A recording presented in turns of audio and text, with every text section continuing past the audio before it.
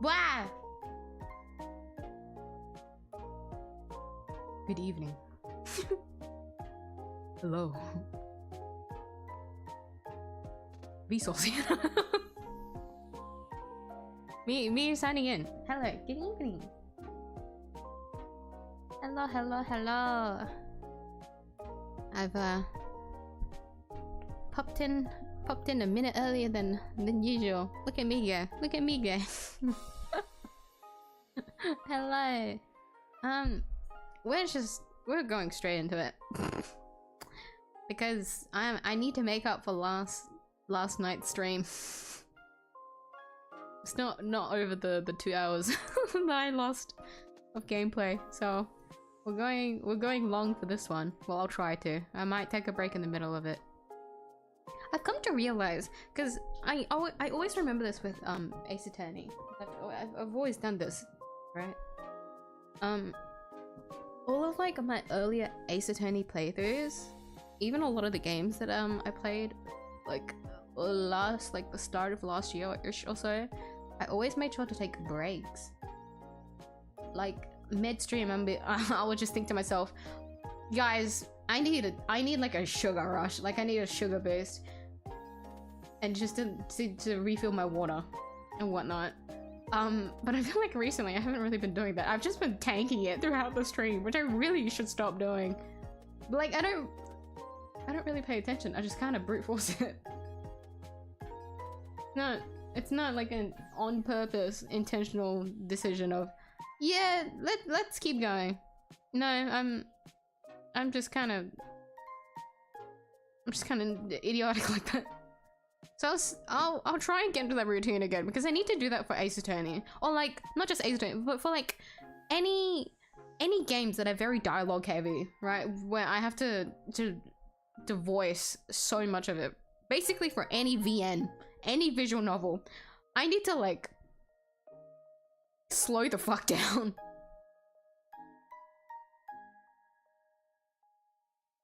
I thought I saw something on my roof. I'm actually going crazy. But I'll try to do a long stream tonight to make up for yesterday. Hello. Hi, Penta. How are you today? You doing good? Let me get the game up because it's very loud in my ear. Do-do-do-do-do.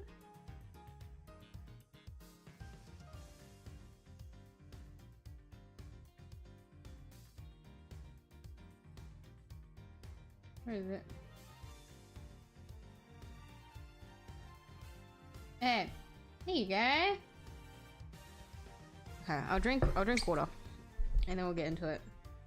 Because I feel like, if I remember correctly, the start of this one is going to be slightly rough for me in that there's one character that I just can't get like a good grasp of, I guess. And like Fender's gonna appear again, meaning I still don't know how to do his voice. The Mochi Dance theme out of my head after every log story. I have seen what the Mochi Dance is like, but I haven't heard the. Well, I mean, technically, I watched, I watched the epilogue story, but I didn't actually like pay attention fully. I was playing the video in the back while I was doing housework. So I did see the Mochi Dance, but I actually can't remember what the theme was like. I mean, it's supposed to be like a it was like a disease, right? From like eating the mochi or something. Or curse, whatever it is. So I assume it's very catchy for something so silly.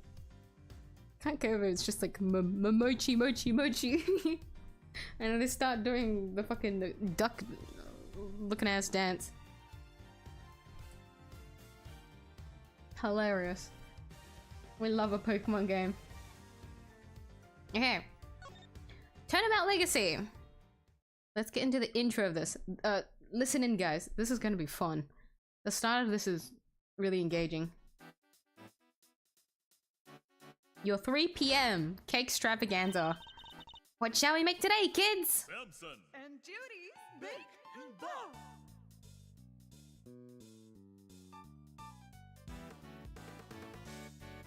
macarons, waffle with cream, chiffon cakes that are light as a dream. I can't sing it. Laugh and sing, smile, it's true. All that sweetness waiting for you. Look there, where? Over there! The oven's got something special to share. Ping! Well, let's see what we've got for you. It's cooking time! Are you ready to make something special together?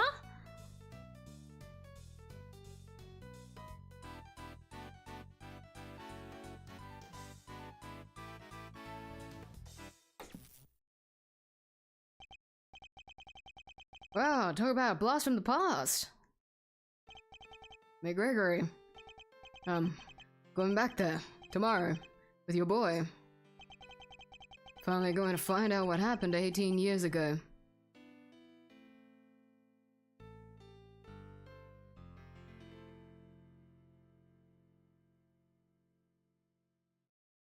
So there's Gregory on the left and Fender, at his youngest age on the right. And yes, it seems this case is going back in time. So I wonder what it's about.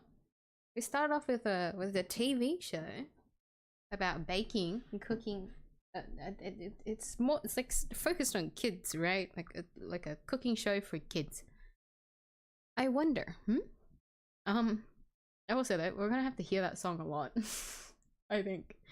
Yeah, when we go to talk to the guy, we're gonna hear that song a lot. So get used to that. So stupid, but I kind of like that. That is the appeal of it, right? Like the whole premise is silly enough, so it makes sense that the epilogue story was like that. Especially when the whole thing, like what the general plot of Scarlet and Violet is like pretty heavy, anyways. April 2nd, 10:05 a.m. Zodiac Hall Fountain Room. Right off the bat, there's water, which is a really bad sign, isn't it?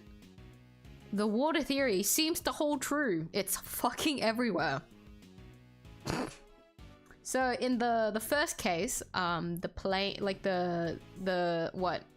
murder happened near a body of water. In the second case, the case ended with the missing weapon being found in an alligator's mouth, and that alligator was in a pond. Right? So we're 2 for 2, right? Oh no, 2 for 5. Because we know there's 5 cases. We're 2 to 5. For water being the culprit for all of these cases. Will it happen this case as well, I wonder? For anyone that doesn't understand what the water theory is, there was a big stupid joke in one of my Ace Attorney streams where everything kept going wrong, and every single time we figured out what the issue was, it was unfortunately relating to water. And I hate to say it, but it's happening again. It was a stupid joke, but the fact that it is real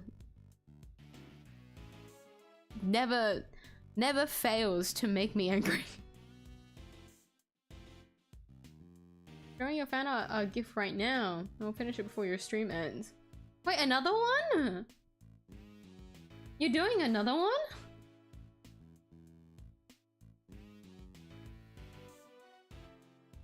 I still remember the first one you made, the one with the fan. Oh my god. Well, good luck with that. I hope to see it. If not, maybe one day when you do get to finish it. Oh my god, another gift? Oh my gosh. Anyways, Edgy Boot. Well, Fender, are you finally going to tell me what we're doing here? Why have you brought me to an art gallery of all places? Hey, nothing going on. Seems like the perfect chance to come and enjoy the magic of star sign stuff together. I'm leaving. Sure, big guy. Just joking. You know about the AAI2 incident, yeah? The old man's last case. Of course, Von Karma took great pleasure in showing me the files as soon as I became a prosecutor. And I reviewed them again last night after your invite, see? I was also present at the trial all those years ago, although my memories of it are somewhat hazy. The man himself. As a child, I was completely in awe of my father. The sight of him in court was inspirational. Gregory 𝐢𝐧𝐿, attorney at law, and opposite him, the man. Ah, so you're there too. You're in the courtroom for Gregory's final outing. Well, I'll make explaining things easier. Wanted you to know something, see? That something being what really went down. Not the truth in those files, but the capital T truth. It was 18 years ago, smack dab in the middle of a doozy of a winter. Buildings were covered with a blanket of snow. It looked like the streets were lined with popsicles. Things weren't so innocent behind those frozen doors. In fact, some pretty sordid stuff went down. This was back before yours truly was the fine figure of an attorney you see before you today. 18 years ago. Are we playing as Gregory? We're playing as Gregory! December 24th. Oh my god, it's fucking Christmas Eve. God damn it, it always leads back. It always fucking leads back to Christmas. Merry Christmas. 5 p.m. Detention Center Visitors Room. Oh! The colors have come to life. Hey, Mr. E. This one really came out of the blue, huh? It did. We caught him before the ink on the arrest papers was even dry. My name is Gregory 𝐢𝐧𝐿. I'm a defense attorney. I'm here visiting a client with my assistant, Eddie Fender. Murder on Christmas Eve? What's the world coming to? In the dark of the night, at the end of the day, I saw two timely saviors are coming my way. Welcome, my friends, to the visitor's room, and if we're not friends yet, I'm sure we will be soon. Oh, whoa, talk about an intro of the card. The card. I was not expecting that. Neither was I. Sorry if I surprised you. I'm just so happy to see you both. Thanks so much for coming out. Seriously, I can't thank you enough. You're the accused, I take it. I am. Gregory 𝐢𝐧𝐿, attorney at law, at your service.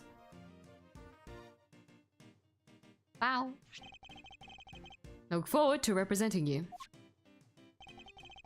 This is my assistant, Eddie Fender. Pleased to meet you, sir. I'll do everything I can to help.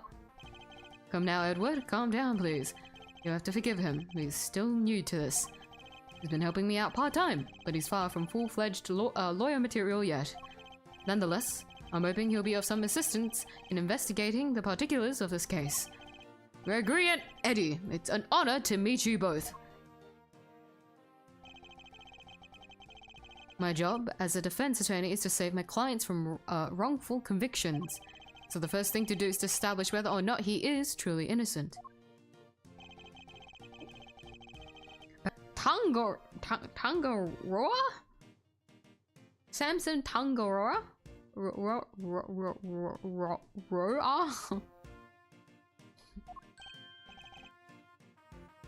Does that have a pun in it?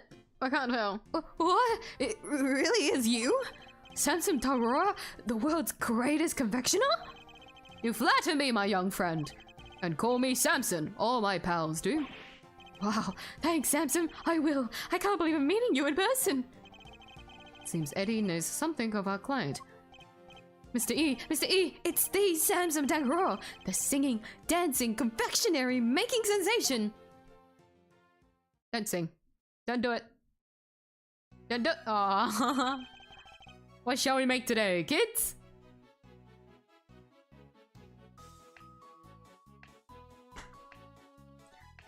dun dun. It's not in time.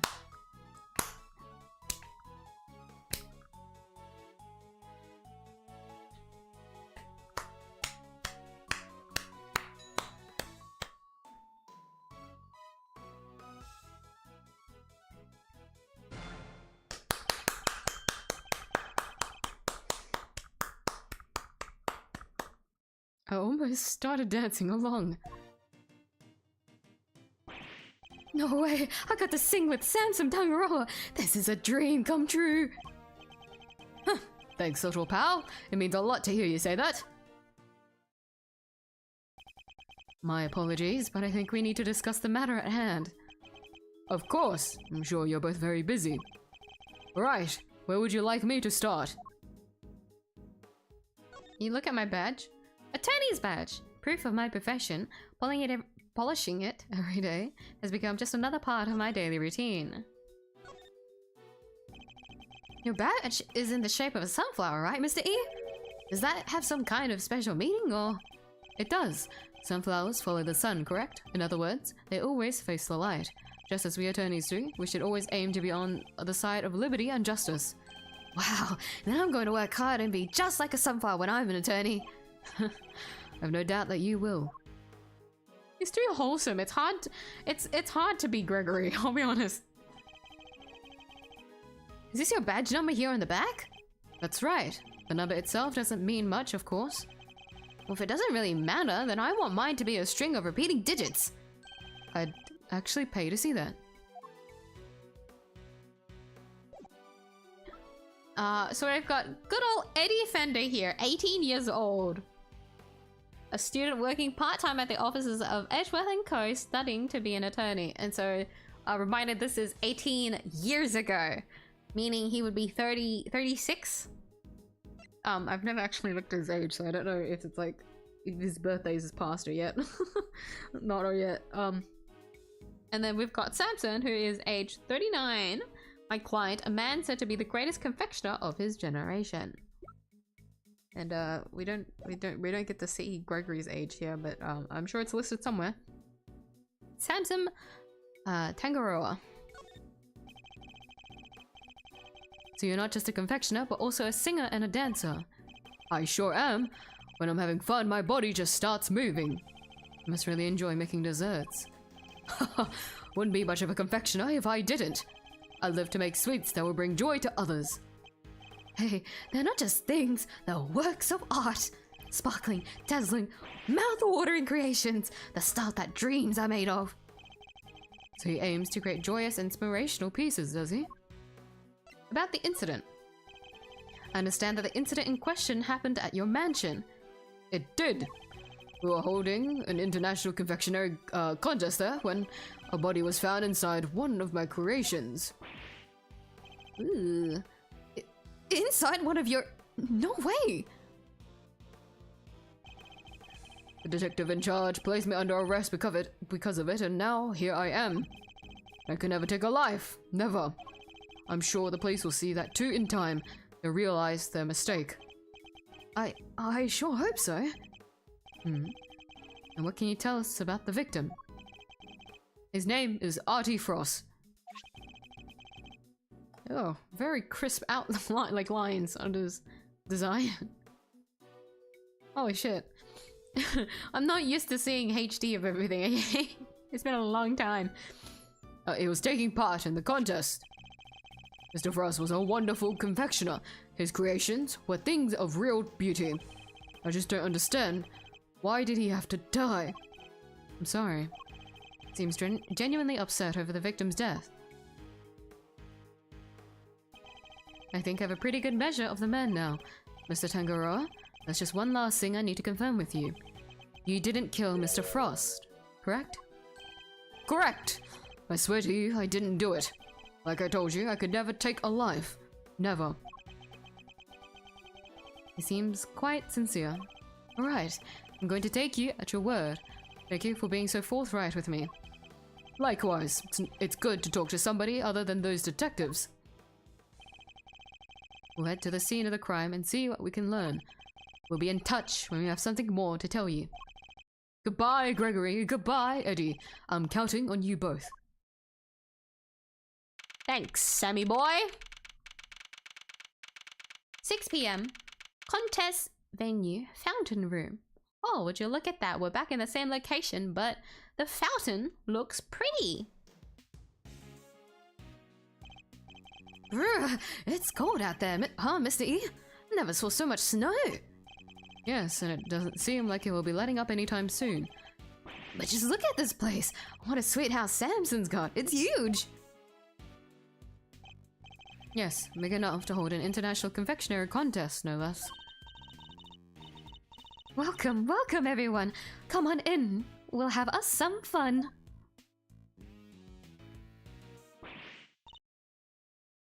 Oh no!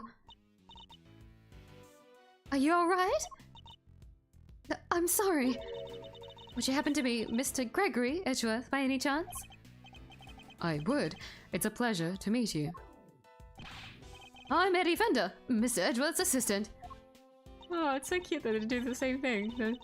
Oh, the bow and courtesy too is cute. Mr. Edgeworth, Mr. Fender, welcome to our humble abode. Don't sing. Damn it. Judy Bound, it's an honor to meet you both. I'm the housekeeper here, and Mr. Tangaroa's assistant. You're no housekeeper, you're Judy Bound, the Judy Bound. You know a little something of my work. A little? I watch you on TV every chance I get. I'm Bacon Bob's biggest fan. It's very kind of you to say so. We'd be nothing without our fans. And what might Bacon Bob be? It's only the biggest show on TV. Every kid on the planet loves it. The Dynamite. The dynamic duo of Samson and Judy make delicious sweet stuff, all while singing and dancing. Like this. Check it out.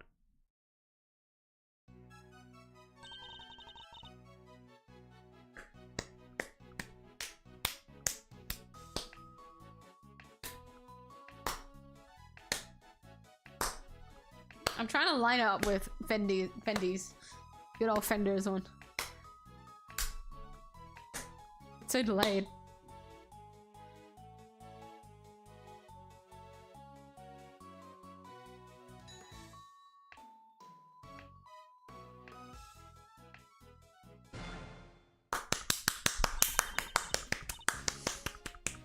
We've got 2 performances in like 10 minutes. Holy shit. It was a wonderful performance, Mr. Fender. Hold on. It's bound. It's how I speak. Okay, sorry. That was a wonderful performance, Mr. Fender. Bravo! I dance along every time I watch the show. As Miles might enjoy it too. I'll suggest it later. So cute. And all this dancing really takes it out of a guy. Oh, I'm so sorry. I'm the world's worst hostess. Here, nothing relaxes the body and mind quite like a cup of tea.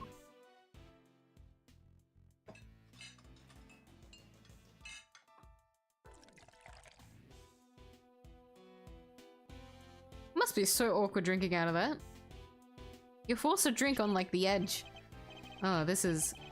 Salen, correct? It's delicious. Its citrus aroma is said to improve one's ability to concentrate, as I recall. Interesting. So this is what Salen tea tastes like, huh?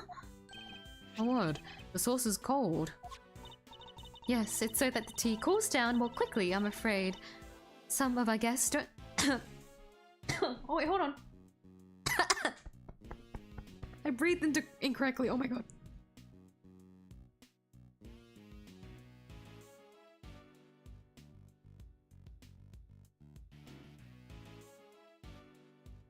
Miyuu dies on stream. Holy shit.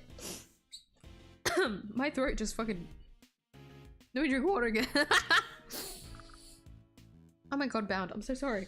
Also, why don't they just call it Judy here? Why is it bound?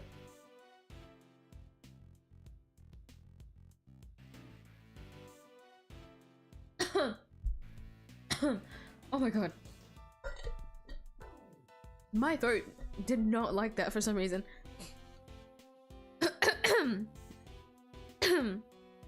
Alright, that was weird.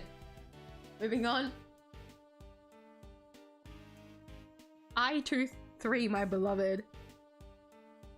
Oh, investigations! Second... Investigations 2. Third, yeah, okay. I always forget the, like, the short and, like, would you call it an acronym? No, like the thing. I always forget. I'm just not seeing, I'm used to seeing, like, the numbers of it. But I really should do that. Well, like get my brain to get used to thinking like that so it's easier. Like, that's the easiest way to refer to all the cases. Oh my god. Oh my god. My throat doesn't hurt or anything. Just FYI to anyone that's worried. I just it was just like a reflux or some shit. I don't know. Holy shit. Butcher the names here. Jeffrey Master and Kate Hall were better. I wouldn't say necessarily butchered. Butchered feels a bit harsh. Like, I don't... Like, Samson kind of fits, like, his image, I guess. But I would agree that Jeffrey Master and then, like, Kate suits her. But Judy also works as well. I wouldn't say they're bad. There's more questionable ones in the game, you know? Personally. But, like, they're not that bad. But I do agree in preferring the other translation. That's fine. Some of our guests don't like it too hot. I see, these teacups are very unique too. The design is really something. You think so? Thank you so much. I ordered them all the way from France. They're my absolute favorite. They were designed by a marvelous sculptor named Paul Hallecky. Have you heard of him? He makes the most amazing tableware in the world. I don't know. How did that voice go at the start of the thing? It was kind of generic, so I don't know how to like differentiate her voice. You're clearly a big fan of his work. Oh, I am. These teacups are my greatest treasure. She's certainly not afraid to show when she's passionate about something. Is she in the thing yet? Yes, she is. There you go. So she's 16. I forgot she's really fucking young. I completely forgot.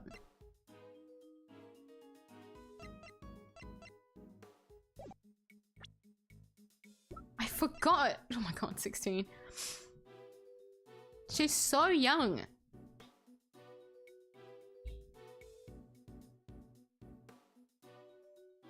But she had like a... She has a case, doesn't she? Like a... Not I don't mean like a case. I meant like... She's had a situation. We get to hear about it, like, briefly.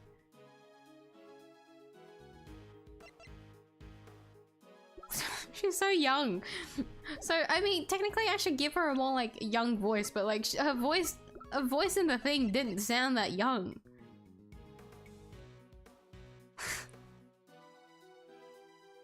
I'll figure it out.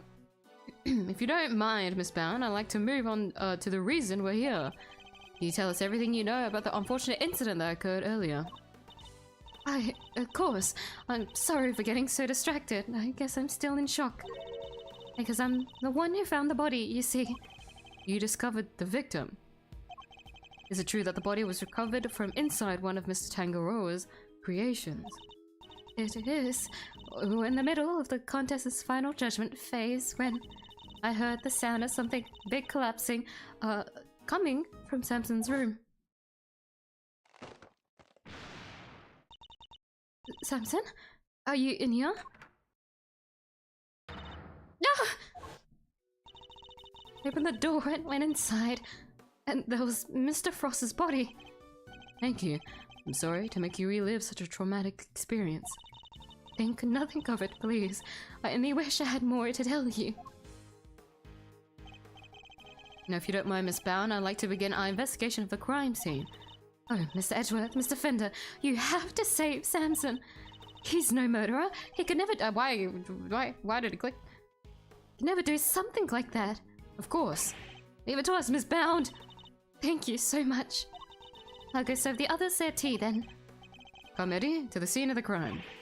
Yes, yes, sir, Miss E. We don't get to move. Oh, there he is! Hello, there's a familiar face here. To those that know Investigations 1, there's a certain man present that is very, very, very, very familiar. Look at him. Look at him. Yeah, no, I can't do his voice. There's so many male voices in this case. So that it's gonna be kind of boring in terms of like voice acting. Sorry. Miyuu doesn't have that range, unfortunately. And I don't think a voice changer would even help much for my case. Hick.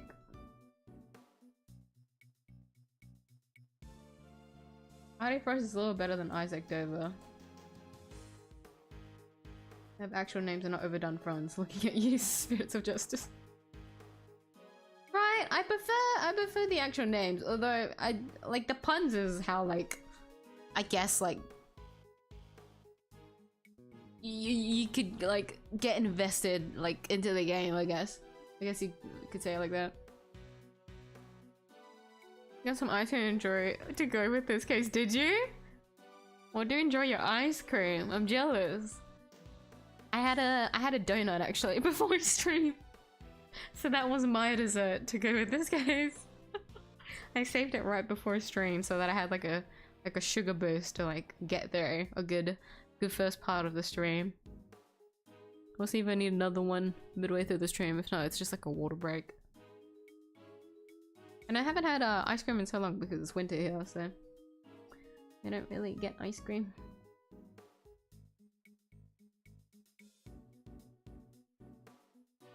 This and the Rite of Turnabout are the only kids that made me actually tear up. Did it? Yeah, I can't wait to go through this one again. Cause this one's like, I feel like a lot of people can agree that this one's just peak out of all investigations. And like a good part of it is just because Gregory, you can play as Gregory. Like I feel like that's just like a good, like massive plus. It builds so much. I love it. Also, him being an attorney, so you really get the like other side of the investigation like experience. It's cool. I like it. I like it too much. Pierre Hook. Okay, I agree with that one. That one actually. Hold on. She says yeah. I feel like Pierre sounds more like sophisticated. I don't know if that's the right thing to say. Paul just sounds like a generic ass name, but I guess that's kind of the point. Like it's the last name, but like when you make the full like the full name sounds like a bit more like interesting, I guess, for like for the character that they are. So we'll get to hear more about the sculptor later, so no spoilers. But just based on their last name that I can't, is it 𝐢𝐴2? Like how do you pronounce that? They sound a little bit, you know, I guess eccentric. Like it's an artist, a sculptor, so they're a little bit different, questionable guy, right? Pierre kind of hits better than Paul. Paul's just some dude. French out of Kate Hall and gave it to Fender. Yeah, Fender's going through all sorts of it. I thought something was odd. While Judy was talking, I was like, wait, isn't she supposed to have like an accent? I remembered her having some kind of accent, but I couldn't remember. She was the one that had like the French accent. They don't do that like at all. She's just a plain girl. What a shame. That's okay. I can't do a French accent anyways. It's to, you know what, it works out for me, specifically. Save you guys from hearing my attempt at a French accent. So young, it's been years since I played this game, so now I get how odd it is for them to be said of the said ages. So, age that I am now, yeah. When I first played, oh my god, even when I first played Ace Attorney, I had already long graduated, so when I first found out that Maya was at a young age, I was like, damn, that feels wrong. And only after getting even more older, the more I see just the ages, like, from, like, anywhere between 15 to 18, I'm just like, that's a child. To me. But 16 specifically is so young. Why are all the girls in Ace Attorney so young? And a lot of them are, like, quite badass too, despite being so young. Looking at you, Francisca. But it's crazy. Being an assistant working at the 16? Crazy. Contest venue. Kangaroo's room. Yeah, no, I can't do that, guys, first. I will be cooked. My throat acted the fuck up earlier, and I don't know if that was like a sign. That was like foreshadowing to be like, don't overdo it this stream. I can't do a rough man voice. We'll try.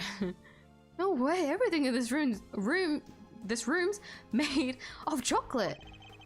Can't believe I'm getting to see so many of Samson's creations this up close and personal. Might be more excited myself if the room wasn't a murder scene.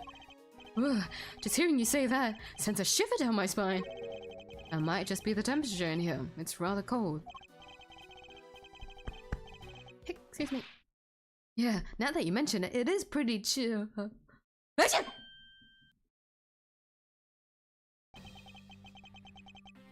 Oh, oh.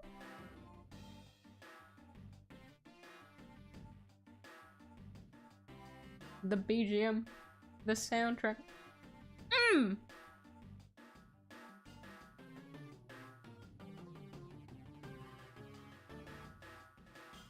Sorry, I'm just vibing to it. Whoo! It's nice to see you again, sir. Fence on the scene already? That was fast.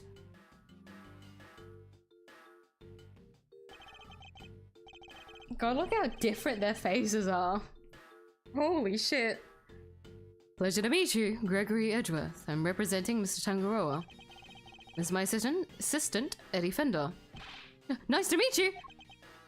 Bad. Detective Tyrell Bad.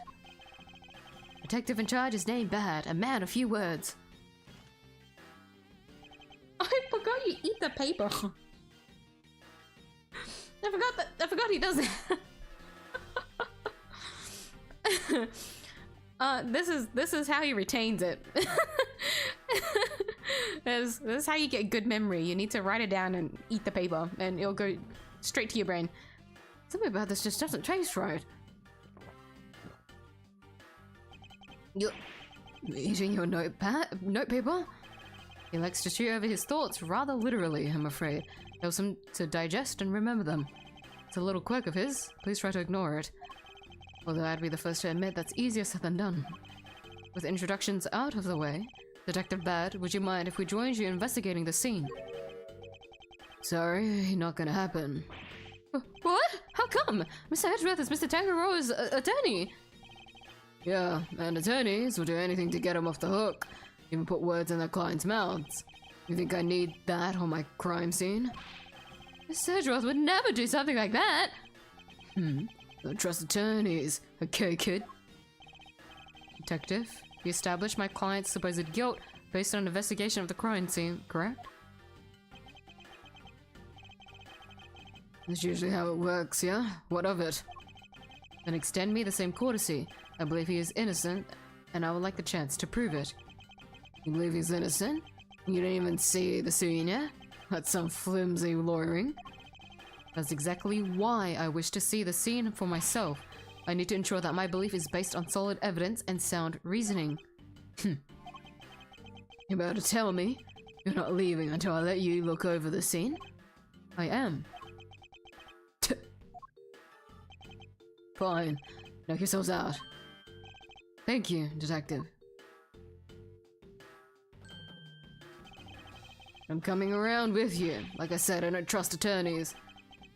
If you're good with that, go ahead and get to it. That was a lollipop this whole time? Must admit I didn't see that coming either. Not really appropriate to be smoking everywhere, if you think about it. We'd better get started then.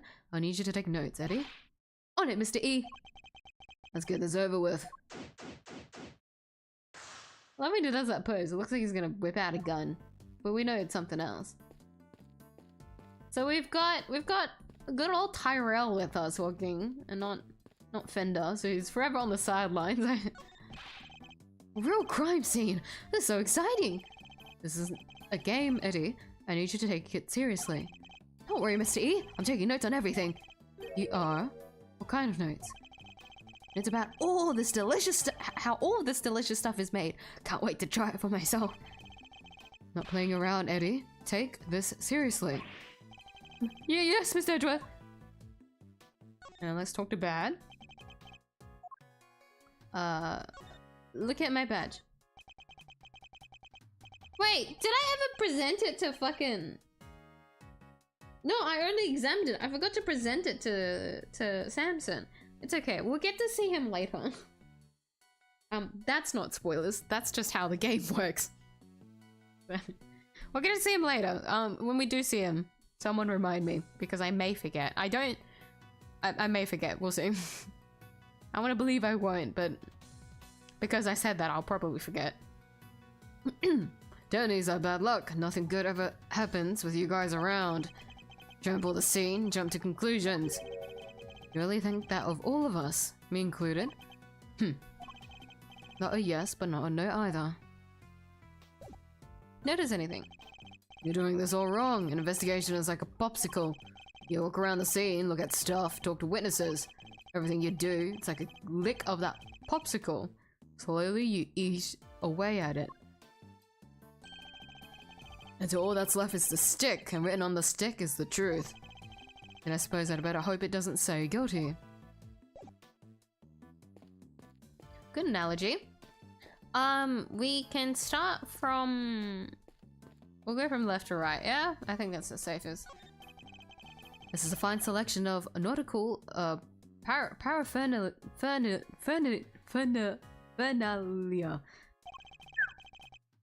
You think one of them could be the murder weapon? No, they're all made out of chocolate. You'd have a hard time bludgeoning someone to death with one of them. Can't tell what's real now. They really do look genuine. I can hardly tell the difference myself. True testament to Mr. Tangaroa's skills. The Red Rover and the Crimson Tide. It looks like this title is the inspiration for everything on display here in this room. The ship and the treasure chest, of course, but also all the other nautical objects on display. It's certainly a suitably grand theme with which to showcase Mr. Tangaroa's talents. I can't! Like, I know it's like the temperature's set, like, on purpose and everything, but I don't know. Just seeing chocolate everywhere for some- ow, I pricked myself in the eye. Just gives me so much anxiety.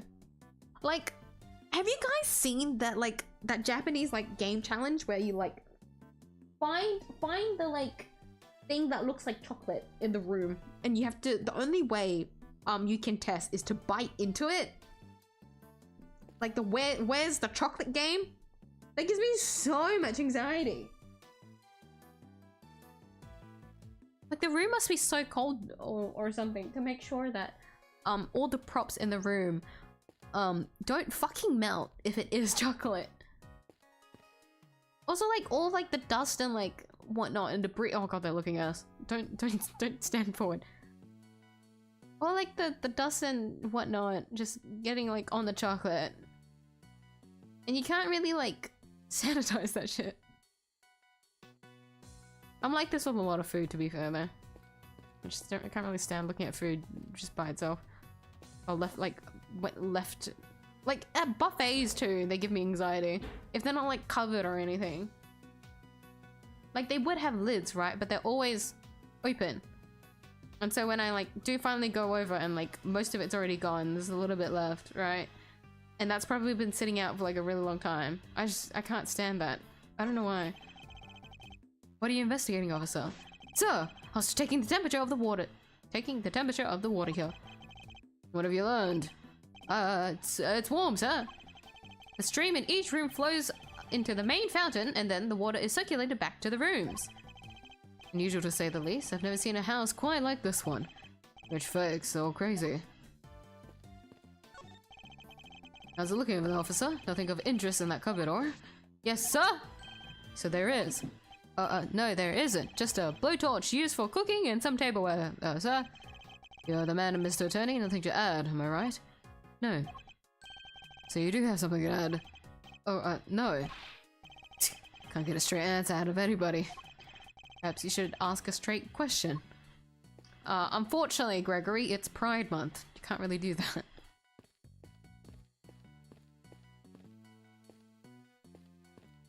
That's one full thing at the top, so we've covered a good amount of the area, I think. Yeah, so it's the same with the shit that we investigated below. Let's talk to the guy. And you are?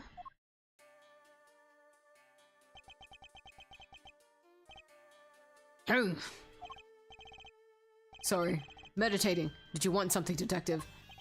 Oh, an attorney, not a... The fuck is music? I'm an attorney, not a detective. Gregory 𝐢𝐧𝐟𝐵. A pleasure to meet you. Why does this remind me of that one soundtrack in Pokemon? What area is it? The one area. I don't know if anyone knows what I'm talking about. And I'm his assistant, Eddie Fender. I see. Name's Carmelo Gusto. I'm confectioner, here for the contest. You are? What's your specialty, Mr. Gusto?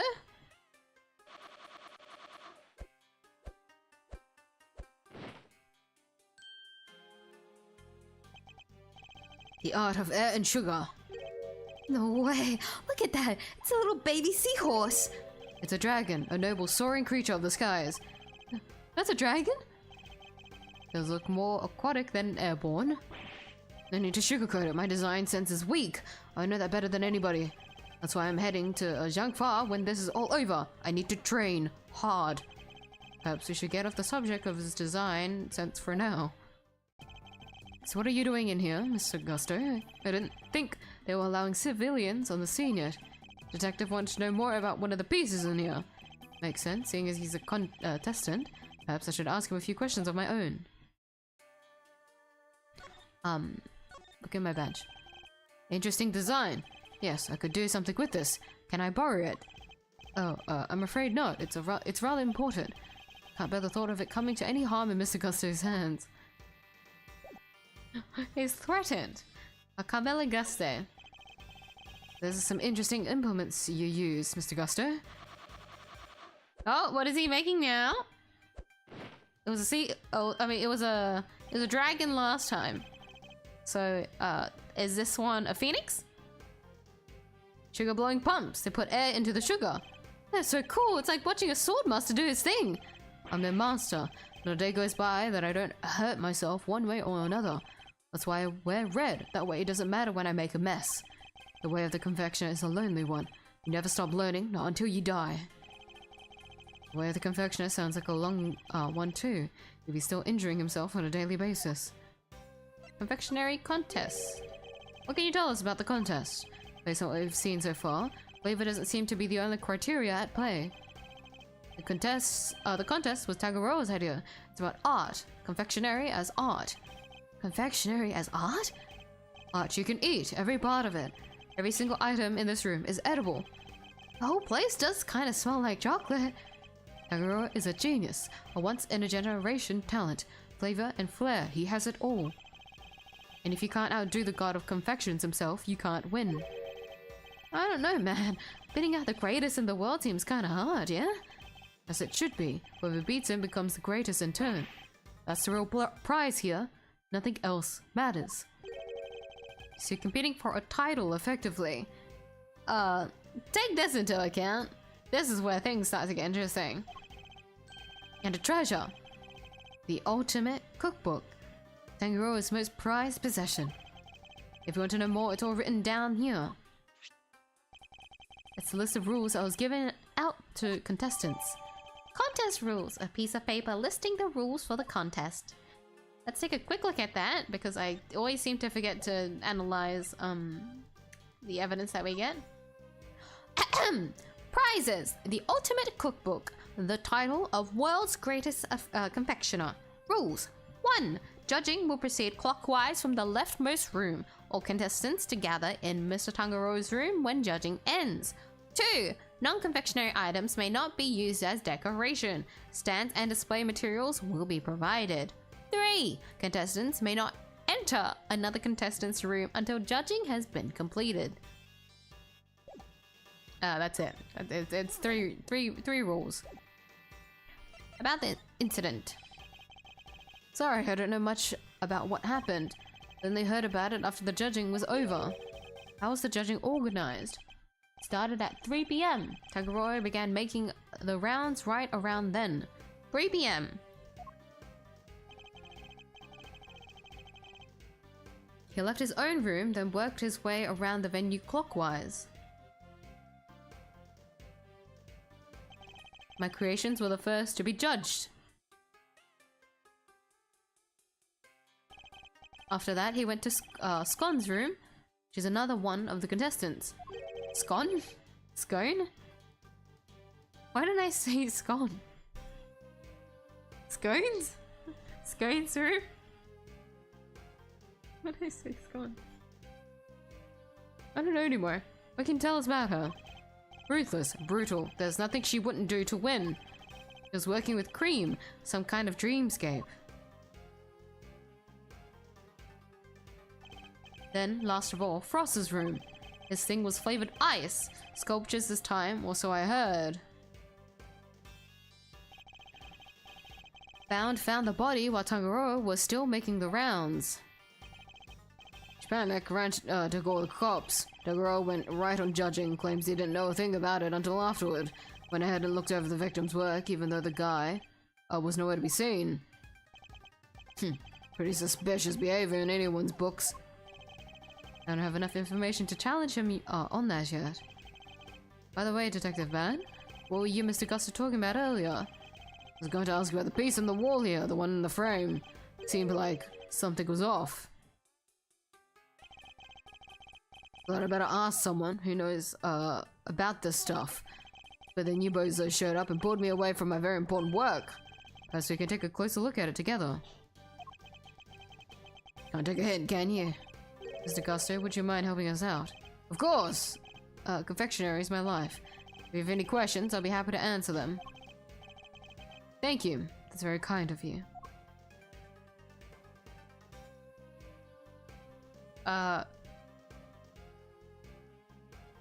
Let's do this one first. Looks like a fire alarm. Yeah, before you start prodding it, it's not made of chocolate. Wish it and bells will start ringing. People will come running from the security room. Whole bunch of assholes, so don't. I know you want to, but don't. Honestly, the thought hadn't even crossed my mind.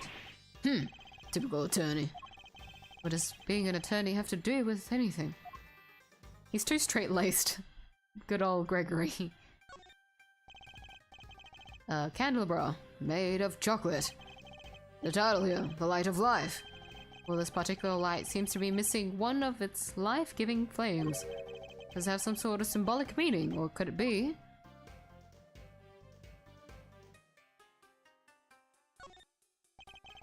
It's a journal belonging to the captain of the chocolate ship, also made of chocolate. A Diary of Despair, that's some title. Come hearken, see how we crossed the sea and rode the red tide to misery. Quite a jaunty rhyme for such a tragic-sounding tale. And then we investigate the cookbook. Who knew you could make a picture this pretty out of chocolate? Samson really is a god among men. Is it really made out of chocolate though? It looks far too much like a regular illustration to me. You have a good eye. I'm impressed. That's no piece of candy. That's the ultimate cookbook. The ultimate cookbook. In other words, the grand prize. What? So it's not made of chocolate after all? No, the book is simply enframed in some. Tagoro showed it to all of us when he gathered us here to explain the rules. So the participants knew that the grand prize was in this room the whole time. Anyway, you see it too, right? The frame. Something's missing.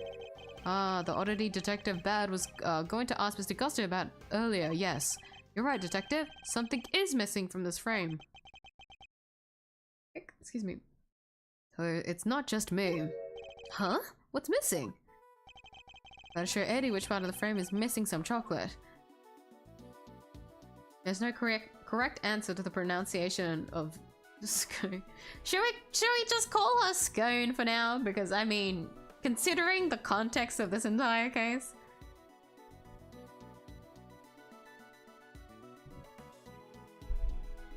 Wait, no. Scone? Wait, do people say scone? Wait, now I don't know. Don't people say scone? Scone.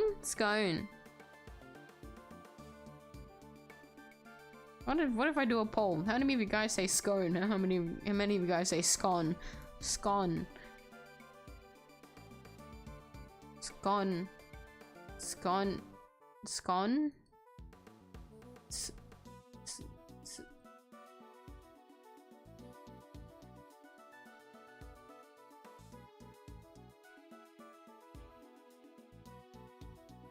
Oh, it's a British American like pronunciation thing. Oh.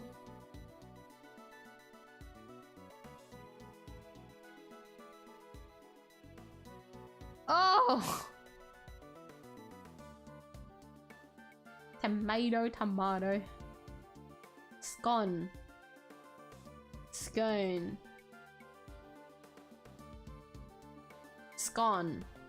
Well, I said scone first. We'll do scone. Man, I hate English, seriously.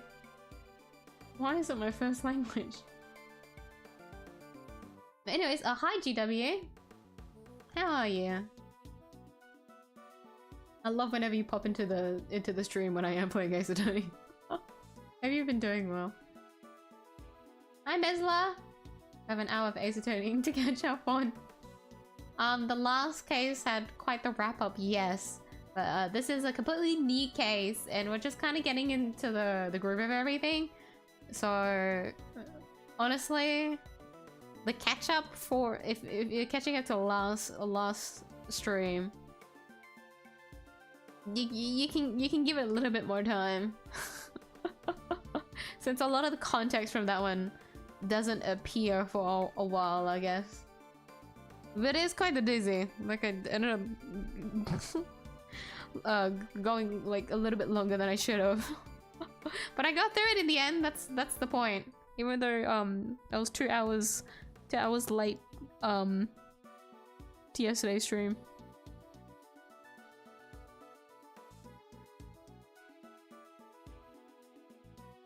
I've had a 20-minute long call with Grandpa to get him to turn on GPS or weather app to work. All about his long rant on how he was friends with his local mayor's father. Oh! Because of course, it can't always be one thing when it comes to grandparents. It can't just be one conversation and like stops. That's like something you would have with like your father. Or with like a father figure would do that. Well, all the men that I've talked to in my life have been like a pick up and then like say something very brief and then immediately hangs up after done talking. Because why would they need to extend the conversation any longer than that?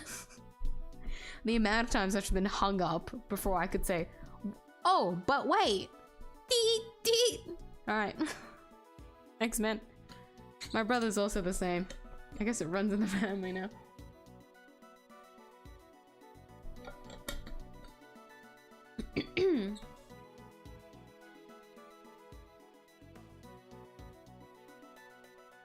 They didn't change her name. Her name? Oh, Scone? The confectioner? I can't. What was her name in the thing? Wait, what did they? Did they ever say her full name? Was it just Scone? I remember thinking for so long during the case, like, when does she like come in? Like, where is she? Take that. If it helps, I prefer say Scone instead of. No, that was very helpful. Thanks, GW. Oh. Yeah, that one helped a lot. For anyone that's curious on how Google like the Google pronunciation thing does the British and American thing, right? So the British pronunciation, how scone sounds like is S-K-O-N, so without hold on, not without the E. Well, I mean without the E, but like there's a K. S-K-O-N. And then the American is S-K-O-W-N. It looks kind of like clown. Scone. Scone. It looks weird. Scone. Scone makes sense to me. I am Australian, so I would lean towards the British pronunciation, wouldn't I?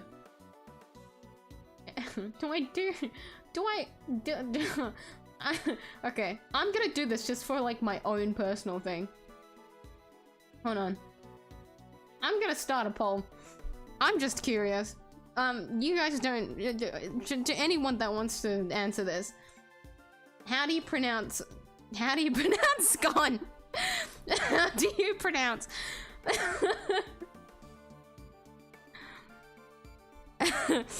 I need to know.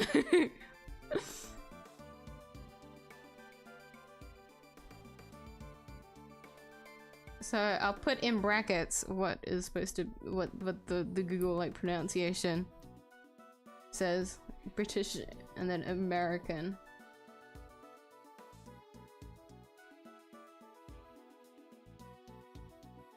Scone or scone? Scone or scone? How do you pronounce scone? There you go. Alright. There's a poll. I'm doing this for my own entertainment. I'm curious to see the results. Look at the decorative work in the corner here. Something's amiss. No? Missing? Miss? Missing, no? Oh yeah, it's different from the other side. That's not like Tangaroa. The balance is all wrong. But that's not, all. Take a look around. There's an interesting mark. Every confection in this room is missing some small bit. Yeah, everything. Look at that. If you squint, yeah. If you look around. There's like one small thing missing everywhere, which is very, very strange. You're right. The candle holder, the nautical stuff, they're all like that. Someone deliberately damaged them. Damaged creations. Tangaroa's creations have been tampered with in several places. So you can see on the wheel, there's like something missing there. On the... what do you call that? The thing next to the globe. You can see there's a bit of it missing there. The globe, I can't tell what's missing, I'm not gonna lie. It looks really clean. It almost looks deliberate. But we can see that there. It's a very good question. Or did Tangaroa just want it to look like somebody messed with his work? He'd never do that to his own creations, never! But this has some deeper meaning for the case. So we got our first clue. But we can now... yeah, we can keep investigating. The book is just not made of chocolate, it's the cover of a book. The ultimate cookbook. The ultimate cookbook, in other words, the grand prize. Yes, framed in chocolate. Tangaroa showed it to all of us when he gathered us here to explain the rules. The participants knew that the grand prize was in this room the whole time. Are these finger marks? Yeah, but we don't know who's yet. Still haven't figured it out. No fingerprints, no ID. Fingerprints without prints. Finger marks without prints. They could certainly be important to the case. Frame finger marks. Someone left finger marks on the chocolate frame but didn't leave any prints. It's a real head scratcher, alright. Not really, I'm guessing it wore gloves. Oh, where's your sense of romance, of adventure? Doesn't tend to be much of either at a crime scene, Eddie. Achoo! Oh, you're right, Eddie. Yeah, but it sure is chilly in here. Yes, it wasn't exactly warm out in the fountain room either. But it's even colder in here. Would you like to borrow my jacket? No, I'm fine. Besides, you said you would give it to me when I finally got my attorney's badge. I did, didn't I?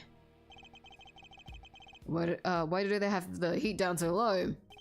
Chocolate needs to be kept at the right temperature. Take a look behind the panel on the wall. What panel? Look at that! It was here this whole time! There's one in each of the contest rooms. Nagoroa hid them so they wouldn't spoil the aesthetic of our works. So 59 Fahrenheit, if I guess it is roughly if 50 Fahrenheit is 10 Celsius, this is probably like 16, 15 Celsius. That's like a hard guess on my part. I think it's around the 16. I want to say 16. What should be lower? What do the controls do? They adjust the temperature and the lighting. Goes all the way down to minus 22 degrees Fahrenheit, cold enough to keep any confectionery from melting. So in effect, each room is a giant freezer. It's 59 degrees in here, no wonder I'm cold. Hey, Detective Badge, mind if we turn it up a little? Preservation of the crime scene is the foundation of detective work. But I'm not a detective. Same goes for attorneys, Eddie. We must never disturb the scene of the crime. Get used to the cold, it's all part of your training. Chocolate needs to be kept between 59 and 65 degrees. There's no way around it. 65 is probably like 2 Celsius higher, roughly ish, I guess. Yeah, temperature's by heart, huh? Guess it is your job. Or at least I should know. Any real confectioner should be able to tell you that and more. Alright, what about lollipops and cream? If it's not too hot or too humid, a lollipop should be fine just about anywhere. Cream needs to be kept at around 50 degrees. Oh. Need to watch out for heat and humidity, huh? Duly noted. Detective Bad kind of brightened up when he was talking about lollipops, didn't he? Suppose he must be very fond of them. I believe there's any more to be found here. We can leave then. Is what I would say, but we can still interact one more time with the temperature. These controls can be used to adjust the room's temperature and lighting. Red, yellow, green, dark blue, light blue, white? That's a huge range. Temperature is set to 59 degrees. Light colors are set to white. Pieces in here are made of chocolate, that's why. White light makes them look better. Mr. Tanjiro must see the room itself as part of his carefully created, crafted creations. So cool that you can adjust the lighting too. The fact that it takes into account like warm, like natural lighting, white lighting and everything. Yeah, cool.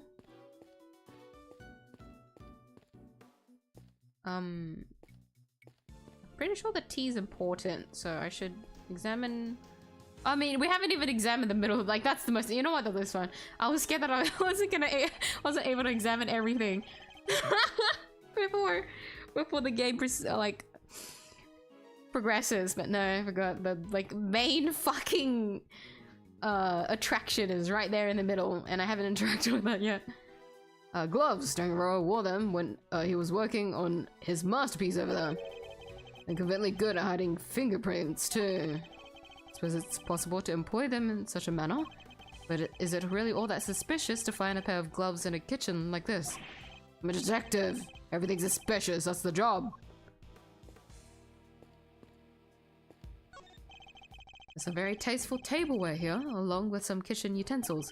This tea set is of the same design as the one Miss Abound served us with earlier. You think Samson could have been drinking tea out of that? A bottom cup were dusted for prints. He was the only ones they found. And was that the case with the utensils too? Everything else had been washed, so there wasn't any prints to find. And Mr. Tangaroa was wearing gloves while he was working on his confectionaries. That explained why prints were only found on the teapot and cup. This is Tangaroa's teapot. A poor Haliki piece with Tangaroa's fingerprints on it. If any of you are familiar with working with chocolate, you would wear gloves so that you don't leave prints on the pieces anyway, so... I assume most of the utensils got washed in the process so that they could get put out of the way. But that is, everything from left to right, I think, but the thing in the middle.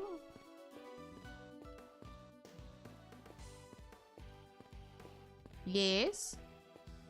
Oh, no, we can interact with this normally, but yeah. Shouldn't be anything different. Fridge? A well-equipped kitchen, as one might expect. Sadly, it doesn't look like there's much to be found in the way of clues. Nothing of interest in the fridge either. We checked. Why can you interact with that? Yeah, don't look in the fridge. There's not another dead body in there. We looked. So this is where the body was discovered. Yeah, they took it away already, but everything else is just how we found it. So let's take a look-see from the right side first, and then we'll go the other way. Voyage of the Red Rover. After sailing the seven seas, the legendary ship happens upon a great treasure at last. This piece is a tribute to the adventurous spirit of our ancestors. I think we end up reading that anyways. Yeah, good thing I said it because I didn't want to say it in Bad's voice. You knew. So they sailed 6 whole seas before they found anything. Exactly the luckiest crew out there. Sometimes you gotta take a bunch of wrong turns before you find the truth. Truth? That's what being a royal detective is all about. Did they even have detectives back in those days? It's really rather impressive making a tie ship out of chocolate. That's Samson Tangaroa for you. Don't you just want to take a big bite out of it? Which part to bite first, though? That's the real head scratcher, you know. Bite any part of a kid and you'll be off this crime scene so fast your head will spin. Hey, it was just a joke. Stop staring at me like that. I do sometimes wish Eddie could keep his cool a little better. Got a broken piece here. One of the stands for the ship is broken. Broken stand. The ship collapsed because one of the stands broke. The ship must have collapsed into the treasure chest and why do I keep saying chest?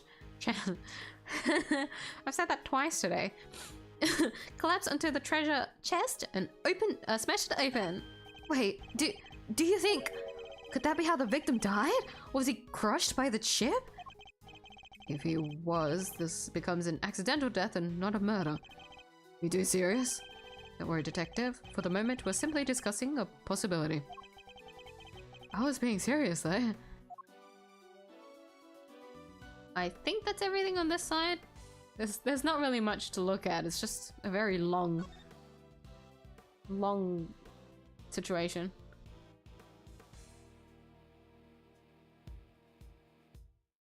Yeah.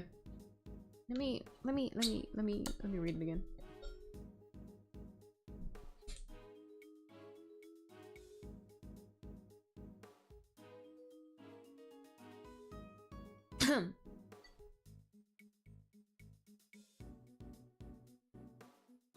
I've already drank through a good amount of my water. I have. Was I fucking half choked at the start of the stream. I've already started drinking through all the water. It was a highball. I'm sorry for the late greeting. Speedrun conversations IRL. Speak unless needed. Use nods to the fullest extent. I mean, I get that. I'm more of the kind of person that doesn't know how to like reply. And so I would do those, but I wouldn't mind like extending a conversation. I just don't know how to end one. It's always so awkward for me. I'm horrible at socialization. But like, no, you know, like hanging up immediately is like one thing, but being like straightforward and like, I guess like curt, like straight to the point, like you know what, I appreciate that.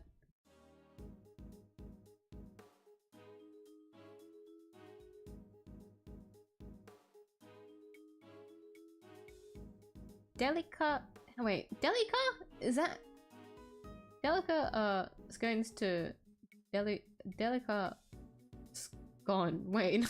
It was just remove the S.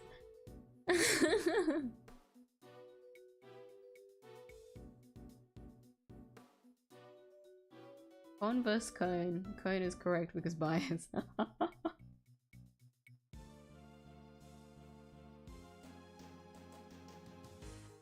They say her full name? Yen. Oh, they did. Delicia. A confectioner who will do whatever it takes to achieve her goals. So it's just a very, very threatening, anonymous image. I wish they did a little bit, a little bit more to that. But there it is. Delicious, scone. Delicious scone? Delicious like delicious scone, like, sounds better.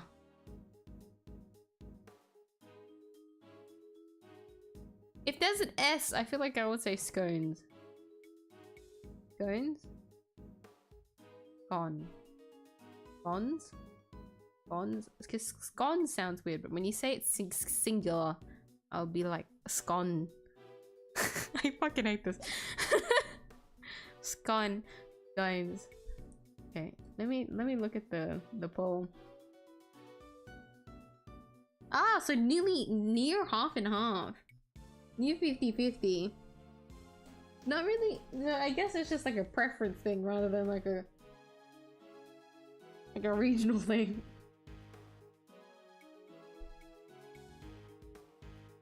That's what it feels like to me anyways. Like any American like pronunciations I've like learned while growing up is because of like the media, right? That I've like taken in. But then I've also learned how to say it like the Australian / like British way, I guess you could say. And so I pick up like both pronunciations, and I still can't get over the fact that lollies and candy are supposed to be the same thing, but in my head for the longest ass time I just thought like candy, it sounds like all the hard, like, you know how there's like the hard like candies, like the ones that you don't really chew, you gotta crack. And then to me lollies was like, it sounds softer, so it would be like the softer ones. That's what I thought for the longest ass time as a kid. You guys don't understand. But I didn't realize it was a fucking American British thing, and I was horribly enlightened. I was like, what? Then why does it sound so different? I hated it. I hated it.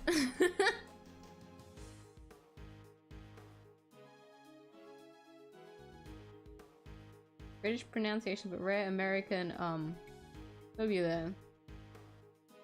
Can it be scone versus scone? As scone could be, oh, yeah. I'm just copying it how Google says it, okay?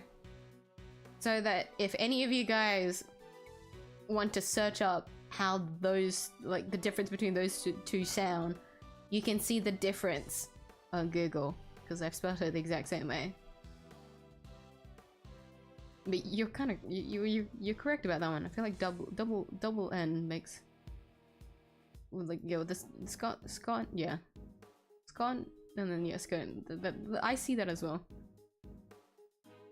Scown. What's it going to mean anyways? It's a pastry, right? Yes, it's supposed to be a pastry. I gotta search it up.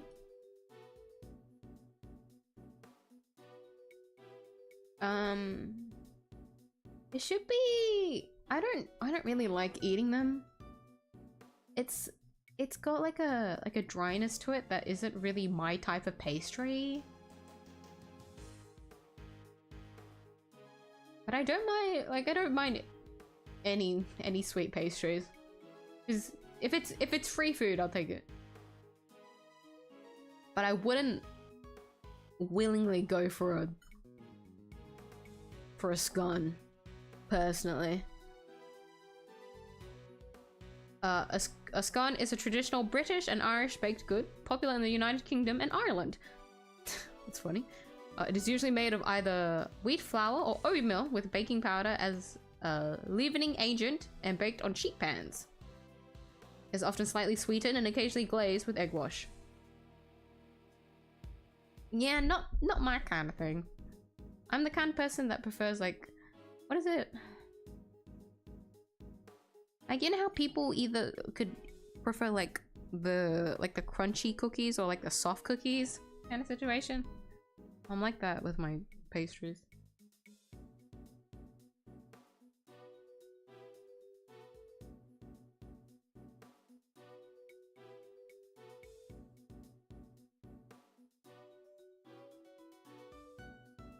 Celsius 9. Wait, how did you write that? Hold on. -30. Thing is, I go by vibe. I don't actually do the mathematics for the temperature conversion. I just go by like what I remember. Because it fluctuates so much. Like, I know I can just do the math, but like I'm not a quick math kind of person, so I just go by vibe. If I remember this is an estimate at this point, I can like estimate a little bit better after then. And if it's like, and if it's off, then well, it's not that big of a difference when you convert it anyways. I feel like only when you convert like Celsius to Fahrenheit, but like I use Celsius as a main like main measurement, so I don't really care how like accurate Fahrenheit is. Sorry to anyone that uses Fahrenheit. I don't give a shit. But when it comes to converting the other way, the like difference isn't that big. Generally because like the temperature range in Celsius, it's more like, well, this is like warm temperature, and then like this is cold, and then like a little bit after that, right? Anything less than 50 Fahrenheit is like pretty fucking cold, and then, you know, beyond that is when it's like freezing. But then when you go up a little bit, it's like, okay, yeah, that's hot, and it's like very hot. that's how Celsius is to me. Like, there's a range, right?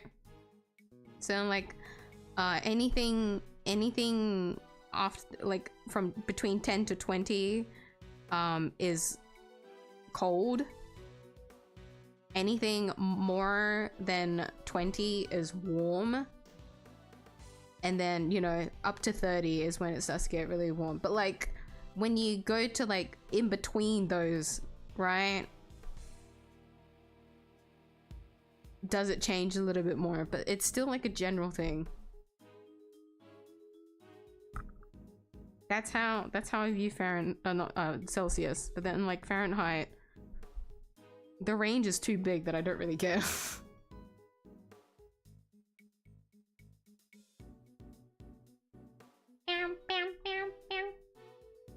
Professional baking celebrities, they know how to chocolate. Foreshadowing. Spoilers. let's not imply anything.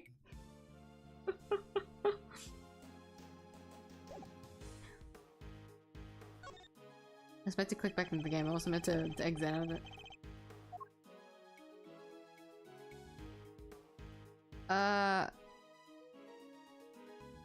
Okay, the broken chocolate isn't separate yet, so that's okay. So it should just be two things. So examine the body first, and I think that whatever the circular object, it looks like a...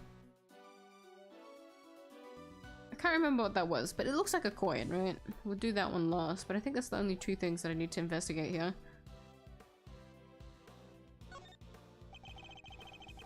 Here's the body was inside the treasure chest. Yeah, a woman by the name of Bound found it. Guess we get to listen to this again. If anyone forgot that how Judy found the body. Then she heard something breaking and came in to see what it was. Sound of something breaking. What was the sound Bound heard coming from Tangaroa's room?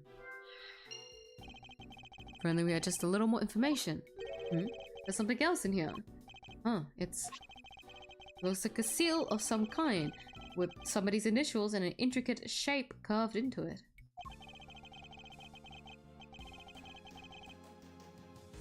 Is it for making those fancy wax things on documents? Do you think it belonged to the victim? No idea, but it's gotta get logged anyway, so I'll take that. Seal.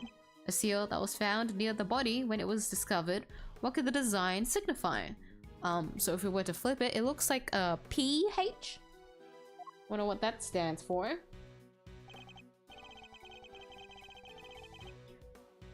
Hold on, my arm is itchy. Anyways, I wonder what the seal could stand for. PH, or I wonder who here has the PH initial. Can't seem to figure it out. Detective, can you tell us a little more about the state of the victim's body? Let me see, got a picture here someplace. You can see for yourselves. Death was from blunt force trauma. Blunt force trauma. The victim was struck and killed with some kind of blunt object. And what about the weapon? Has it been found yet?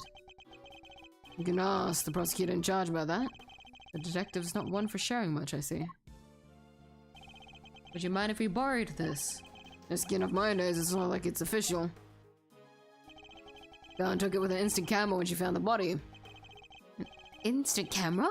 Like as a disposable or something?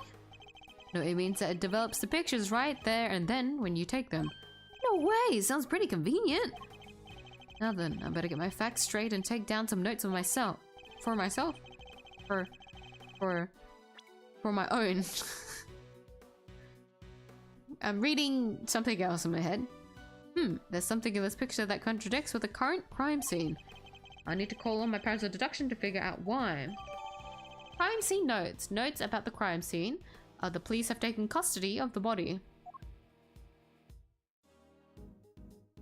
Alright, time to... Incorrect.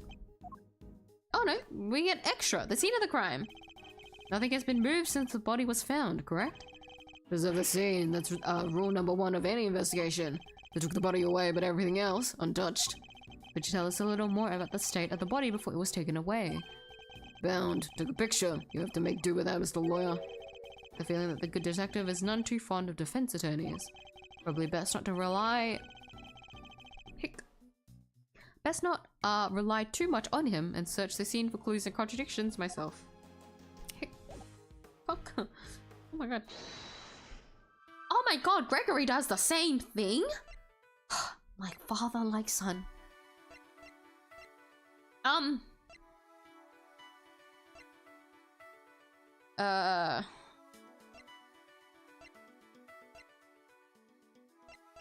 Blunt object, so we don't know this one, but the sound of something breaking and then a broken stand.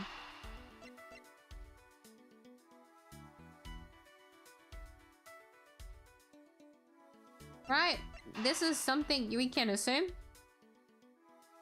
Because of a ship collapse. Right.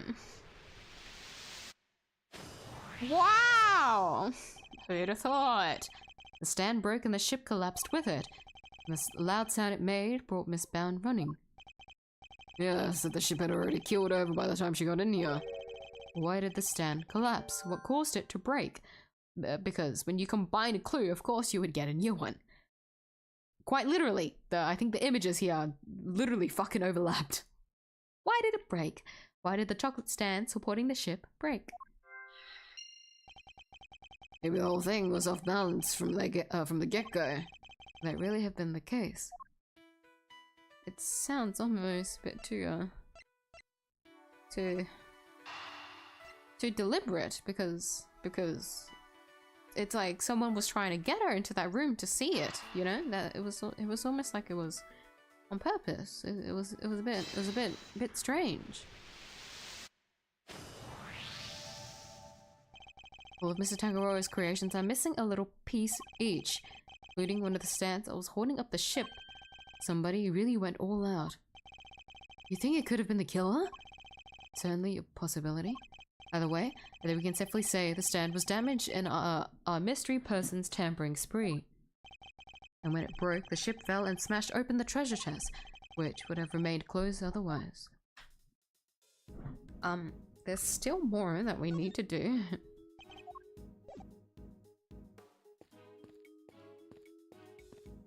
I believe we need to present something. Because if we've investigated everything, that just means we need to present something. But I'll triple check that I looked at everything. Yeah, okay. And we don't have anything more here. It's just a single guy. You know, combine the thing by itself. Surely that'll work. So we have... we can look at this! Okay. Yes, what a gorgeous design. Really? Just seems a bit out there to me. Like, how do you even get your tea in there? Art isn't about function, Eddie. It's about form.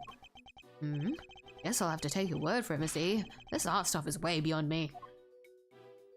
Loop! Oh! I wonder what that is. Look, there's something stamped on the bottom. It says PH. I suppose that must be Paul Halleck's pottery mark. Those are his initials, after all. Miss Bound said she was a big fan of his work. His initials, huh? So if I made it, it would say EF? But perhaps you should practice by initialing your personal belongings first. That should be this. We can't look at that. Oh, we can look at this.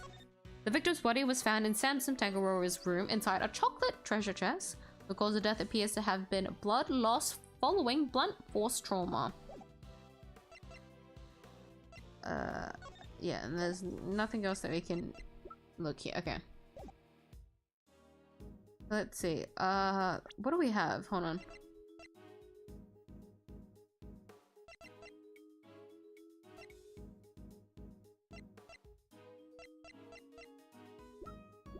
We need to present something to thing? Or is it to bad? I feel like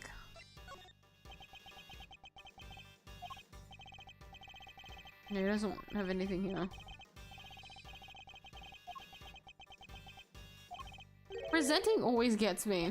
It's like the one thing I can't seem to get consistent with. You don't know this guy.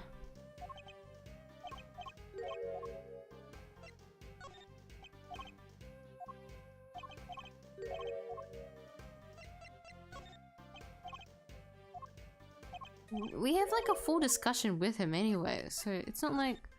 Oh, this one. Winner of the contest gets to call themselves the world's greatest confectioner, and that's my goal. After that, I'm going to Zhangfa to hone my crafting skills. Once my creations look as good as they taste, they'll be truly unstoppable. Shouldn't he have perfected that before entering the contest? Yeah, he's got like a full thing, meaning it has to be bad. Right? This case, it's well... I can't get my head around a few parts of it. If you wouldn't mind, I'd like some more information about the scene of the crime. Sure you got legs, don't you? Try using them. That's how the pros do it. The duties may differ, Detective. We both want to get to the bottom of what happened, don't we? It'd be better if we work together. The detective clearly sees himself as a strong silent type. I suppose that is also how the pros do it.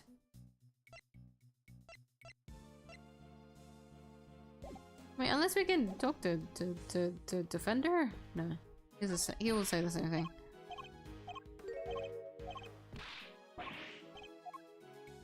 Did I really investigate everything? Wait, no I haven't! He said scour the scene. Oh, you have to deduce. I clicked the wrong button. Hold on.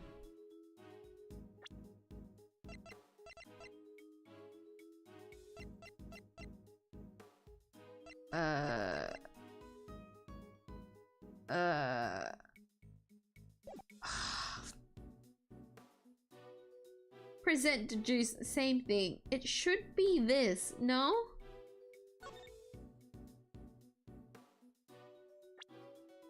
What? Oh, what does everything say?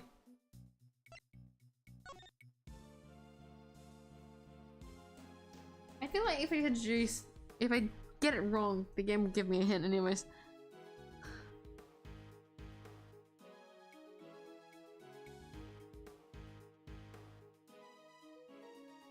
Till completed.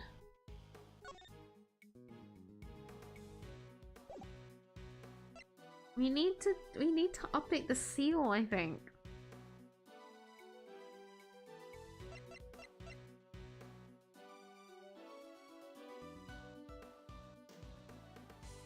We know it's under that. Is that the same thing? Or is it to do with the thing? I don't know. That's like the most investigative like bit of the game, which I'm not used to doing. I know the game called investigations and I'm not very good at it. I'll try it anyways. That's the evidence somehow. Oh yeah, the seal and the seal! You know? I forgot you can present you can present profiles too. That was a thing.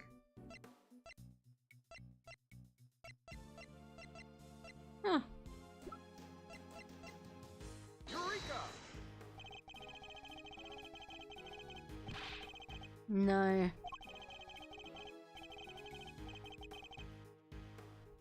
I mean, it has to do with a ship.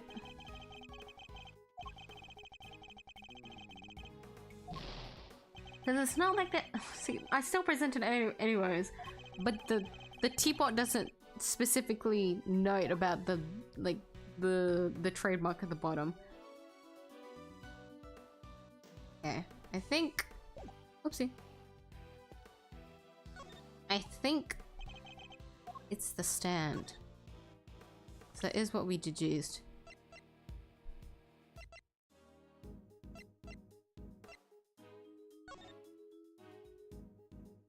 Correction items that uses decoration stand will be provided.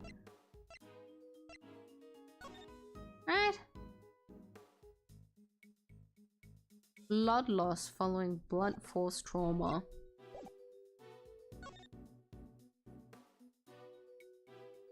Wait.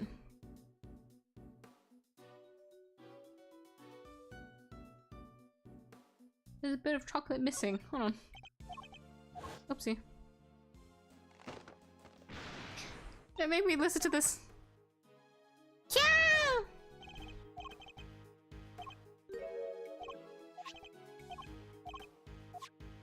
Blunt force trauma. Here, right?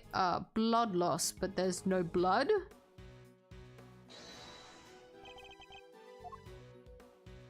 Or is this a part of like... Hold on.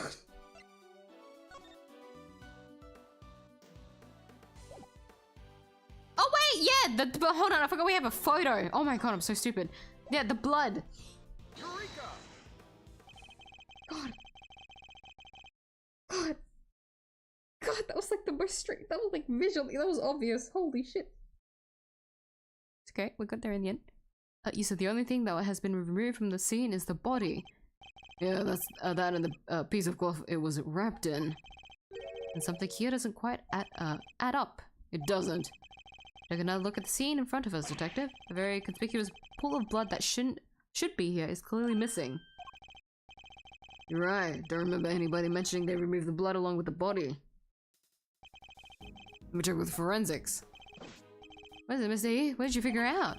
Compare the treasure chest and the photograph to the real thing. I feel like that's how they get you with a stupid seal. It's so shiny and obvious in the thing. You forget about the massive pool of fucking blood everywhere. Gets me every time. I'm almost certain that was the exact same thing in my first playthrough. I didn't notice the pool blood. Ah, history repeats even after all these years.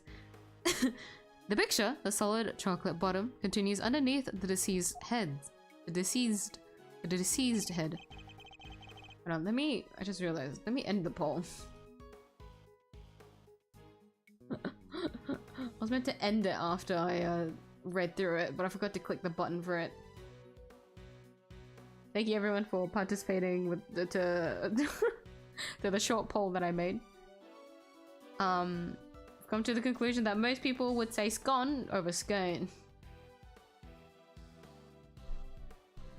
But I'm still kind of thinking how scone singular makes sense, but scones plural makes sense. But they're like a different pronoun, you know? Anyways. And yet that part of the chest is now gone. Part with the blood all over it? Exactly. So the police remove it, or perhaps the killer. It wasn't forensics. They're saying nobody took anything like that away. Interesting. Somebody deliberately removed the blood from the scene. Heck. Could be. Crime scene notes are updated. The police have taken custody of the body. Yep.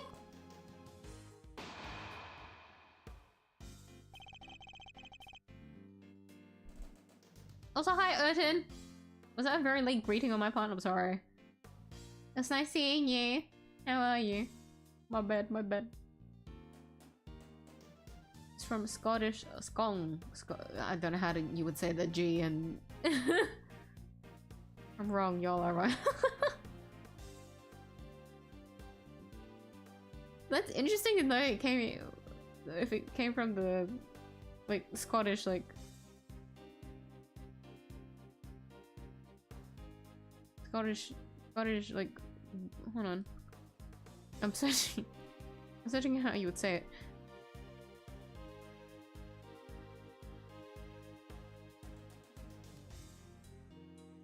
Believe the original word of the origin of the word is going. How would you say it?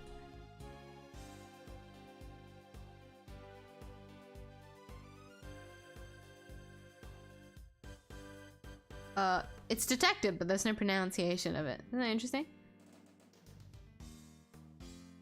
There's a Welsh detective. Hold on.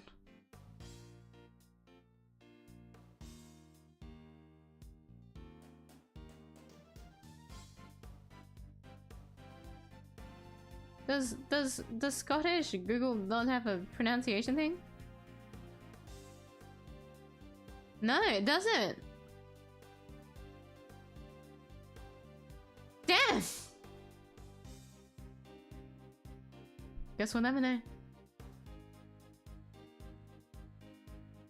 Not surprised and gift was same thing. Then in order to differentiate between their usage, I made huh? That surprise was used by girls and gift by guys. Wait, really? Oh my god. Is it because what your brain came to the conclusion that like yeah, you heard girls say surprise more than like guys would. And with hello with guys and hi with girls. Oh wait, really? That's probably why. Yeah, no, but like that makes sense.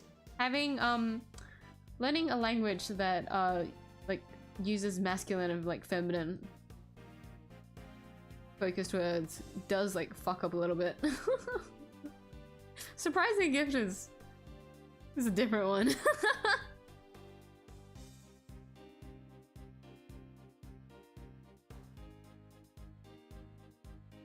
I've given an hour in a day on a weather app. I can confirm Celsius is superior.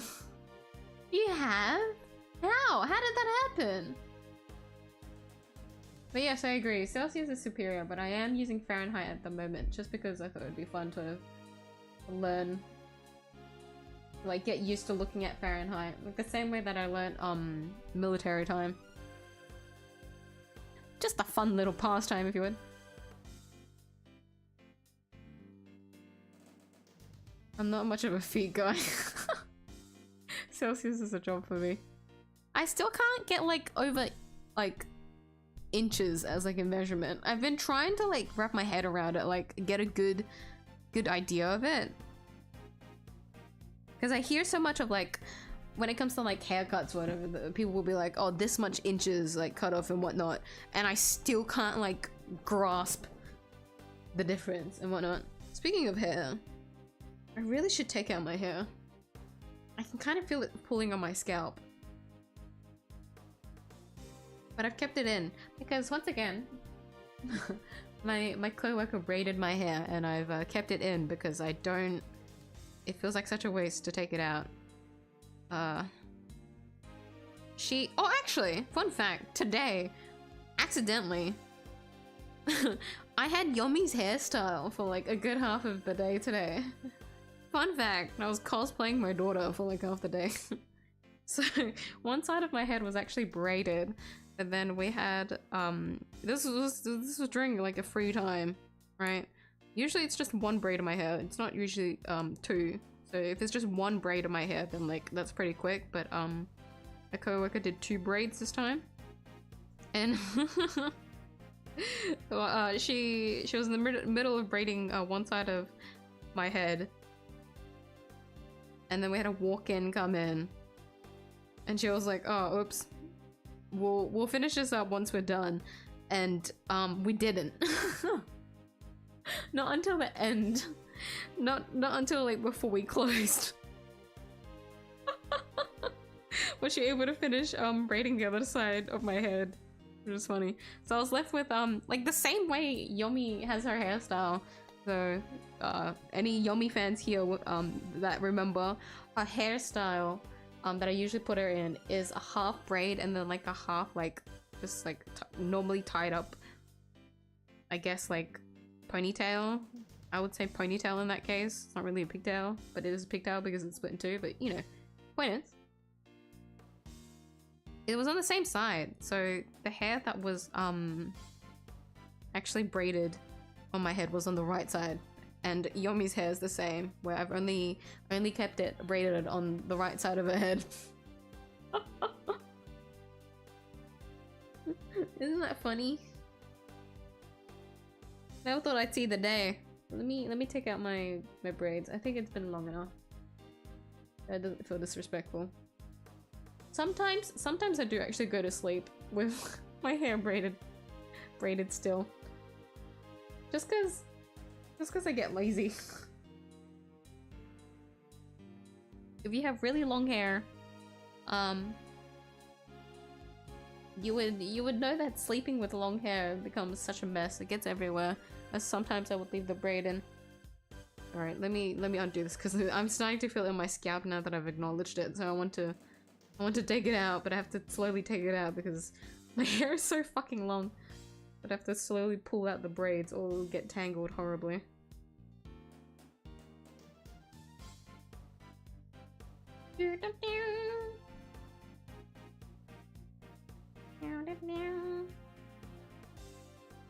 Yeah, no, that was, I think that, I just got reminded of that. I had Yomi's hair today for a good half of the day, which is funny. It was funny to think about. I know what it feels like to have half a braid in my hair the entire time. Fun fact, it doesn't actually feel that great. It feels very uneven. I don't know why I gave my daughter her hair like that.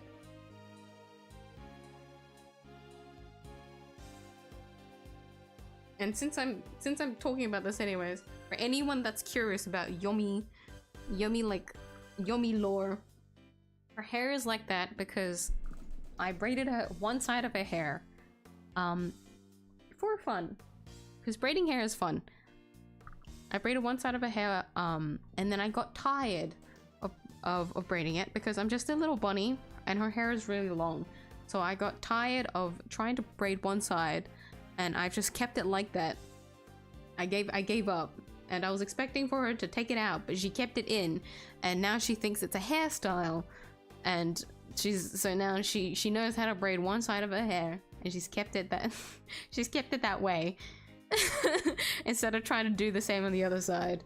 So that's why Yomi's hair looks like that, because I refuse to braid it again because it's too long. I'm too lazy to do that. But she knows how to braid her own hair now, and she's only ever kept it as that kind of hairstyle.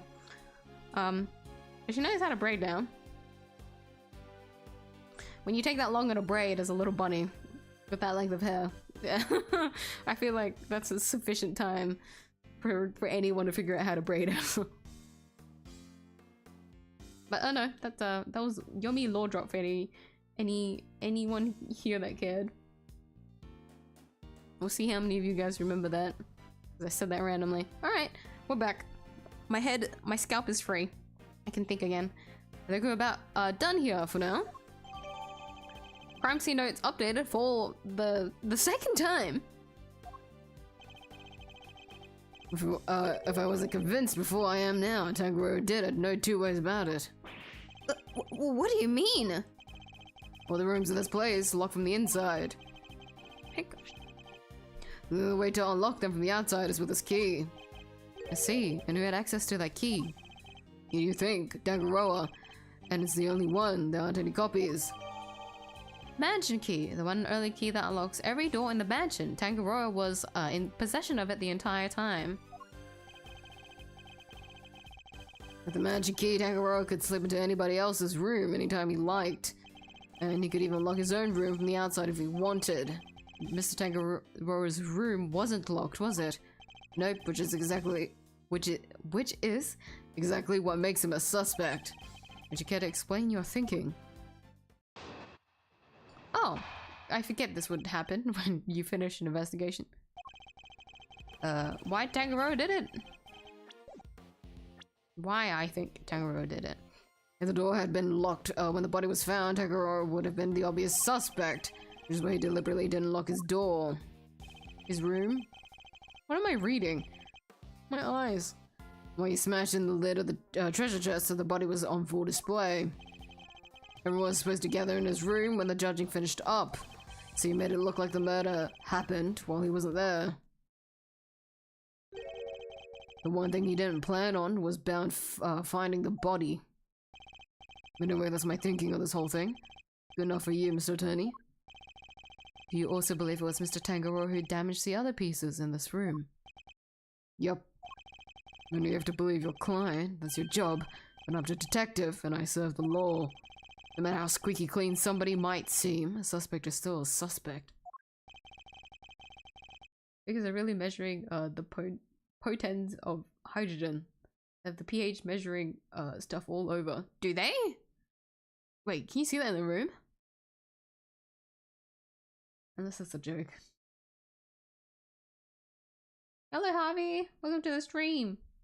I love these games so much. Are you familiar with the Ace Attorney series? I'm replaying Investigations, but I haven't played the official second one yet, so that's what I'm doing today.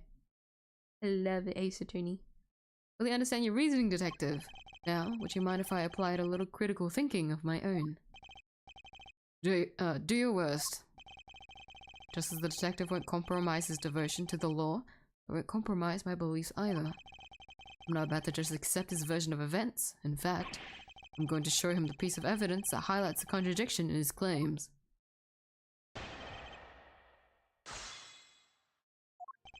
This case is gonna kill my throat, I'm gonna be real. Hold it!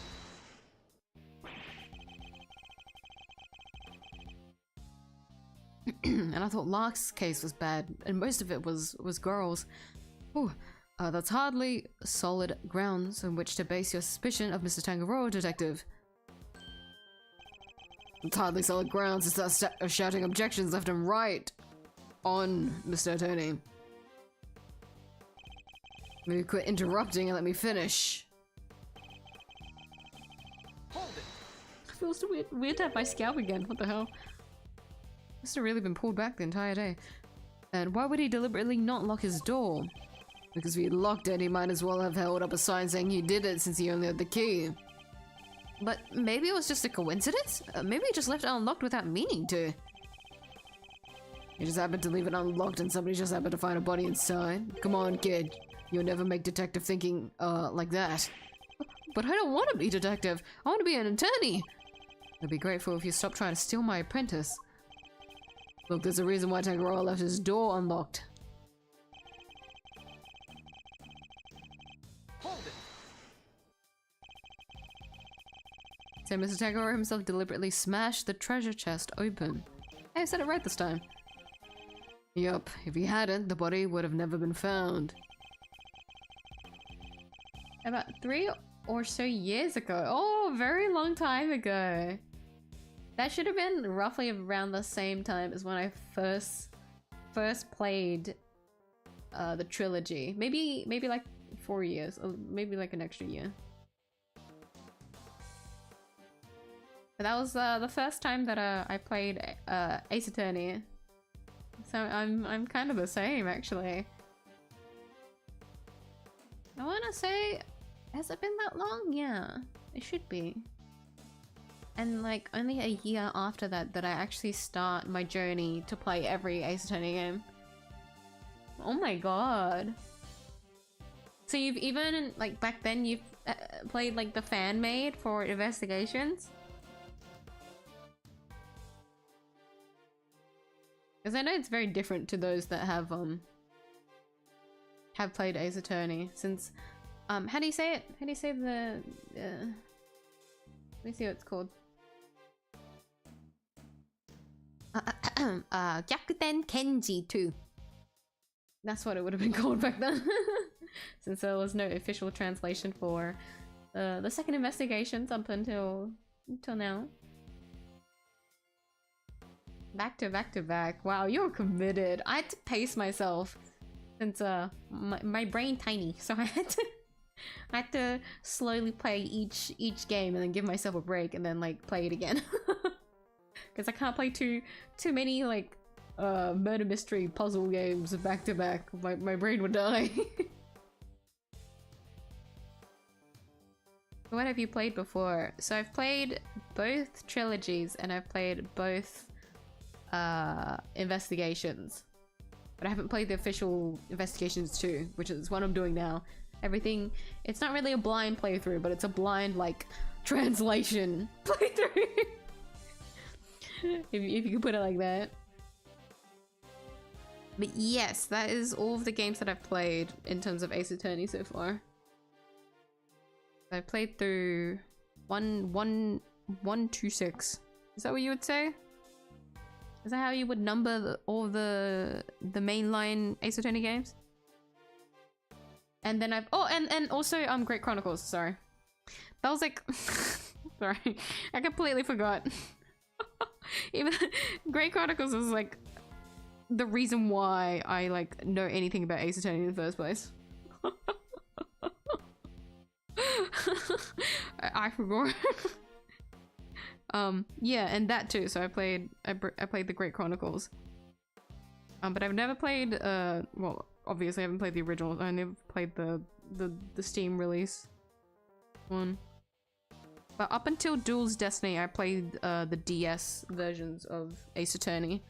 Spirits of Justice is the only one that I played on the newer thing, on the remaster, would you call it? Remake?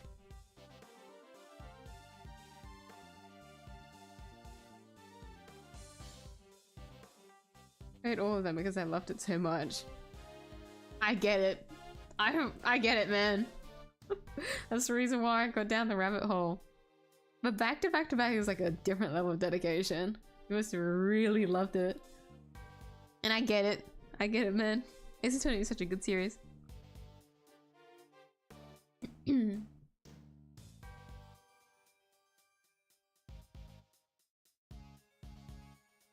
Your favorite trilogy game? I don't have one, but I'm looking forward to replaying the 3DS ones eventually. Oh my god, replaying them.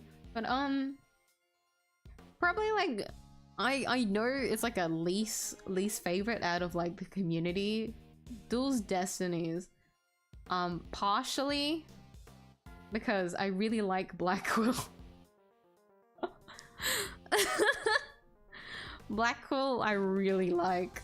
And then Athena's story, since it is related to Black Quill, fucking hit me pretty hard in the chest, I'm not gonna lie. But like I have a very big love for like everyone else involved in the Ace Attorney like world, because investigation is the reason why. Like I was ready to stop at the first trilogy, right? Good old Phoenix Wright first trilogy. I was happy with that, but then investigations I was told about, and that was like my rabbit hole into it just to start playing through everything. So investigation has like a special place in my heart, I guess you could say.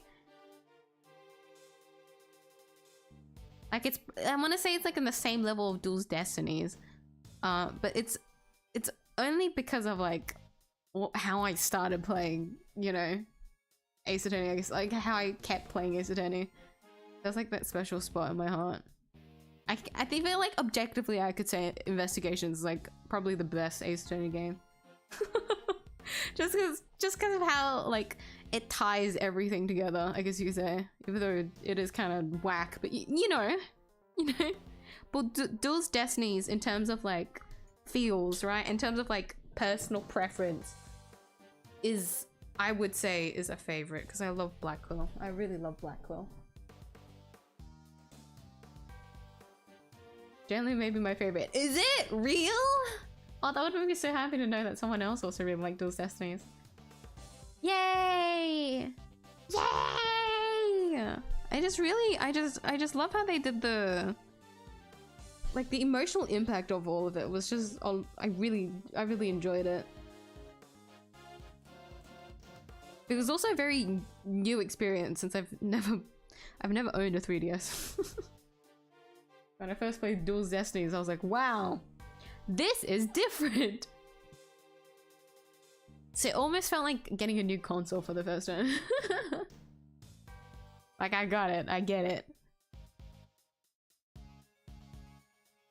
I love Athena's character. She's adorable. I love her. It's just like that bubbly, positive, like, personality, isn't it? Which is just head first, go straight in. She's also like weirdly violent, which is kind of like almost kind of my thing. An unnecessarily violent woman is kind of funny, I'm not gonna lie. I feel like most Ace Attorney characters are kind of like that, but like she really does just use her fucking fist. Like when we first meet her, like I completely forgot about this until someone, one of the viewers mentioned this, and I completely forgot that it happened. She just was it like a police officer or something? Or like when you meet her for the first time, she fucking like decks someone. Isn't that such a good first impression of a character?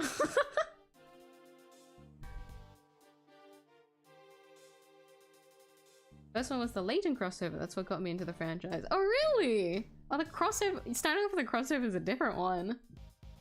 But like, so many people end up like in the trilogy, like the first Phoenix Wright trilogy, and then like go downhill from there. Oh, that's cool. So the crossover I haven't played yet. I was advised multiple times to play it before like a lot of the other series, but I want to leave it for last just because it's a crossover, and so I want to I want to keep it for when I'm really nostalgic, but like all the series up until this point, I do have like a pretty like heavy interest in, I guess you could say. My goal was just to be able to play the Great Chronicles, but I wanted to play through all of the like the second trilogy first. I want to play the second trilogy first, all the Apollo Justice trilogy first, before I got to like I felt like I needed a ride before I could play the Great Chronicles, so I got myself through that first, even though I didn't need to. Like in terms of like story context of whatever, like I don't need to do that. The standalone game, it was just more like a personal. I didn't feel dedicated enough as an Ace Attorney fan, right? And Great Chronicles is it was a pretty big deal when it first came out, and so I wanted that same like commitment, I guess. And I'm glad I did that. It hit so much better. If I played it any earlier than that, it wouldn't have hit as hard as it did. The build up for me to finally play Chronicles was good. Chronicles also has a special place in my heart, only because my friend really liked Chronicles, and they're the reason that got me into Ace Attorney. Like introduced me to Ace Attorney, what Ace Attorney is.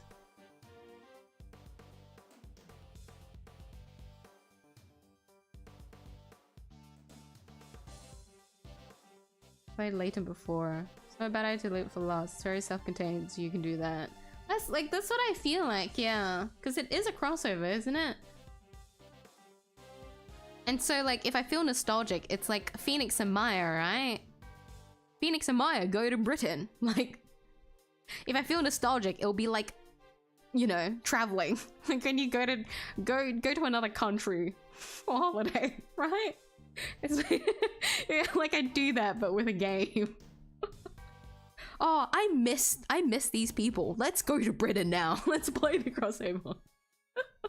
Like, that was kind of my like view of it.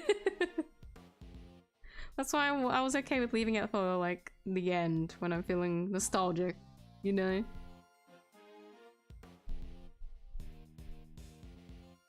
I feel like it works out that way. It makes sense. I know people that like played Layton before, but rarely have I heard someone go from Layton to like Ace Attorney. I'm not really in that sphere, so I'm not completely familiar, I'll be honest.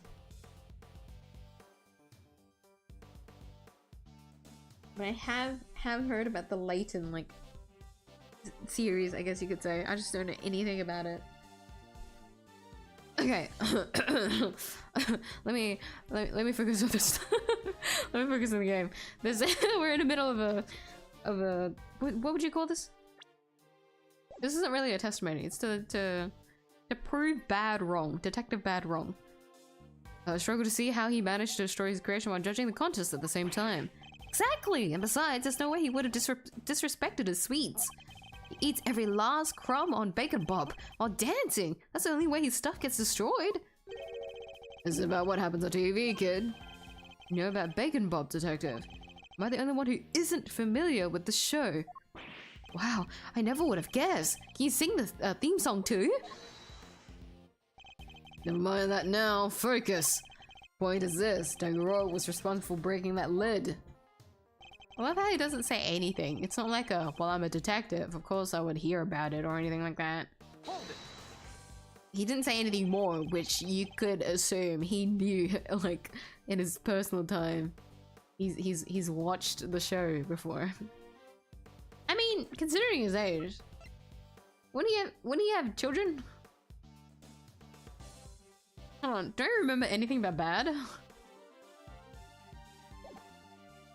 Do I know anything about the detective's family?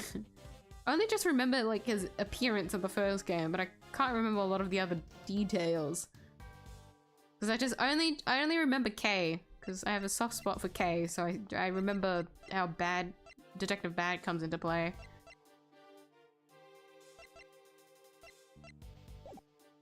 The judging began in Mr. Gusto's room, correct? Yeah. Kinda wanted to check this hard candy stuff out myself. In that case, how about a demonstration? Oh! Oh, what is he making now?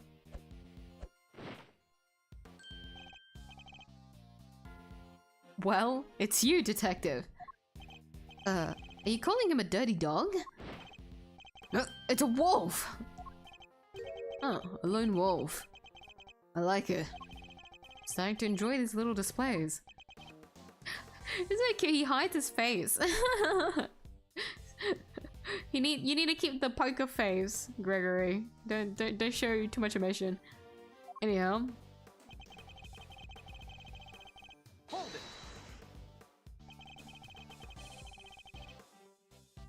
Oh, you can fun crossover episode. That's how I view it. Yeah. Does that make sense, right?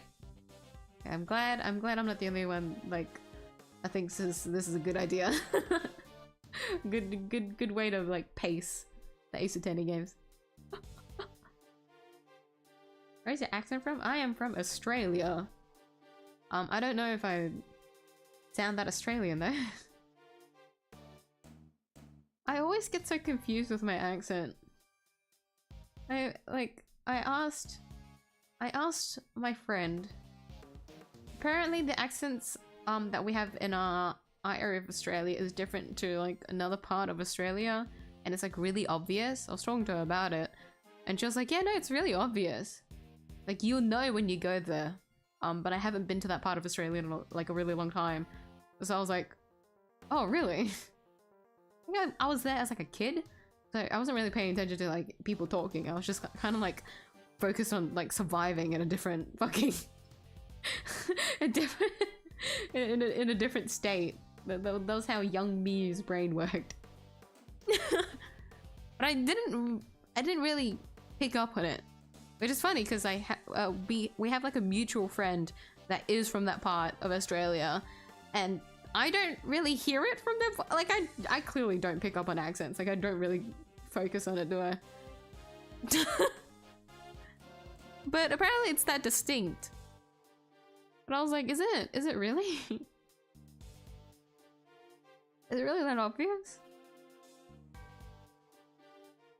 But she made it sound like everyone would be able to figure it out. Everyone would, like, anyone would see the difference. But clearly, I was a very big outlier. I still remember that conversation. You know, I'm Australian.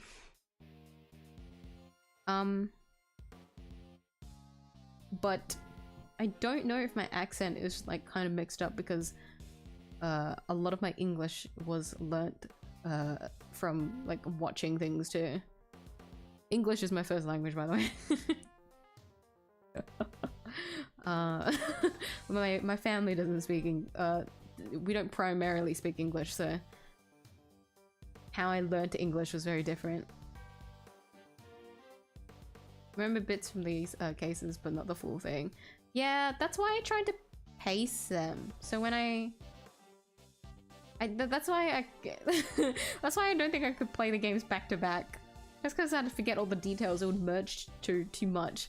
That's why I try to give myself a bit of a break between all of them. But with like investigations and then like the Great Chronicles. Great Chronicles, I tried to play it like almost immediately because it, you know, how Great Chronicle works is just that it ties all in together. Like I feel like you can't just only stop at the first game. You have to play the second game too. So it was too much of a cliffhanger. I had to play that immediately. But with investigations, I don't think I gave it enough time either.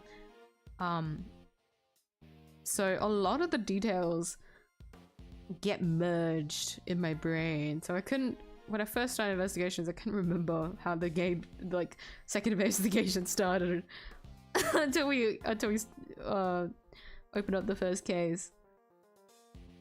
And investigations too is kind of similar in that the plot kind of like travels, it leads, but not as bad as the cliffhanger and Chronicles anyways. Very different. And Aussie, but you sound quite British, kinda. Maybe a bit more Kiwi. Really? I actually don't know that many New Zealanders. I have met a few, but I'm not I don't have any like close acquaintances, I guess you could say. That's interesting, really. Huh.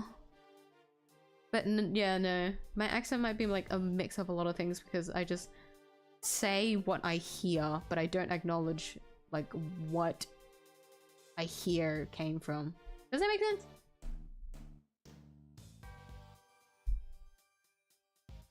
So it's just picked up from like everyone else's like way of speaking, which could be like all sorts of different people.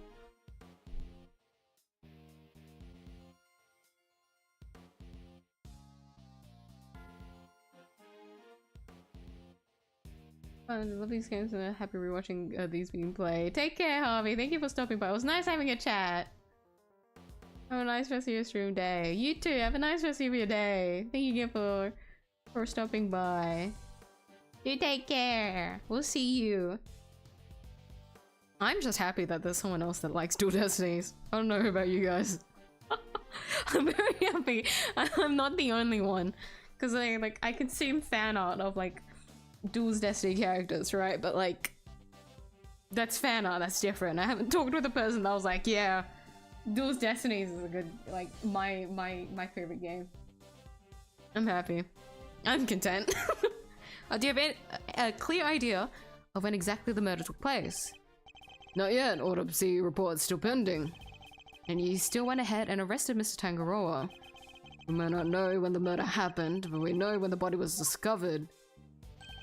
It was while Tangaroa was judging Gusto's room. The perfect alibi if he could set it up just right.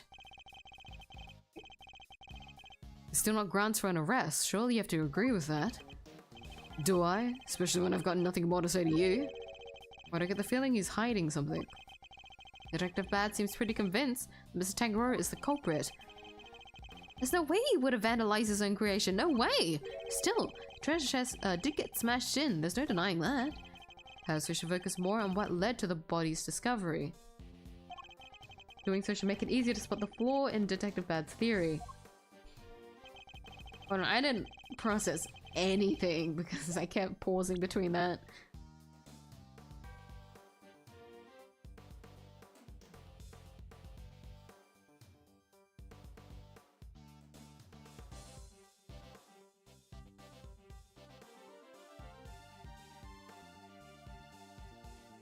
Okay, so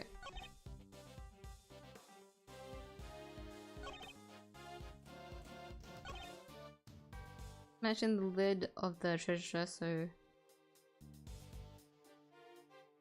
was on a full display. Hold on, what evidence do we have again? Tangaroa was in possession of it the entire time when he made it look like the murder happened.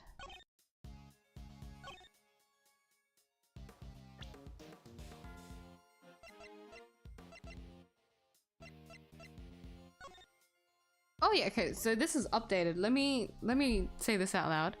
The victim's body was found in Samson Tangaroa's room inside a chocolate treasure chest. The lid was closed until the ship collapsed. A part of the treasure chest that was covered in blood is missing.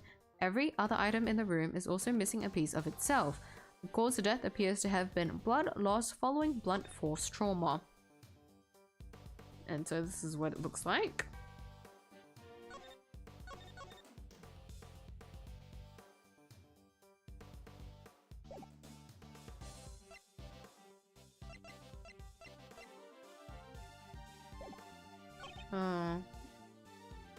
What did he say here?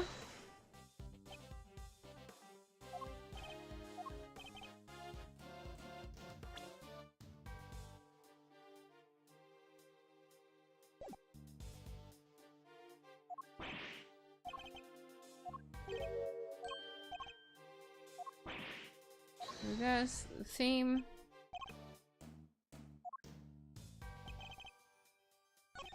Responsible for breaking that lid.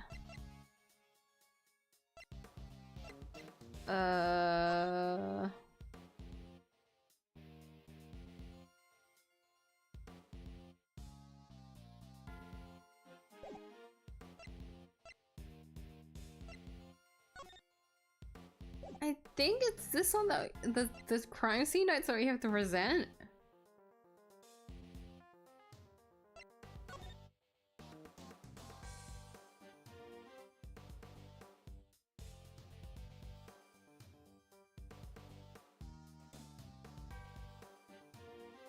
Was closed until the ship collapsed.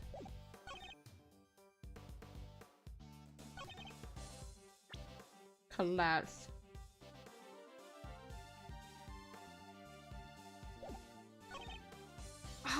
I'm not confident which one to present. I have the situation of the wording. Hold on. Gathered in his room with the judging finished up. The murder happened while he wasn't there. Oh, excuse me.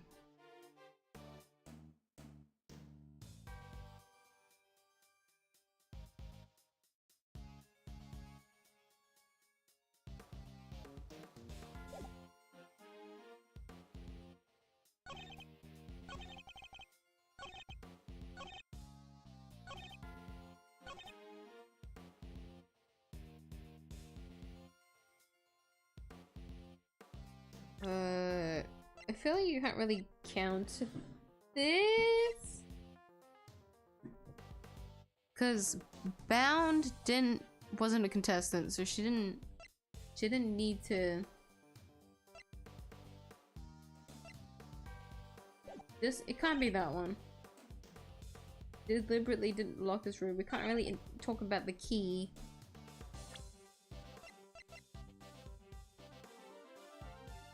We don't know the intention exactly yet. He's not wrong there.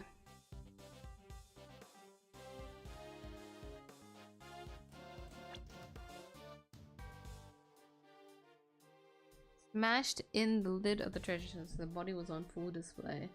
But why would he do that? It doesn't make sense. I'll try this. Objection. Oh, I forgot. He has a voice. Is that really Gregory's voice? Why does Miles sound like a lot older than like Gregory here, even though Miles should be younger than Gregory's current age here? Why does he sound so young? We've established that the body was hidden inside the chest, and Miss Bound only came running into this room when she heard a sound. It was reasonable to infer that the sound was that of the chocolate boat collapsing. Sure, seems likely based on the evidence. Did you assert that it was Mr. Tangaroa who had smashed the lid of the chest? I believe this photo makes it clear that it was the ship that did the smashing. And if that had occurred only moments before Miss Bound had entered the room, they couldn't have been broken by Mr. Tangaroa, who was out judging the contest at that time. No one said he did it then and there. He could have done something to the stand so it collapsed when he was in the middle of judging. Objection. But why would he? Have you any way of proving that assertion? Nope, but the investigation isn't over yet, there's still time. So he doesn't have anything conclusive. Have you found any prints in this room besides those of Mr. Tangaroa? Yep, on the door. Oh! Is that you, Poker Castle? It is. The second confetti noise is always like a for sure. It's Poker Castle. Hey man, thanks for the N3 sub. Nice to see you on the channel again.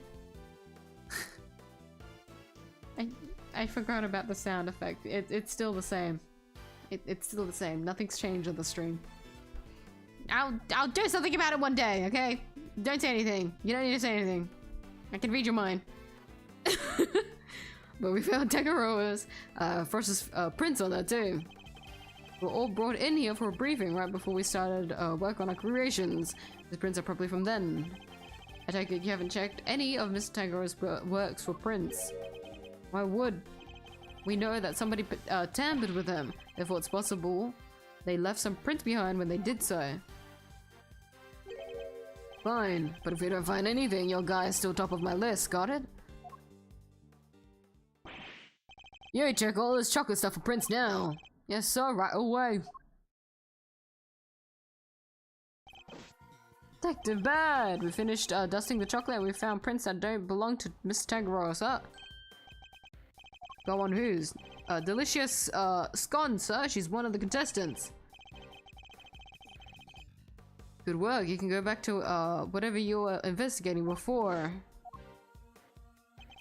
So it seems we have a suspect besides Mr. Tangaroa.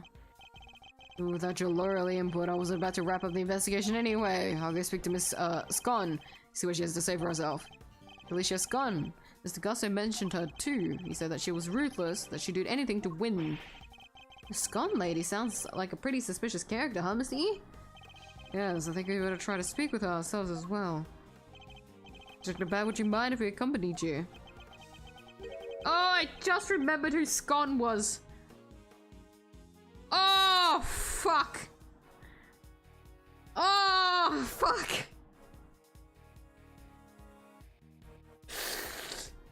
Oh, it clicked. Oh, shit. Alright, we're in for a ride. Babysitting you is not my job. Oh, come on. But I guess you did pick up a couple of useful clues already. So if you want to tag along, be my guest. Hey, detective, you're too kind.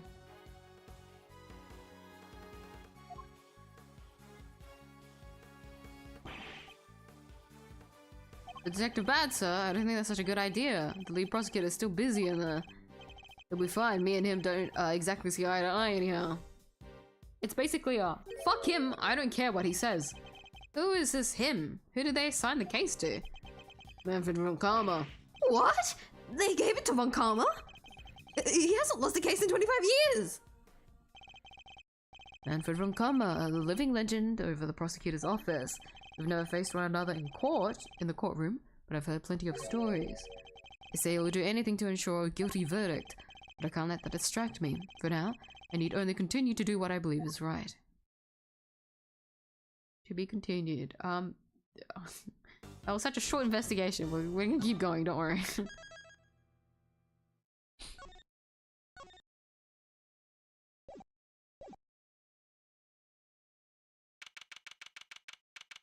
Exact thing has happened enough times to be turned into a compilation.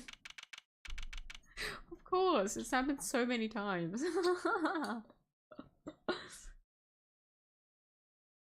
It's to be expected at this point. So you did read my mind. It's your reminder to either change it or make it ear-destroyingly loud. And we've discussed this already. No! To the second one anyways. I'll do something about changing it. Like the whole sound effect situation I want to do on the stream is like a whole fucking ordeal. It takes too much time and research. Okay. Oof, let me put it over here. But no ear destroying. I don't want to do that to anyone else that comes to the channel. Like, oh wow, this is such a. I wanna try and. I'm gonna. Hold on, I'm trying to like mentally word this. I'm gonna go subscribe, but I think the stream is kind of cool. Bang! I don't think they would stay anymore. They'd immediately unsub. Although that would be kind of funny. Like, more than that, I don't want to make a random internet passerby go fucking deaf for like a brief period of time. Also, not even them. Me too. I'm the one that would have to experience that. What about my ears? Do you want me to just mute it? Like, actually, that'd be really funny. Like, it plays on the stream for all of you guys to hear, but I'll just be like, la di la di la. I just don't anything about it. La di da di da. Ah, my ears! La di la di la. That would be funny. But no, I'm not that mean. I won't do that. That account got scammed. Wait, what happened? It's gone now? Was it metal duck that you resubbed to? Does that mean what, garlic truck? Or is it the other way around? Oh no. Look into that car crash thingy I sent you. I vaguely remember what you're talking about, but it doesn't come to mind.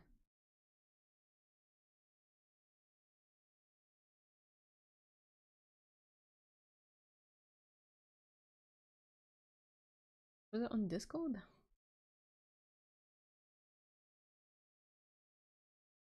I can't remember.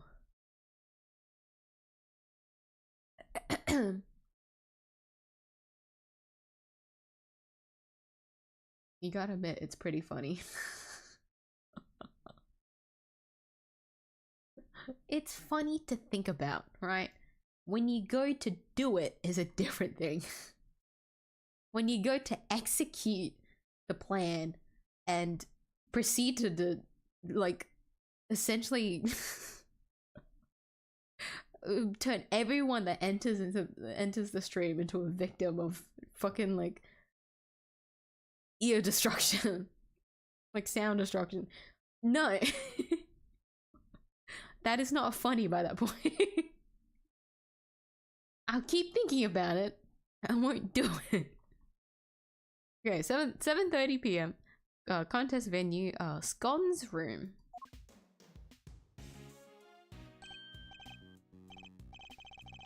The man isn't here. You lied to us.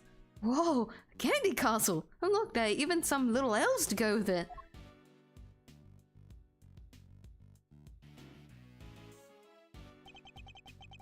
Room's laid out, pretty much the same as Tangaroa's.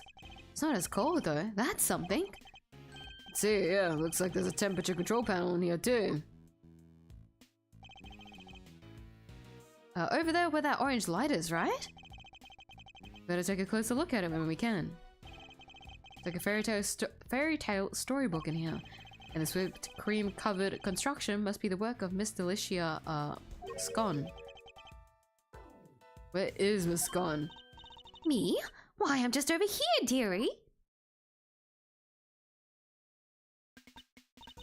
Oh, just look at you lovely boys. Delicia Scone at your service. Some cheeky blighters. Back... I can't do this. Blighters back in Blighty even call me Miss Delicious. Called a lovely boy at 34. Unexpected to say the least. Lovely boys? Really? Even Mr. E? Oh yes, dear. You're the detective over there. You're lovely boys to me. Nobody's lovely boy, lady. Name's Bird. Oh, I should have taken a screenshot of that. That was so funny.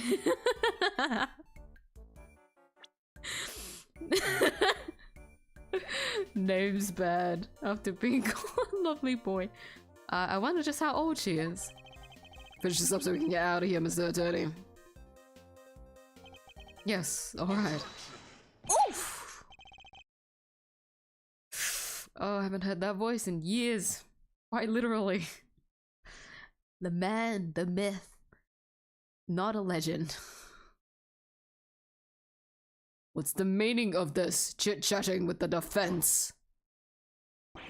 He was in the castle this entire time.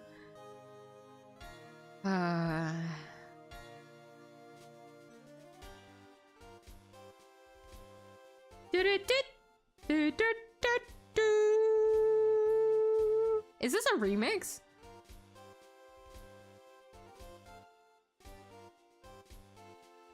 Does it always sound like this? Sounds very different. Or maybe I'm just experiencing like this whole scene for the first time. Mr. Edgeworth, some scary guy just stepped into the castle. Well, come on. What? Here's Manfred von Karma? Sorry, mannequins? Mannequins? The notorious Prosecutor von Karma himself. I don't know how to do Scone's voice yet, so please bear with me. It's a pleasure to meet you, Mr. von Karma. Gregory Edgeworth, attorney at law. Oh, he's... It's been a while. It's been so long since I've seen his face. Couldn't care less what your name is. Your job is to lose to me and disappear. Never to show your sniveling face again. What a thoroughly rude individual. Those piercing eyes, that furrowed brow. You're even scarier than they say. And you might want to keep such rude thoughts to yourself, Eddie. We were hoping you might permit us to carry out some brief inquiries, Mr. Von Karma. Ha! Why would I wish to extend you such courtesy?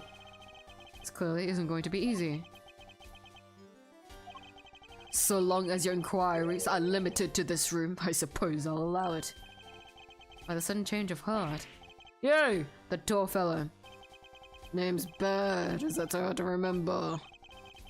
Didn't ask for your opinion. The thoughts of a lowly detective do not concern me. But I do admire your spirit. Bad, see to it that these worms don't step out of line. Why do I have to? I'm not offering you a choice, detective.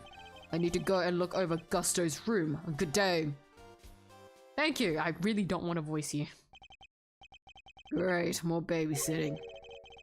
Why aren't Detective Bad and Mr. Von Karma investigating together? They don't seem to know each other well enough for there to be bad blood between them. Well, looks like we have permission to investigate. I guess we better get to it. Indeed, I'm not sure I trust Mr. Von Karma's motives, but at least we can do that much. Hold up. Haven't been over this room yet either. You're not messing it up before I get my chance. You'll have to wait till I'm done. Huh? But I thought you were the lead detective. How come you didn't take a look at this room yet? Because I wasn't the first one they assigned. One of Von Karma's pets was on the job before me. Right up until just now, in fact, I got here not long before you did. And answers my question as to why they're working separately, I suppose. Let's say we'll look over the room together, detective. It worked out well enough before, and you won't have to worry about us messing things up. You can keep an eye on us as we go. What kind of screwball attorney? Must have a detective breathing down his neck. Guess I'm stuck with you for a little while longer. Yes, you're amazing, Mr. E. I love when he bows. You have our thanks, Detective Van. Don't be too grateful, this is my scene. The second you get in my way, you're out of here. Of course, we understand. Now, shall we begin? Dun dun dun dun! I timed that pretty well. I was just gonna make the sound effect. I don't think I could actually time it with the when it appeared. She's still hiding. Okay, well, we'll talk to her last. We'll do left to right again. Wow, there's nothing down there. There's a blowtorch and some chemicals here. I guess it's all for cooking with. I wonder what these chemicals are. Let's take a look at the labels. Man, go down 911. Home cyanide 247. Wait, they're all poisons. Wait, Gregory's pose here looks kind of cool. Look at him. He looks kind of smug. Look at him. He's smirking. No, sir, they're common colorings and flavoring used in candies and desserts. The first is concentrated mango boiled down to its pure essence, hence mango down.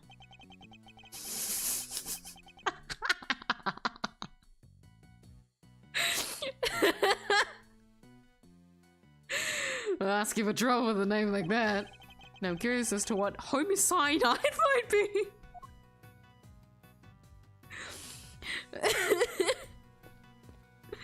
So funny.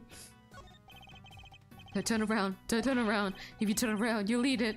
You can't eat the castle. Don't eat the castle. Guess he's watching his sugar intake. Ass up in the air. Wow. Maybe it scammed me. Oh, you meant because it didn't appear.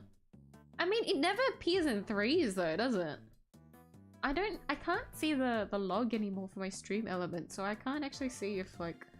Yeah, it's broken at the moment. It's just a black screen, so I'd have to open the website. Let's see if it appears ever again. It's only ever been in twos, hasn't it? When was the last time like 3 of the confettis happened at the same time?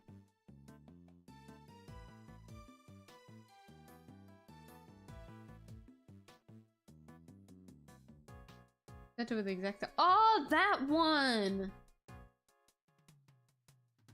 I forgot that was the car. Yeah, that would. Yeah.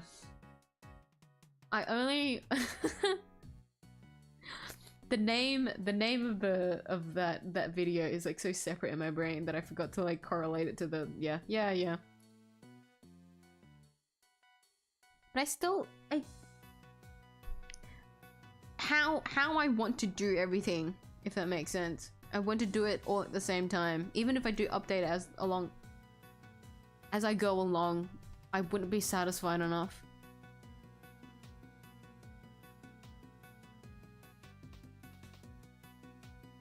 My favorite homophobic homosexual character. It's like it's like a queer person hating themselves, you know?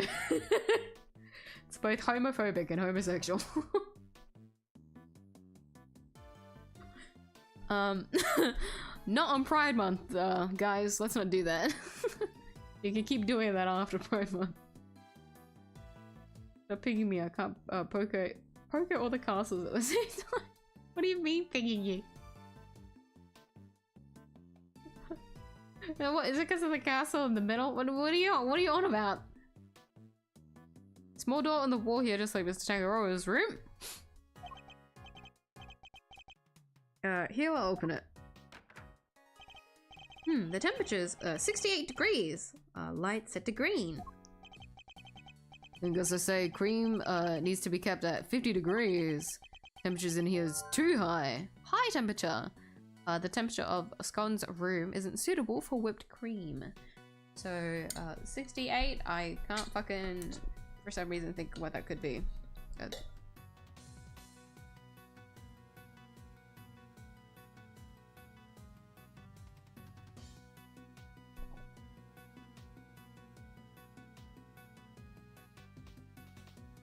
Doesn't hit 20 yet. 68, 20. Let me see.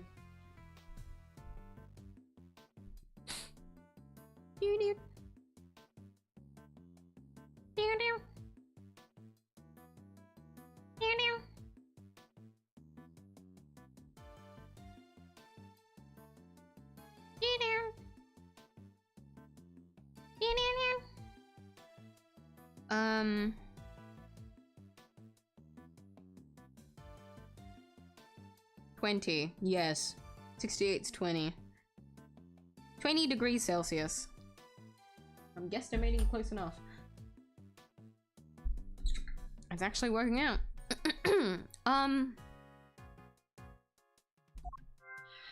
New clue.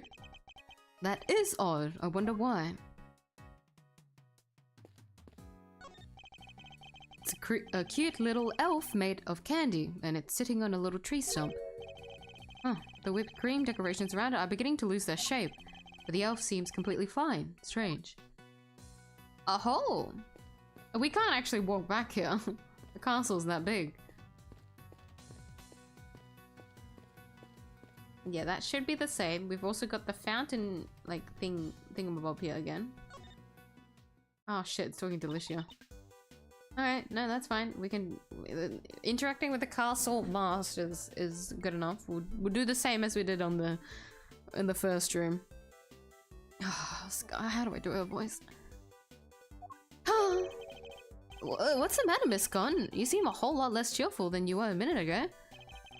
Is it Mr. Von Karma? Did something happen between you two? Why, yes. Nothing happened at all. But you just said yes. That was hello, yes, you silly boy. Aren't you just the sweetest little sugar dumpling? Remind me, what was your name again? Oh, Eddie? Eddie Lumpkin. Oh, you'll go far, dearie, I can tell. Eddie Lumpkin? Seems our English gentlewoman has taken a liking to you, Eddie. No small accomplishment. So, okay, so she's still supposed to have that accent. I can't do an exaggerated English accent though.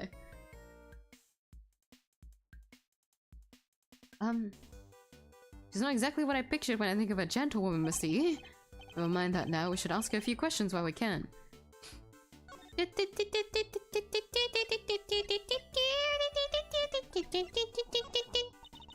Yes, dear? What's this when it's, What's this when? What did you say? What's this when it's at home? It's a badge that proves I'm a qualified attorney. Gosh, well done you. Well done you. Shall I show you something lovely in return? I can't. Hold on. Hold on.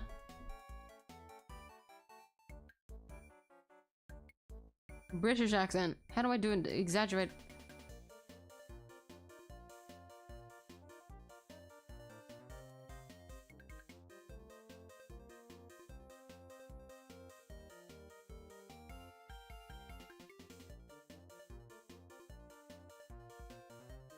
Received pronunciation? That's what RP stands for? I'm so used to reading that as roleplay. Modern roleplay. That's not right. Received pronunciation. Or pronunciation, sorry. Pronounce.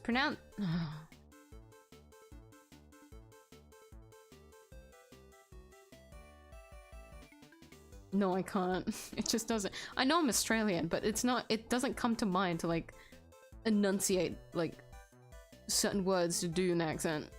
I just can't do it for some reason. It's just not wired into my brain.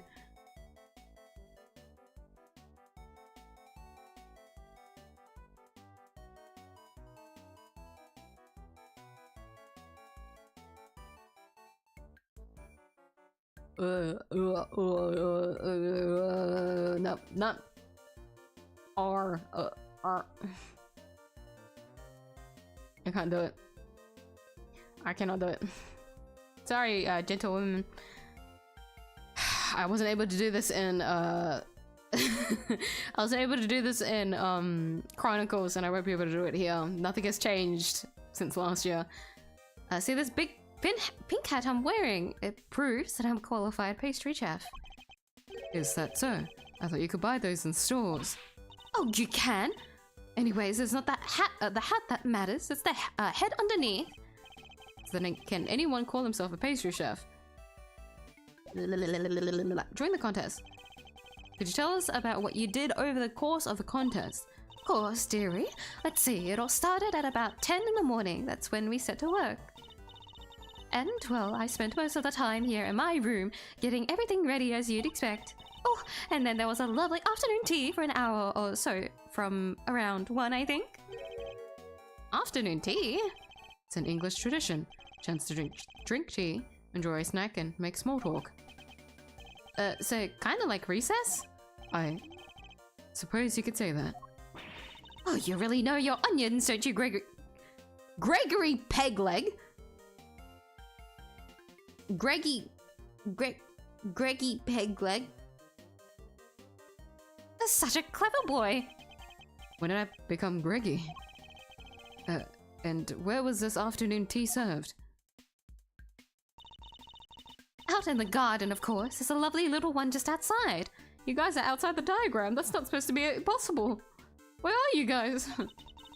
I know it says garden, but it it doesn't look right when it's just at the entrance. It's just garden. Because I know it's supposed to imply like the whole area, but it still feels awkward. Garden.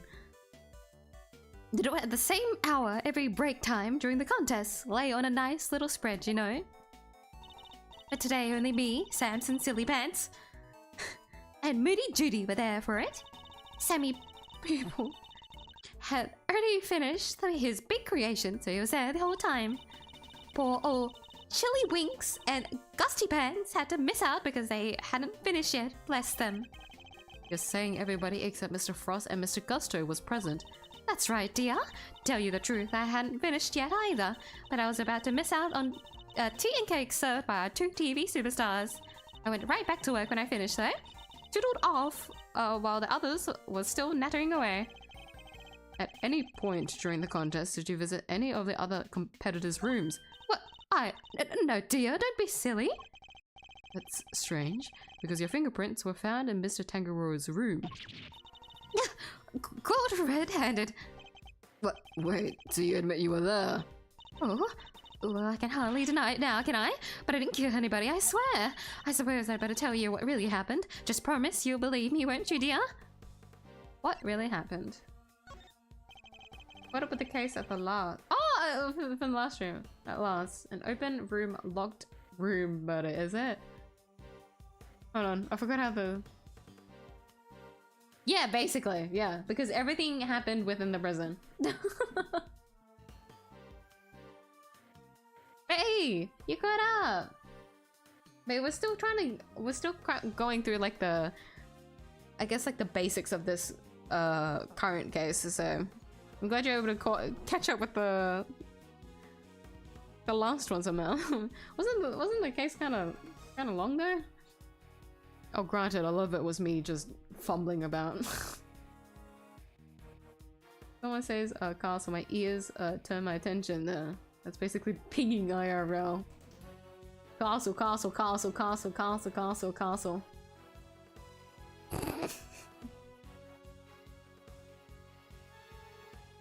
I get that. I get that. My... Like the first part of my name, I sometimes hear in passing, and so I like pick up on it and like turn my head. But my name is sometimes not pronounced correctly. So I've learned to like I've learned to like ignore it. Now that you said that though, I'm realizing that I've never like I've never heard anyone say miyuu to me. Sorry, this is kind of like immersion break. I've never had anyone say miyuu to me before. Any online handle? Oh wait, no. An online handle when I was a kid, I got called before. But I'm not used to hearing my online handles. Sorry for the immersion break, but I'm coming to that realization just now after you said that. I wonder who will be the first person to say that to me. I probably won't even notice or pay attention. What exactly were you doing in Mr. Tangaroa's room? Well, I suppose you'd call it research. Research? Sammy pupils a dab hand when it comes to the old sweet making. Everybody noticed that. So when I noticed there was no one in there, I just popped in for a quick bit of research. Like I say, confectionery research. Scon visited another contestant's room in the name of research. What kind of research leaves fingerprints? Yes, that I. Well, it stands to reason I'd leave fingerprints, doesn't it? After all, it's hardly research if you don't have a little nibble now, is it? Ugh! What? You ate little pieces of them? So the traces of tampering Mr. Tangaroa's room, that was all you. I'm ever so sorry, sweeties. I didn't mean to make a mess. I just had to take a little bite here and there, didn't I? You took a bite from the stand? If we are to assume that she also broke, like, the stand that broke the reason for the ship to, like, break and fall, you know? Which I feel like it wouldn't be. That would just leave more questions. Right? Either way, isn't that funny to think about? There was every other part of the ship and you ate the stand. Isn't that funny? Miss Scotton, please! Hold on, can we actually see her age here or is it question marks? Yeah, that'll do it.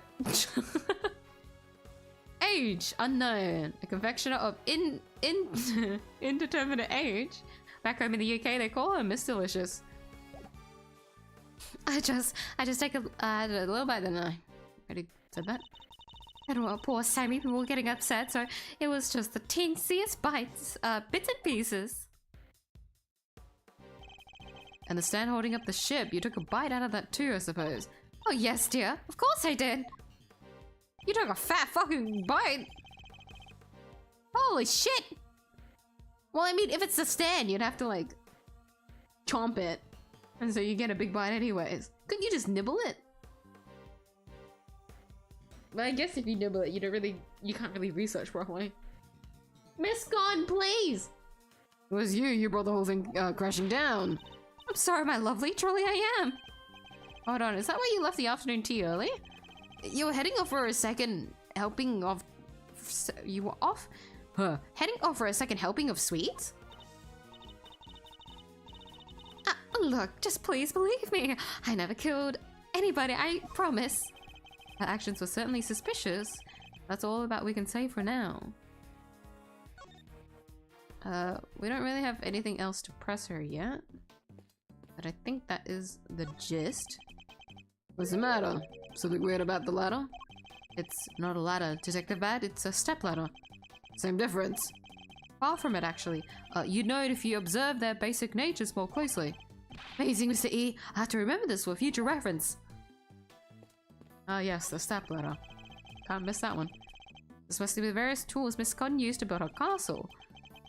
Like it's filled with cream, trails, and a brush. She, Pat is... Fuck. Patissier... Hold on.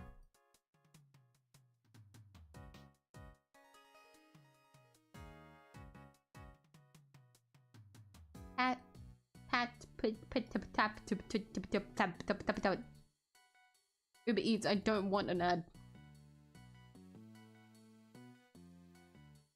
Patissier. CA. roll plastro. Did you go making jokes at my expense, you cheeky young devil? I don't just slap stuff on walls like a silly old plasterer. I have to spread the cream out lovely and smooth, then work out all the rough patches. It's literally exactly what a plasterer does. Good job, you tried. The 4 adorable elves and the sweetest little castle made of sweets. So that's the theme behind Miss Gon's creations, huh? Lucky for her, things aren't quite as sweet around here. She was trying to make out.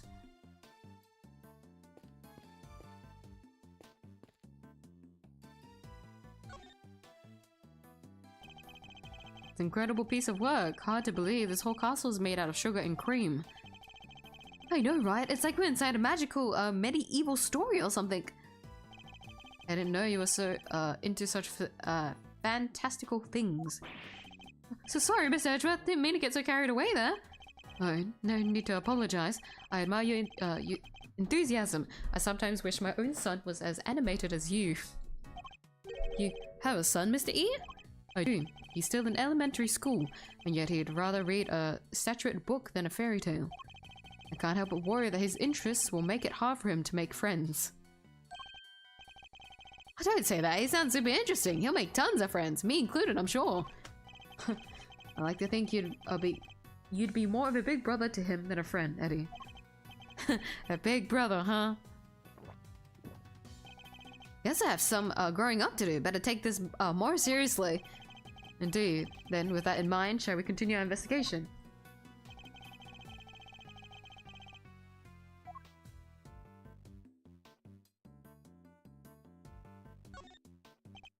Huh, these pillars have hexagonal indentations.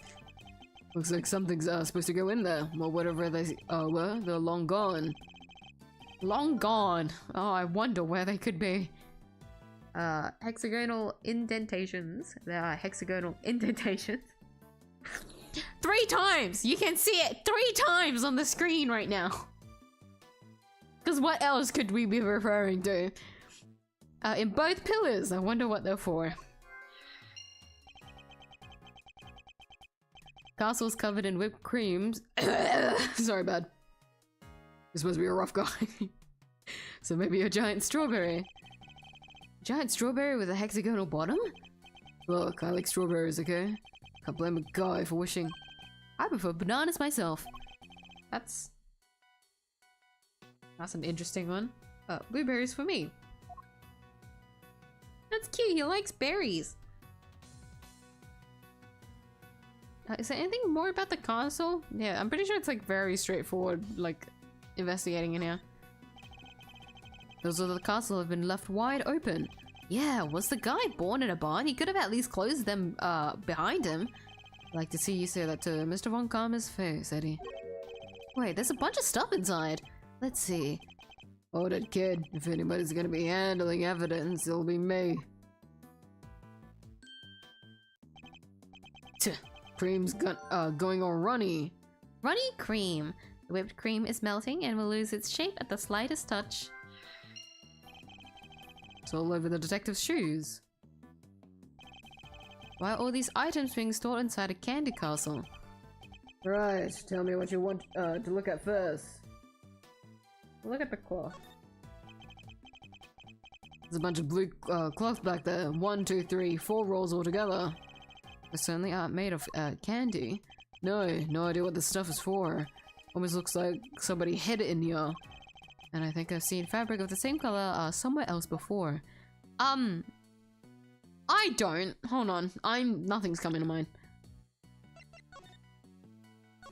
Yeah, there you go. That'll do it. We have one photo. 2 big rock crystals. Looks like somebody was using the castle for storage. Kinda expected something a little more exciting behind these doors. Oh, I know. Maybe they're giant uncut gemstones.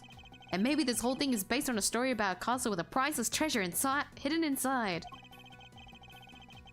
I think I'd treat my priceless treasures with a little more care. There's something on the bottom of them. Looks like a little stand or something. Rock crystal stands. For some reason, there are stands mounted on the bottom of the rock crystals we found inside the candy castle. I wonder where they could go. I was right, they are gemstones. The stands must be so they can be put on display. But whatever they are, it seems they're not just a large set of paperweights. There you go, we've looked at everything, so... She must be like 40, so younger than you. No. No. However, if that means I can call her a kid, I would take it. That sounds funny. Calling the person kid, that's calling everyone else kid. Also, she called Bad a kid, no? Isn't he? What was his age again? 40? Yeah, 42. She needs to be older than 42.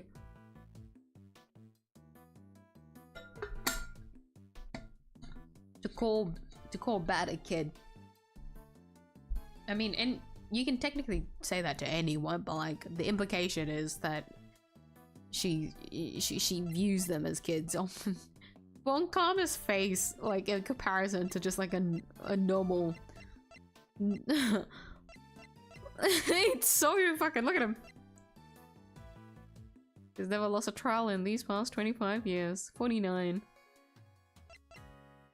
And if we really want to do it, she calls Von Karma, she calls Manfred a nickname. So we could go a step further and say that she could possibly be older than 49.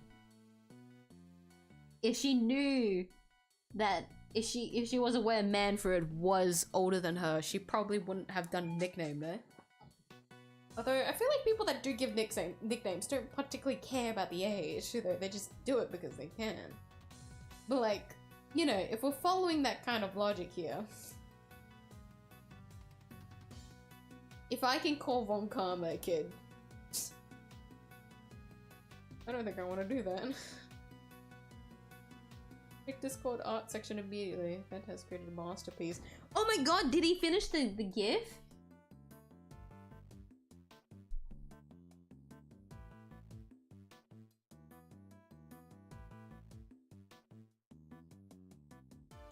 Oh my god. Get a new role for your service? What the fuck, dude? Wait, guys, it's a gif of me digging in a hole. Wait, it's actually really cute.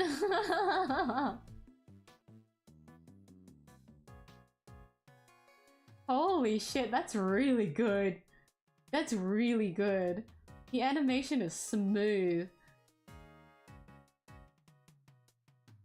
Good job, Penta. Oh my god. What the fuck? Well, that's gonna be me this Saturday. that looks really good.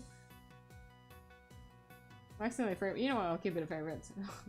I don't know why I favorited it. I feel that's a thing that you can do in Discord. You can favorite like GIFs so that you can like repeatedly use them. That's so cute. I really like it. Thank you. I don't know if Penta's here. Thank you, Penta. Anyone that's on the Discord, check the art section too. Yeah, take a look at the GIF. It looks so good. But to those that aren't in the Discord, I would put it up on screen. But for some reason, saving GIFs on Discord is for some reason a hassle for me. So I have to do that later, or it'll take too long. I think it's because when I go to open it on the side thing here, it's weird.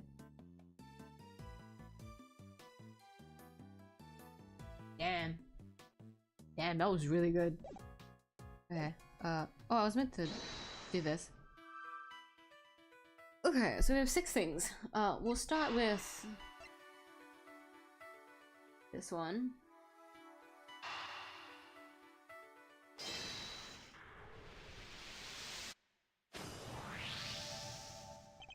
The rock crystal stands, and the pillars in front of the castle feature the same hexagonal fuck.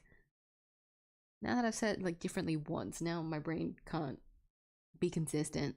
Hexagonal shape. I believe the crystals are meant to be placed on top of the pillars. Oh yeah, hexagon to hexagon. Makes perfect sense. But if that's the case, then why were they being hidden inside the castle? Something's got something on it! Rolls of blue cloth and the rock crystals inside the castle.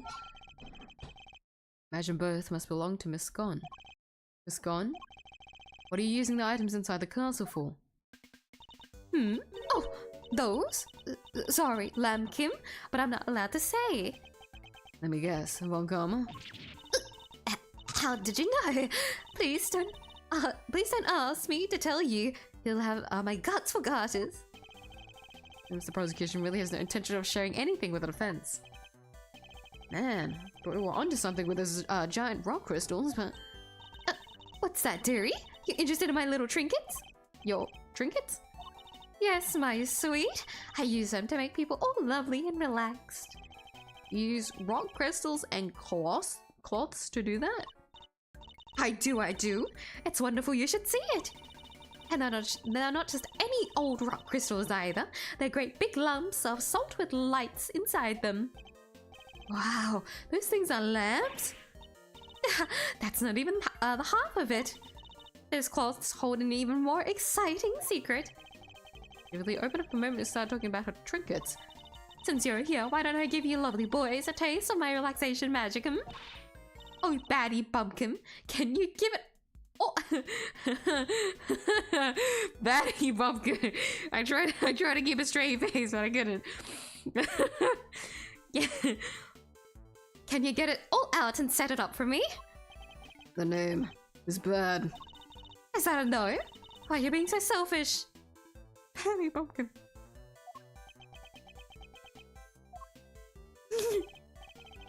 Have you finished taking photos of this room yet? Yes, sir. We have, sir. Without Miss Gon here or something. Well, yeah. Anyway, sir. Oh, you're a sweetie at heart, aren't you, Baddie Bee? It's amazing, Miss Gon. You're gonna just do exactly what you wanted. That's some talent. It comes with age, I think. Thank you. Thank you ever so much, Baddykins, and you are so lovely. She's even giving nicknames to the forensics guys now. Guess it's her way of showing that she cares. So what about the, what about this is supposed to be relaxing, exactly? Oh, don't be a big sourpuss, Baddie Bee. The fun's only just beginning. Officer Lovely, you can switch it on now. Yes, ma'am. Wow.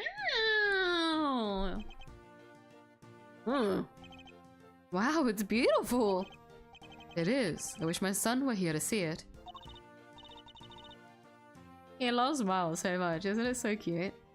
Isn't it though? Isn't it just wonderful? The 4 adorable elves in the sweetest little castle made of sweets. That's my theme, you see? And I thought it would be extra lovely. It was all lit up. Is it the nicest thing you've ever seen? Aren't I kind of pushing into an Irish accent? Hold on. I feel like I'm borderlining it. Sorry. One of the elves must be feeling a little left out. This is how it was supposed to look for the contest. I'm glad you lovely boys got to see it at least. Wait, shouldn't the lamps be lit up too? Oh, what's happened there, I wonder? I could better take a look at the lamps and the elves one more time. They've got the room updated now. We can take a look at this side. This elf doesn't have an illuminated cloth over it like the others. Exactly, nicknames don't matter with age. You're Wendy Oldbag's classmate. And if I give you a nickname, I can call you Mimi without caring of age. Not Mimi Mummy. Wendy Oldbag's classmate is a wild fucking thing to say. I would never know Miss Oldbag at her like prime age, thank you very much.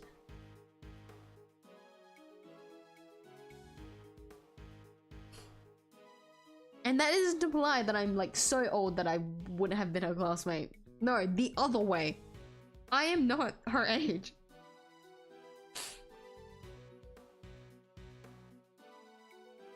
Excuse you.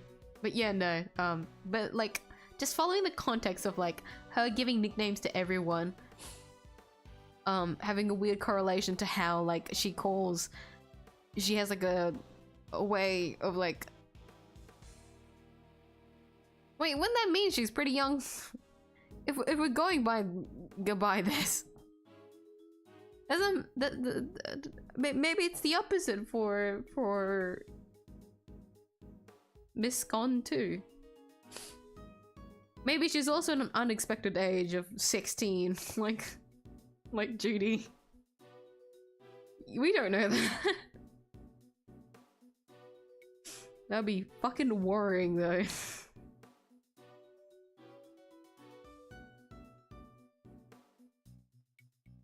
You're stuck into that title part. You didn't actually reply if you have actually looked into making the car crash for 𝐢𝐴. Not the full video, no. But no, I was talking about the title part because in my brain I think of it separately, not as like the video the video that, wait, hold on, my brain isn't wording it, like the sentence isn't coming together. The video that you showed me about making 𝐢𝐴. Okay, yeah, no, you came together. Because when I open up the DM and just see the title, that's all my brain remembers it as. But I didn't watch the full video, no. I only skimmed it. Because I wanted to see how you would like do the thing.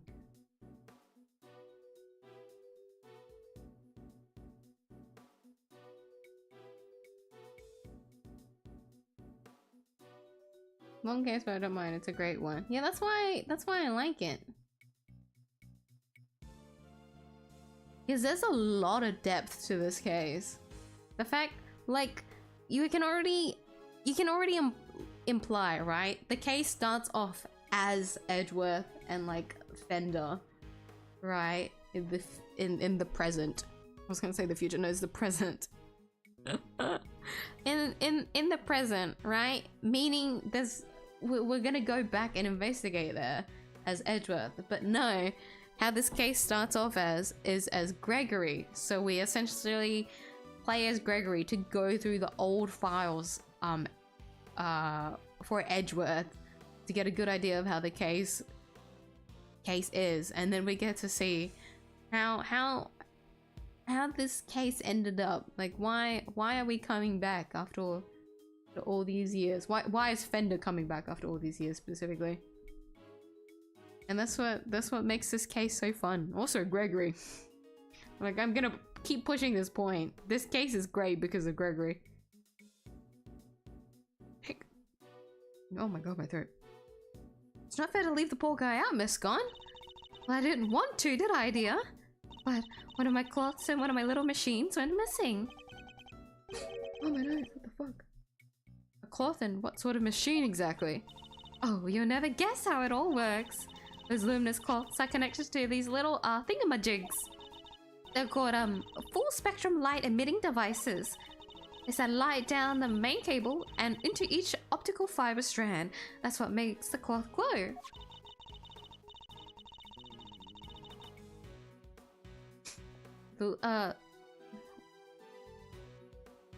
Huh?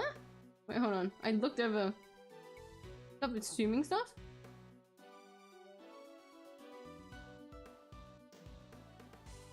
How to make it. It's a random joke discussion about... Was it?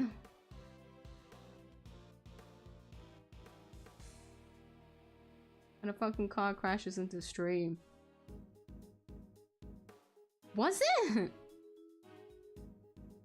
How long was the video?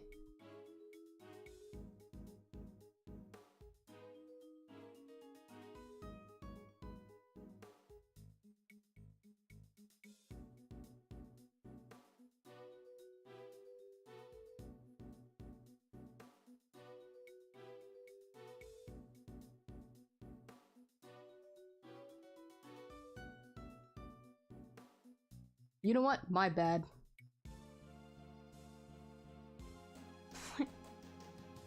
It's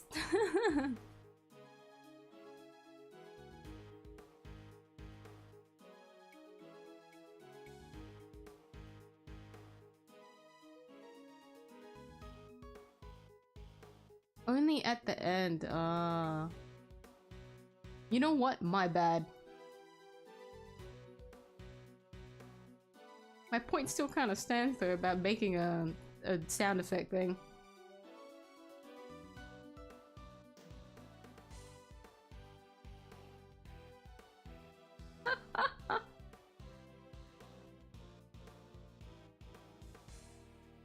Yeah, because this is on Twitch.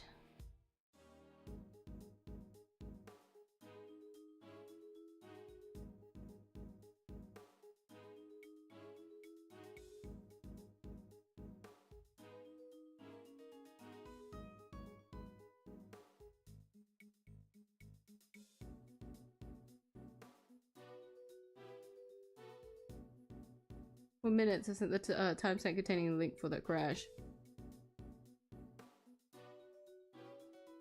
Imagine if that happens every single time someone subscribes. I would never do that.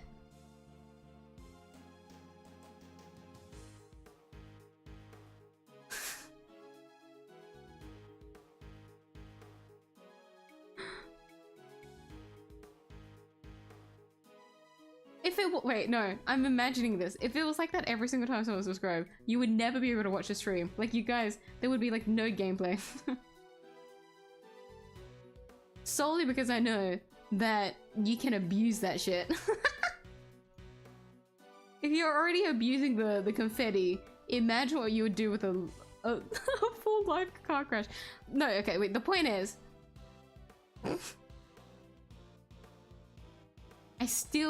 I like, the reason why I can't do this kind of thing is because I still I can't like, I can't do the full thing. I can't do one thing at a time.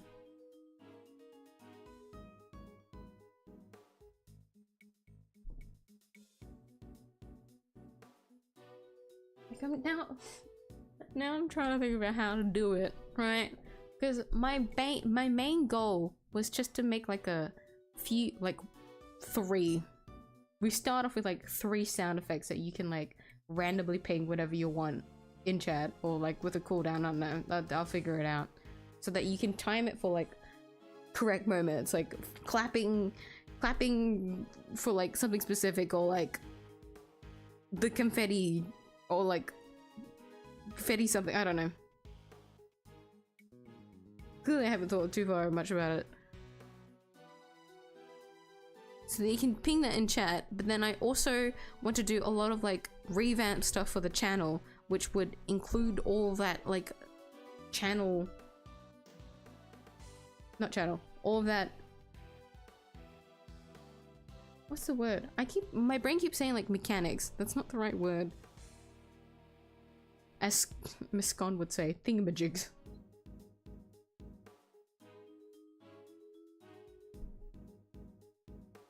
1 in 10 chance. That's still a high chance.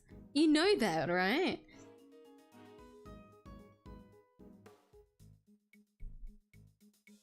%10 is still a fucking high chance.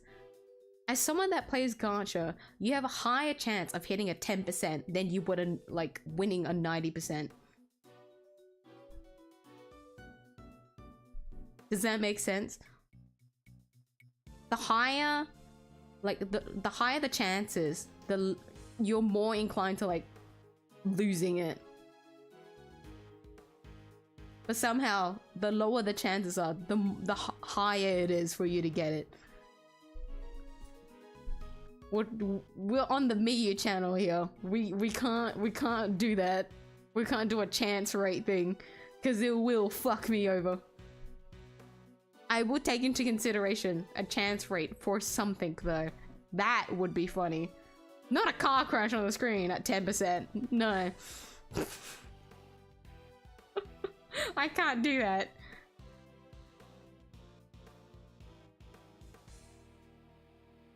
Resub alerts only work on channels. Every other channel doesn't, which is funny. That's why I only have the confetti, okay? And that's why I still haven't been able to do anything. Because I know at the moment that's the only like solid way of getting any sound like thing to work, but then like only after that I put in the confetti did I realize not anyone that like subs to the channel gets the confetti noise, because it's weird.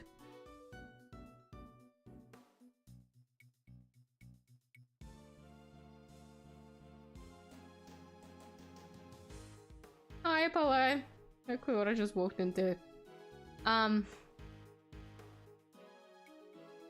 We're on the discussion over the sound effect situation again.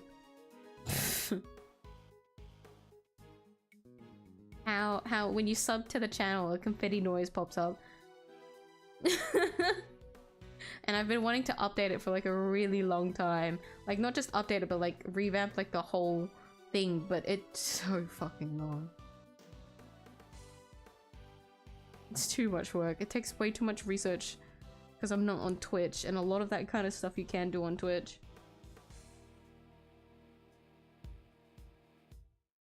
Channel points and they're redeemed. It's not that hard. It's not that hard, but it's more that the general like how that system works, I guess. I don't like how it is. Does that make sense? I don't like when it's you have to use like a bot for it, and so it clogs up chat.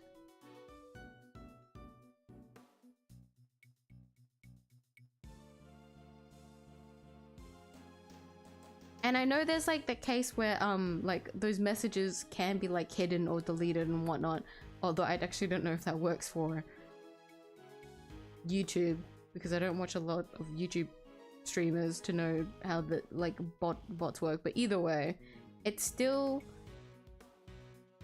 would still have to clog up chat so that I can see what's going on. Like from a monitoring side of it, administrator side of it, I would still have to be able to see the logs of everything going on, and to me that clogs up what I can see. If it's as straightforward as like a random command that universally, like even the most like non-friendly like setup, right? Anyone that is like comes into the stream that isn't really used to like watching streamers, right? if they're just told, oh yeah, just copy these words and then paste it into chat, that's all they would need to do. Like, I want it to be as straightforward as possible. I don't want it to be any more convoluted than it should be.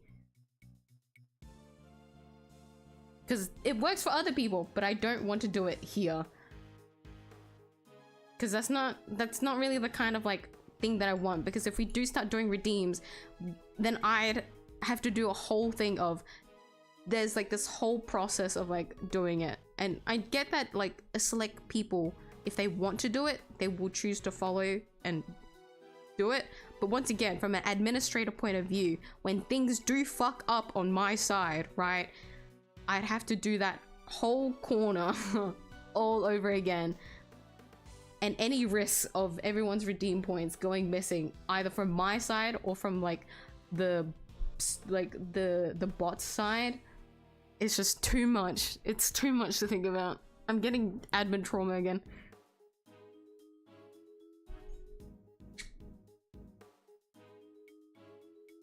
But I hope the complications for that make sense.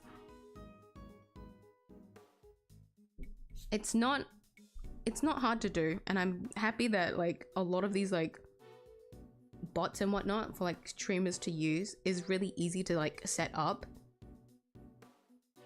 It's just more from someone that has like a really not really like OCD way of like organizing things. It just, I can't help but take into account a lot of like the specifics that I know I would deal with. Does that make sense? I hope that makes sense. To the summit, miyuu works. How miyuu works is very complicated, and she can't fix that because it's like ingrained into her brain, and so she works at these very complex levels that she doesn't need to, but she does because it's the only way for her brain to function. Did that make any sense? the TLDR version of it wasn't very concise either. But welcome back, Penta. Thank you for the gift, by the way. I saw it in Discord. It's amazing. It looks so good. Video only works if there are 2 public sub-accounts within a small amount of time. Then maybe... Thing is, I haven't updated like anything on Stream Elements side in like a really long time. So there's probably a way for me to like fix that. But the public sub things, like the public subscriptions thing, I didn't know about until I flicked it on, and so I've come to realize it kind of sucks. Well, it's pretty unfortunate. What can you do? That's why I gotta try and figure out another way of doing it, but I'll figure it out.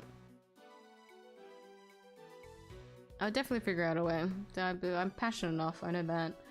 But I do want to revamp other parts of the channel, and so when I do that, I'll do everything together, I feel like.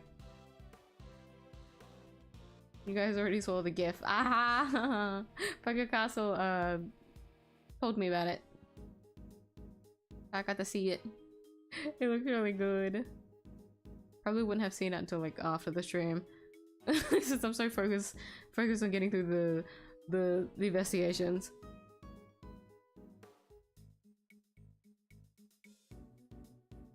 Too excited for spring track. Yeah, Dead by Daylight. Spring Trap? Why did I think of FNAF?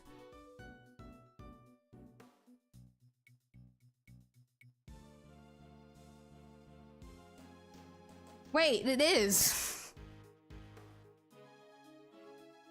Wait, it's in FNAF? I mean, it's in Dead by Daylight now? FNAF?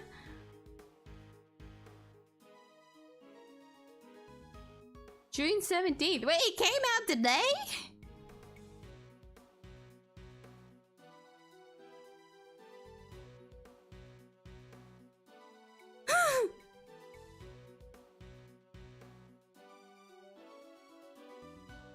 What the fuck?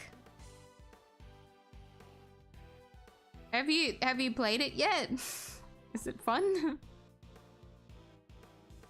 Like playing as Springtrap? What the fuck? Is it killer? Yeah, killer. Oh my god. One killer. 2 cosmetics. Oh my god. How have I not heard about this? Huh. Huh. I feel like when it comes to Dead by Daylight, I do sometimes like hear word of like any DLCs that get added in.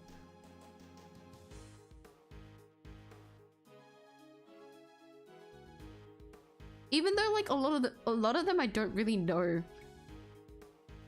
Like a lot of the series that get included, I'm not really like. How would you word like updated on like interested in? Yeah, because I remember the Tomb Raider one. I heard about that one. I also saw the fucking Tokyo Ghoul one. I remember that one. There was also another one.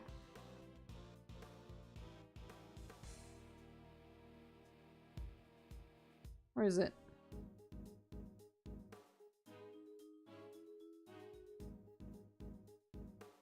I don't know what it's called. I remember seeing one where people kept cosplaying it. That's why.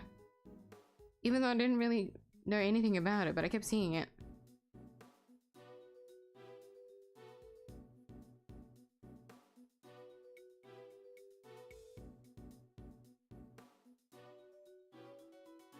Ready to took my $15.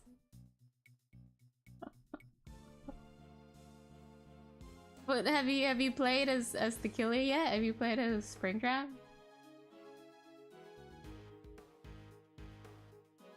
Wait, can you play like? Sorry, I don't know everything about Dead by Daylight. I assume you can choose like your killers when you're on that side, and then like vice versa.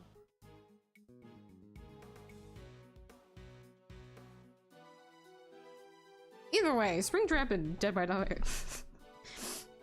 Wow, alright. That's gonna stick with me now in my brain. It's like the same energy as like finding out the collaborations that you see on Fortnite.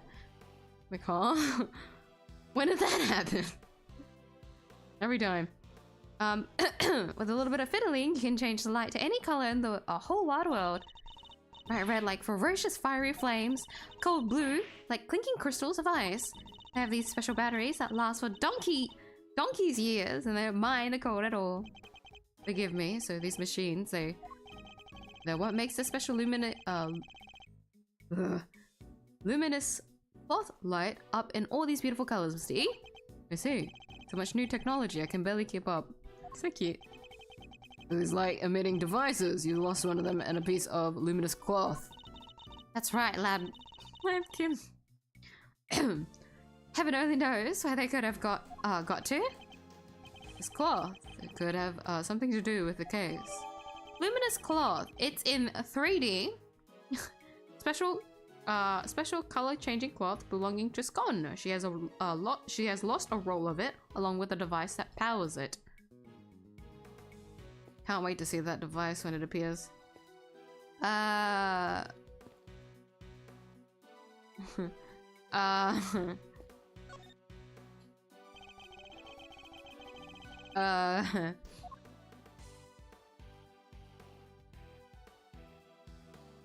so this one's connected to this one. Scone had actually intended to use these lamps in her display. And why were they stashed inside the castle? Maybe because they were broken. Isn't the castle melting? Can you really be hanging this cloth? Maybe because they're broken. Except there's plenty of other places she could have put them. Best place to hide some salt is in some sugar. Isn't that how it goes? Or perhaps the best place to hide a tree is in a forest. Anyway, if her intention was to put these salt lamps in a final display, that contradicts a certain piece of evidence in my possession. I need to point it out by making deduction. It all looks nicely decorated now thanks to the beautiful cloth around it. Cloth which we found inside the castle. Welcoming doorway makes a welcoming home. That's just common sense for us detectives. So, says the man who just trampled all over the castle's entranceway. Well, I'll hold my tongue for now. Oh, I don't think there's anything else important. Oops, I was meant to click. Anything else important here? She's already covered in cream. I won't go any closer unless you want the same thing happen to you. I've seen what's behind those doors. There's really no need to look again. Lamp appears to be broken. What was a smash? Both of them. Maybe they fell and broke on the floor? Look, there's a red stain on the one on the left. That's not just a stain. That's... Yep, it's blood, alright. I can smell it. Bloody lamp. Ooh, that looks brutal. The salt lamp is stained with somebody's blood. What? Blood? Why is there blood on this lamp? Could it have something to do with why its bulb is broken? You better take a closer look at the other one too. We already done that. We were one step ahead of you.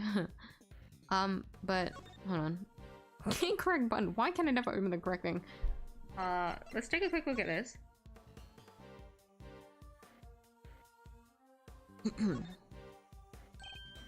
Whoa, look at all these buttons! I believe they're for changing the color of the light. Try pressing one, Eddie. Wow! There, now the cloth is all lit up. It's so pretty no matter how many times I see it. Change it again! Change it again! Aww.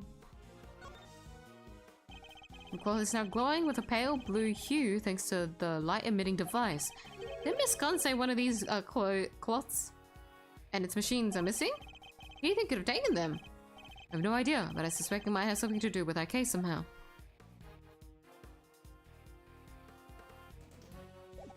Let's open this and then interact with this normally. A roll of cloth of navy blue. It's very calming hue. I like it. Yeah, that was real deep and all, Miss E. But let's get to the main event already and light it up. Alright. I wasn't trying to be deep or anything there. He likes blueberries too. He really likes the color blue. Is that interesting? So it's in the Ace Attorney way to just be dressed in blue, I think. No, it's just Phoenix. Because Athena and Polo aren't like that. I was meant to look at the evidence. What am I looking at?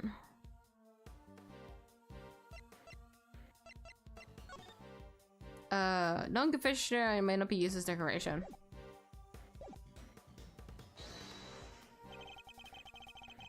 It should be that one? I think so. Take a look at the list of rules for the contest, detective. Non-confectionery items may not be used as decoration. That means salt lamps and luminous cloths would both have been against the rules. Scon's rule breaking. Scon used decorations that weren't made from confectionaries. That's why they were stashed away inside the castle. We need to dig a little further into this with Miss Scon before we can say for sure. I think we're done here. I believe, yeah. Okay, so correct. So we just need to talk with Miss Scon. After I talk to Bad. Do you have anything more to say? Let us say anything. Room's laid out the same as Tangaroa's. I forgot how to pronounce that for a second. Does anything else strike you as strange? Well, Karma was inside the castle. Must have been looking around in the... Who knows? Maybe he had a reason to. What about Miss Gunn? Does she seem suspicious to you? She's hiding something. I put my badge on it. Call it Detective's Intuition. Detective's intuition, huh? Well, I have to say I don't disagree. Something's not right here. We better hear Miss Gunn's side of the story. About the investigation. Now that we know more, we should probably take another look at a few things. I agree. Luminous cloth, the elves, and the lamps. I think all three might merit a second glance. How were they in the castle? More to the point, why were they hidden inside the castle? Something stinks and it's not all this cream that's going bad. It's gone. We should look over the scene again and see if we can uncover anything new. No, that was just to figure things out. Okay, so we've got 2 more again. The list just gets longer.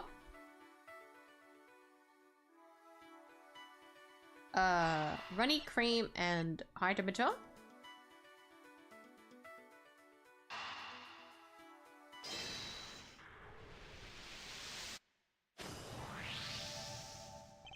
The whipped cream in this room is collapsing because the temperature is too high.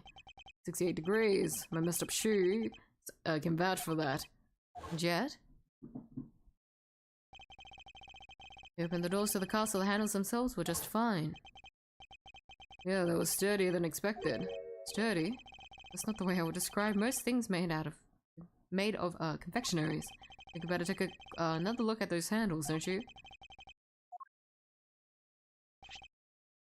What the? I think it's safe to say those handles are made of candy. Not just the handles, the whole castle, the little elves. They're all just plastic models with whipped cream smeared on top. What? So none of this is confectionery art after all? No, it's simply made to look like candy, with the cream having been added to lend it all an air of authenticity. Fake confections. Scone's confections were all fakes. What was she up to?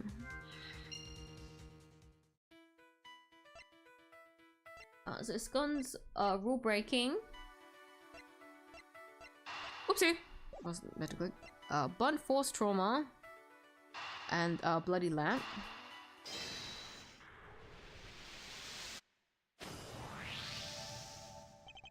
We know that the victim was struck and killed with something blunt, and we found blood on one of the lamps, which has a smashed bulb inside. Could the lamp not have been the murder weapon? Sure, it could definitely do enough damage to kill someone. You science guy, did you finish analyzing the blood from the lamp yet? Just got done a minute ago, sir. The blood is the victim's, no doubt about it. There you have it. Salt lamp. Salt lamp found in Scone's room, stained with the victim's blood. The murder weapon was hidden in Miss Scone's room. Beginning to think we may need to add her to our list of suspects. In the name of research, rule breaking, what made from confection. What was she up to? Would you connect these two? Everything she's done is fake.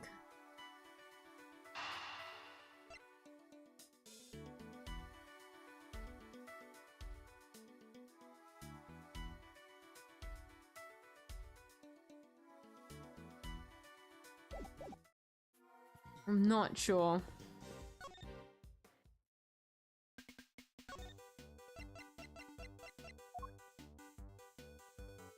Do you have anything else to present to her? Yeah. She doesn't give a shit.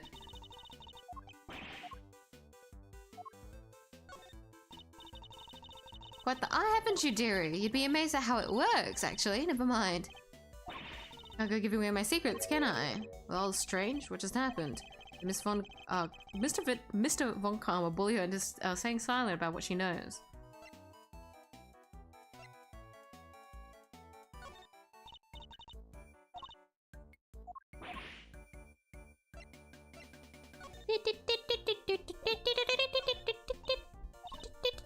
You don't care about the body? Say something.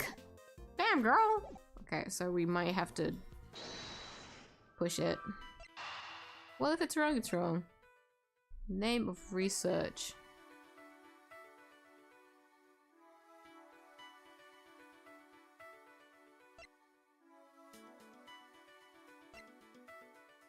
I thought of these three together. I just don't know. It is those two, never mind. Did she use decorations that were against the rules? She didn't even make any real sweets. Miss Scone made a mockery of the rules. Yeah, I guess she's not gonna get crowned world's greatest now. Why is it so warm in here? Do you think it's got to something to do with all this? Fake confections. Miss Scone's so-called creations were all fake plastic models, covered in a thick layer of whipped cream. It's a good question. You better go ask Miss Scone herself. Hey! Temperature of the room. Dude, reward daily is closed. Closing stream to save on RAM. Completely valid. completely valid, especially if it's Ruwa.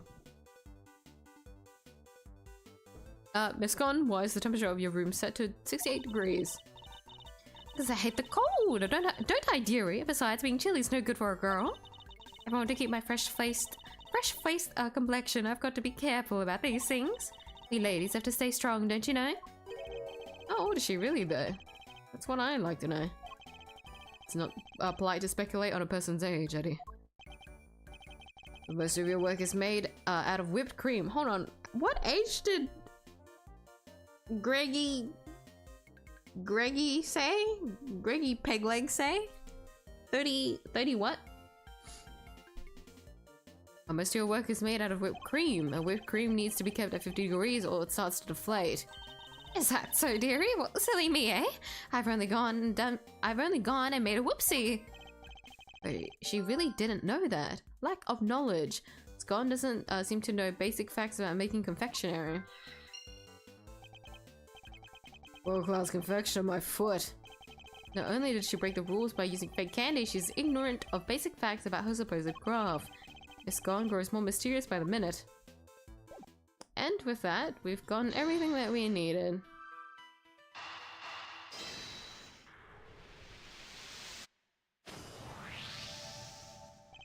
Miss Gone appears to lack basic knowledge about how confectionery is created. And she says that she snuck into another entrance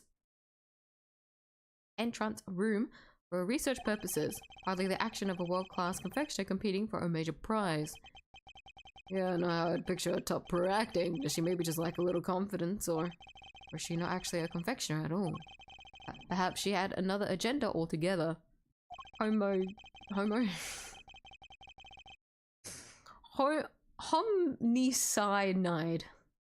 Maybe a clue. After all, we only have her word for it that she went into that room to do some research. Wait, you mean maybe she went in there to commit a murder? There's no way of saying for certain just yet. But she's hiding something, that much I'm certain of. Good job. That investigation probably wasn't going to take that long. Enough investigated for now, did you think? Yes, we've certainly found plenty of interest. Something's been bothering me for a while now. Mr. Montcalmo would have surely found the murder weapon when he searched this room, and yet he didn't arrest Miss Scone. He didn't even seem interested in questioning her. I think our first priority should be to find out what he's really up to.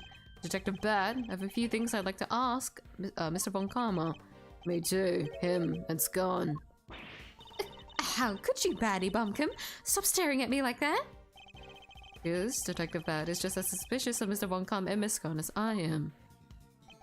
Miss Scone, would you be so kind as to accompany us? Oh, of course, dear.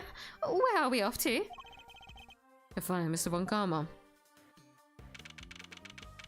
So we're back in the fountain area. 8:05 p.m. That was apparently a very quick investigation in there. Contest venue, fountain room. So, Karma, we'd like to speak with you if that's alright. Tisk. It's gonna do that every time. Judging by your faces, I'm guessing you found the murder weapon. We did. It was in Miss Gon's room. Which means that Mr. Tangaroa should no longer be the only person of interest. Huh. Nonsense! Doesn't matter where the weapon was found, Tangaroa is guilty. And as long as this is my case, guilty he shall remain. I can be so sure of Mr. Tangaroa's guilt.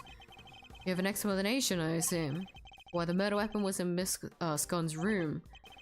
Of course I do. And I'll be delighted to share it with you. I'm not, but let's do this. Murder weapon. Tangaroa killed Frost with one of Scon's salt lamps in order to frame her for the murder. To complete the deception, he took it back to her room once the deed was done. After all, if it had been found near the victim's body, Tangaroa would have seemed doubly suspicious.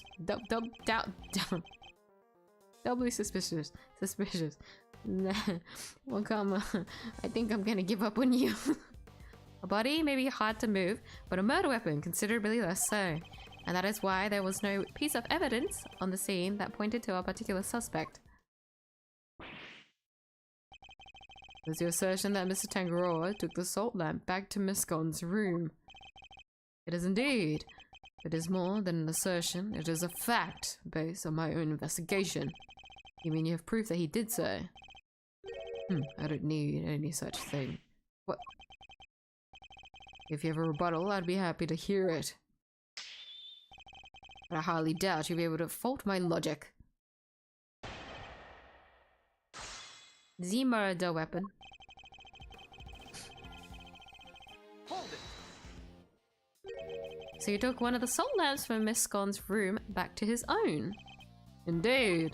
He prepared it beforehand, knowing that it would be the perfect weapon with which to kill Frost. We found the lamp in Miss Scon's room. Surely this casts Miss Scone herself in a suspicious light. Perhaps he would let me finish. Now, as I was saying, I love that the first press of a testimony is always like that. Every single damn fucking time. I'm just starting to speak. Shut the fuck up. It's like that every time. You're talking about the lamp made of rock salt that was hidden inside the candy castle, correct? Precisely. I was the one who found it, so be grateful. It's thanks to me you even have such a vital piece of evidence. What? What made you go inside the castle in the first place, if you don't mind me asking? And closing the door, because we didn't see you when we came in. Good point. Maybe you just wanted to see what it was like in there? Fools, you think I went in there on a whim? No, Von Karma is so old, he just needed to go in there because it was kind of cold. Yeah, 68 degrees is cold for him. That makes sense. I went in there because detectives are an incompetent lot, so I investigated it myself. But nothing to do with the initial investigation. That's right, Detective Bad wasn't part of this investigation until very recently. If you want my trust, detective, you'll have to earn it. And a good first step would be to stop wasting my time now if you allow me to continue. Hold it. They came under suspicion anyway due to the body being in his room. So I hate you so much. Would you like to hear a favorite expression of mine? No! Even a dog can hold still and stay. Now let me finish. If only I could say the same to you. Hold it. Do you think you hit the body in the chest, but remove the murder weapon from the crime scene? Oh, sorry. I was scratching my face. Let me scratch with my other hand. I was being lazy. Yes, he foolishly believed his own creation to be the perfect hiding spot. I'm sorry, I had to help myself.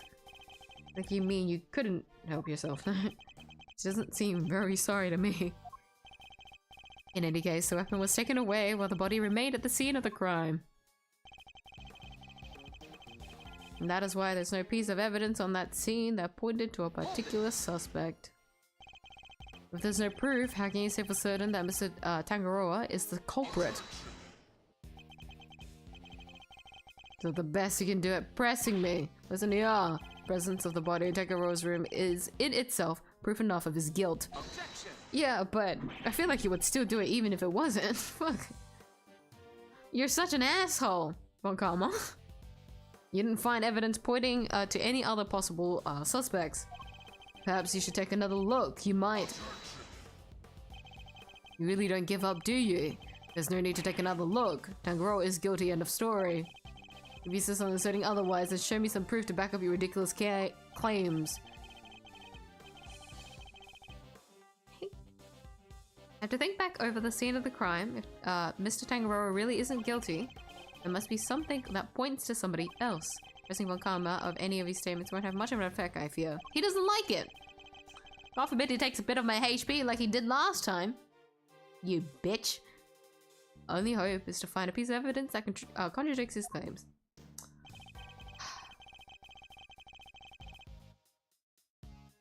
Let me reread this again.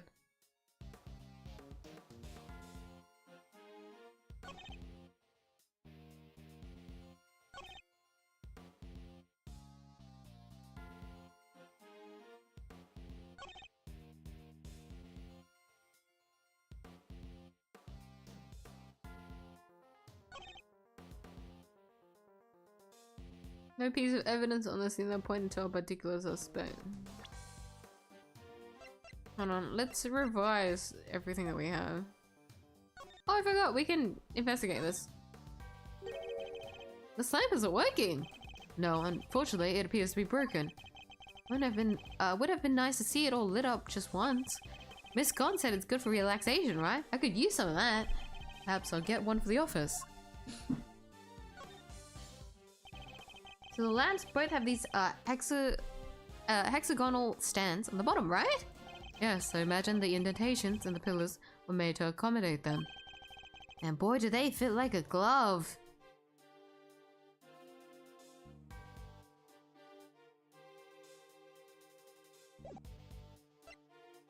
Oh, we can't press those. Okay.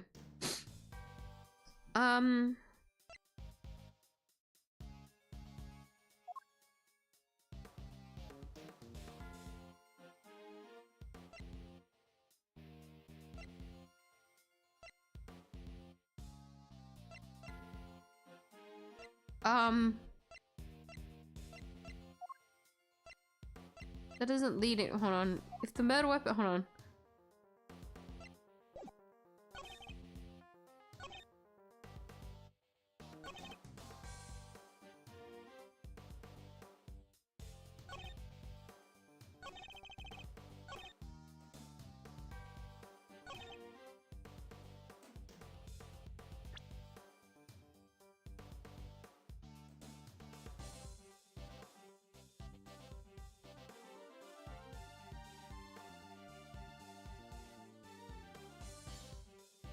To point. Hold on.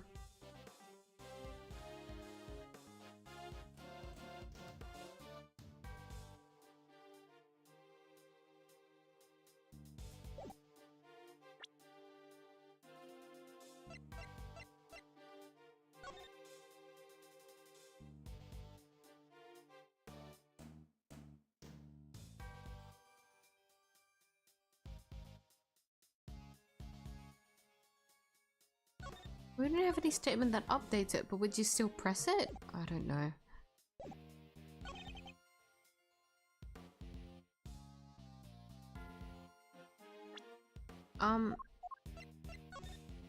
But would you say, like, every other item is a missing piece? We know that she's confessed to it, but we don't...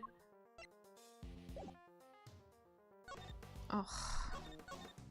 Wording every time. What? Wait, hold on. But no, on the last one she doesn't really say anything.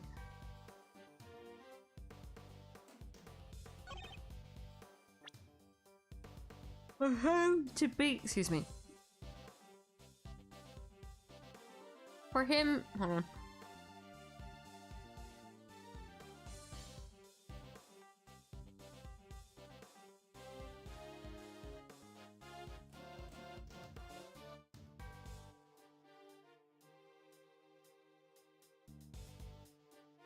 He really doesn't give much, does he?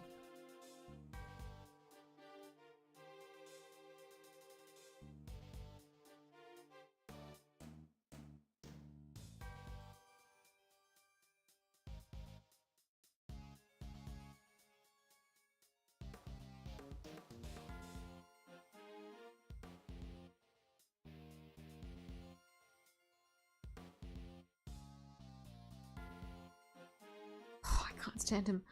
I can just press it. I could just push it and try because I did save. But I don't want to take an L from fucking von Karma. I'm gonna be real. He makes me so mad. This is my pride. When it comes to like everything else, I'm like, yeah, no, taking an L is fine. Like, I don't really care for it. Von Karma? Oh my god, no.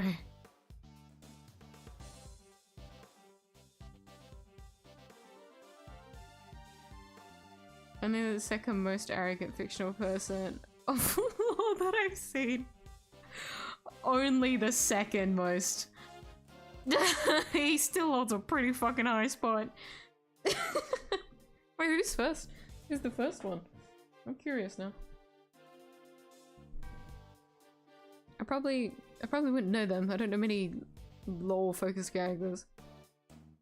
outside of Ace Attorney.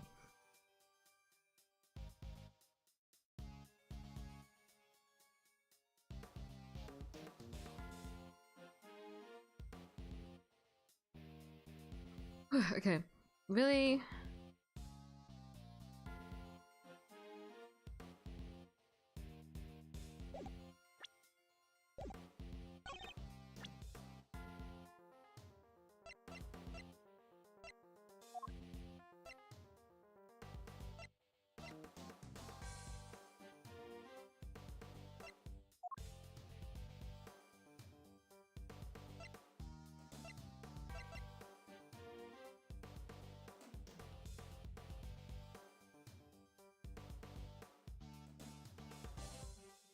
Particular suspect.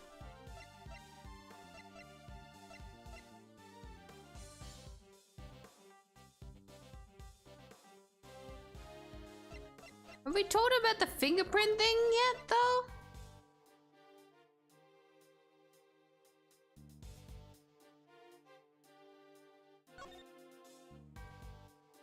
Because we've got that as well. Her eating everything and then like she's got her fingerprints in the room. I can try. Objection. Safe?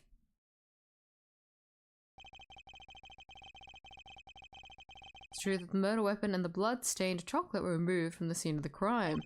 But something else remained that does point to one person in particular. You can look at the photograph of the body if you will. The cloth covering the victim's lower half.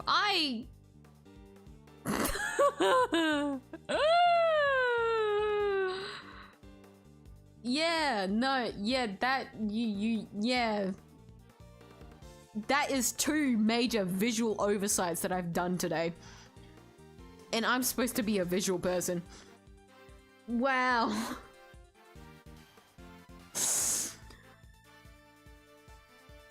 Why do I have eyes? Is that not one of the same luminous cloths we found in Miss Gunn's room? What's that, dearie? One of my lovely, colourful cloths at the scene of the crime, you say? Luminous cloth. Nonsense! I see no light to speak of. Guess he doesn't know how it works. It may look an ordinary fabric at first glance, but attach one of these light-emitting devices, and the difference soon becomes apparent. Look at his face! I don't think he was expecting that.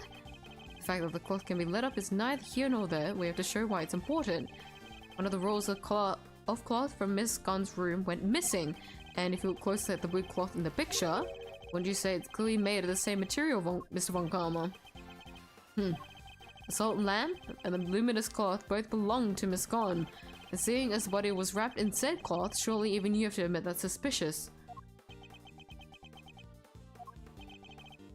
Von Karma, I think it's time to accept that a number of factors point to Miss Gunn as a person of interest.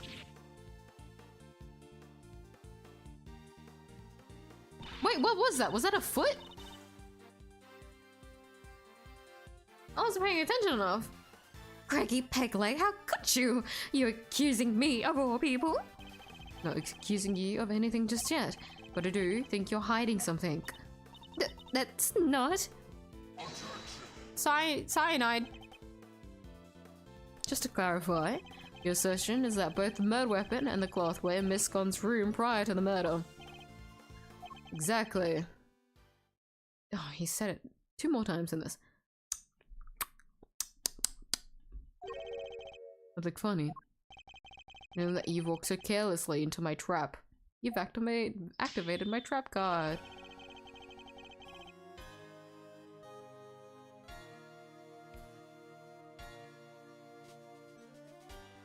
For an asshole. The theme.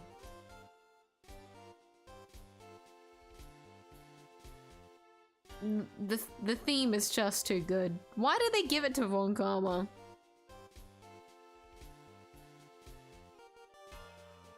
I know it appears in other spots, but like, why?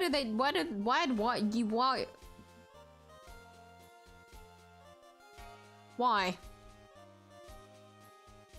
The cloth and the murder weapon were in fact in our room. So sorry to have to break it to you. What does he mean? Tangaroa spotted them before the contest began and noted that the lamps and cloths contravened the rules. He subsequently confiscated them and took them to his own room for safekeeping. Huh?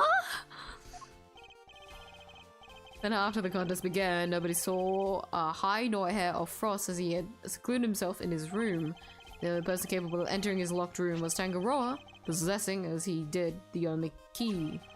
And as you know, he was also in possession of the lamp used to commit the murder, so you see.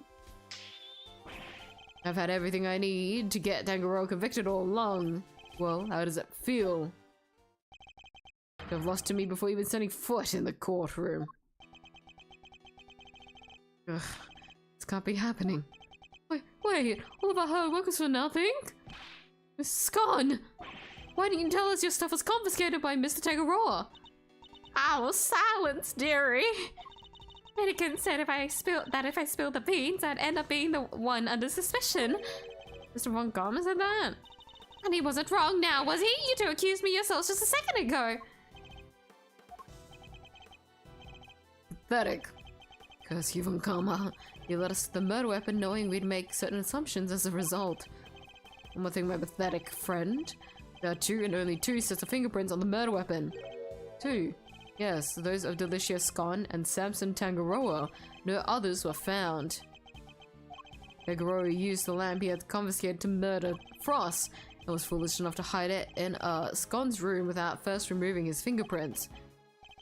At this rate, no one will even need to testify. But perfect evidence will do all the talking for me as I secure his guilty verdict. Objection. But wait, what about the luminous cloth that was left behind in Mr. Tangaroa's room? The body was cold, you know. Give it a bit of a blanket. What about it? He probably meant to return after disposing of the body. I have not to disprove any of what he's saying. No more pitiful objections. And get out of my sight and close the door behind you. Mr. E! I'm not about to just give up. So you mean to waste more of my time, but escort them off the premises now. This investigation is not over yet. Detective Bad. What's the meaning of this?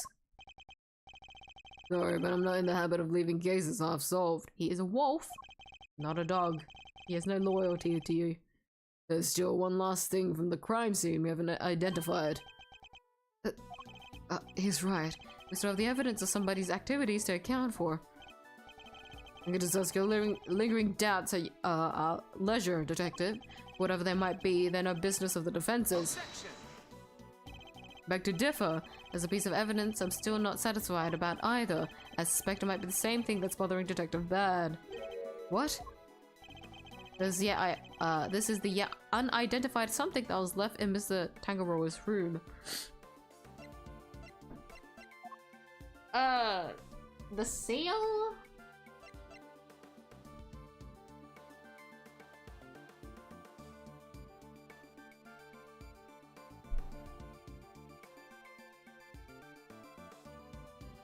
Right?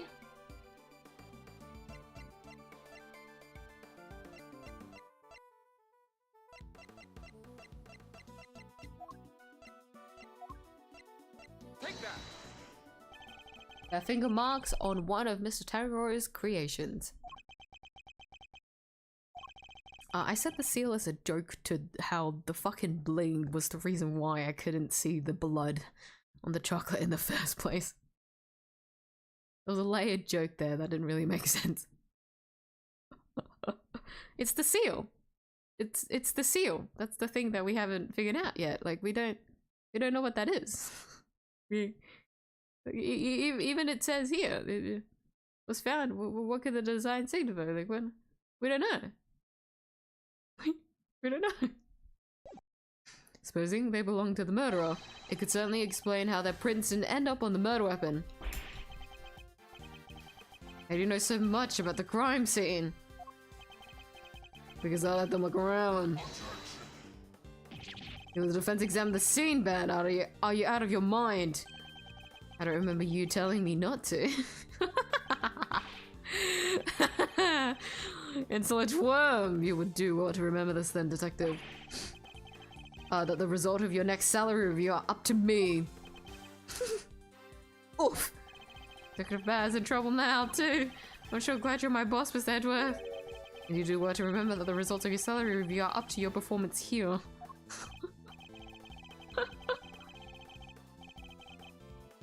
Everyone's livelihoods are at stake right now. We're not even in the courtroom yet. A mere attorney uncovering such a fact based on a cursory investigation, I'm almost impressed. It's entirely possible that those finger marks belong to Tangaroa. After all, he wore gloves while preparing his creations. Then why is his fingerprints on the lamp? Can you prove conclusively that the finger marks are his? Furthermore, there's still something about Miss Gon that doesn't add up. Is there? Or are you simply not prepared to admit defeat? Oh, stop it, Greggy! Stop it, stop it, stop it! Why are you being so mean to your poor old pal, Delicia? I own up to nibbling poor Sammy Poople's sweeties. What more do you want? I don't want to have to make you a suspect, that much is certain, but you lied to us. And Karma's a bitch. Greggy, stop it! Stop bullying me! Sorry, but you don't even know the temperature whipped cream should be kept at. What kind of professional confectioner doesn't know something as fundamental as that? I'm sorry, alright? I'm sorry, I'm just a silly, muddle-headed girl. What more do you want me to say? Oh, tee-hee! I just messed up a little bit. I think you're muddle-headed at all. I think that you were never a confectioner in the first place. Enough! I'll thank you to keep your baseless accusations to yourself. They're not baseless. Cyanide. Evidence is everything in a courtroom, in case you've forgotten. You're going to accuse a witness of perjury, then I demand that you present something to back it up. This isn't a courtroom, is it? Nevertheless. I gotta save. I can't. No! It disappeared before I could get it up!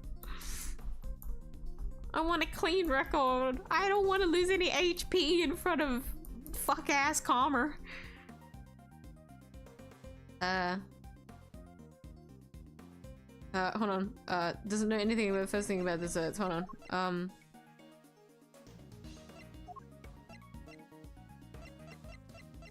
What? You're just presenting the fake confections?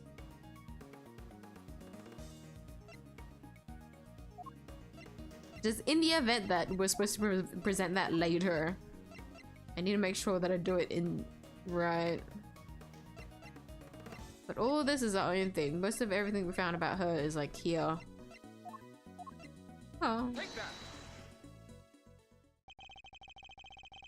When it lingers for a little bit longer than it should, it gives me so much anxiety.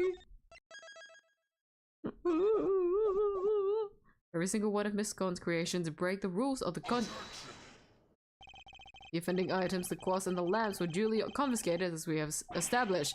The witness did not go and bring them back to her room herself. But those weren't the only rule-breaking items in her room. What? The entire fantastical world Miss Gon created, every last bit of it, is all just a collection of plastic models slathered in whipped cream. For someone that was inside the castle and closed the door because we didn't see you when we came into the room, you sure didn't fucking realize, did you? That cream is the only authentic confectionery in the room. No real world title contender would ever stoop so low. This is true bad. Yep, saw it with my own eyes. Step in it with my own shoes. Did we finally convince him? With our lies exposed like this, surely you can't continue to deny the facts. Miss Gon, your actions place you firmly on our list of suspects. No, dear, I'm no killer. Then why don't you finally start telling us the truth? Who are you really, and why are you tampering with your rival's work? Alright. We did it! We survived! Truth is, I'm not the adorable little cook you see before you. I'm actually a pharmacist, if you can believe it. A pharmacist? I can't blame him for being so surprised. This couldn't be further from what we had imagined. So what's somebody in your line of work doing entering a contest like this one? And this is where this entire case starts to get really interesting. To focus in, guys. Lock in. This is cyanide. I just love eating sweeties, if you must know. And so many people's sweets are the best, or so they say. I just had to enter. I didn't mean to end up making it all the way to the final. Even Mr. Moncalm is lost for words. That's it? That's the only reason you're here? Yes, dearie, and it was worth it. Samson's silly pan sweeties are the tastiest treats I ever did eat. Quite the accident, if you think about it. And the finger marks were the one wearing the gloves. No, that wasn't me, dear. I don't even wear gloves. A pharmacist. A pharmacist. Remember? Miss Gon's fingerprints were found elsewhere in Mr. Tangaro's other creations. I'd say that points to her not having worn any gloves. Exactly, Lambkin. Her crooked peg legs at the right end of the stick. I'm an innocent woman. Is your head filled with cream too? Sorry, mannequins. Her head may not be filled with cream, but she's certainly no master of a subterfuge. Miss Gon, were Mr. Tangaroa's works the only ones you sampled? No, dear. I couldn't help myself. When I finished my afternoon tea, I tipped over to Chili Wink's room for a little taste too. You were in the victor's room too! Yes, dear. Nobody was in there, you see. Well, it'd only be fair, you know? You'd have to make the contest fair otherwise, right?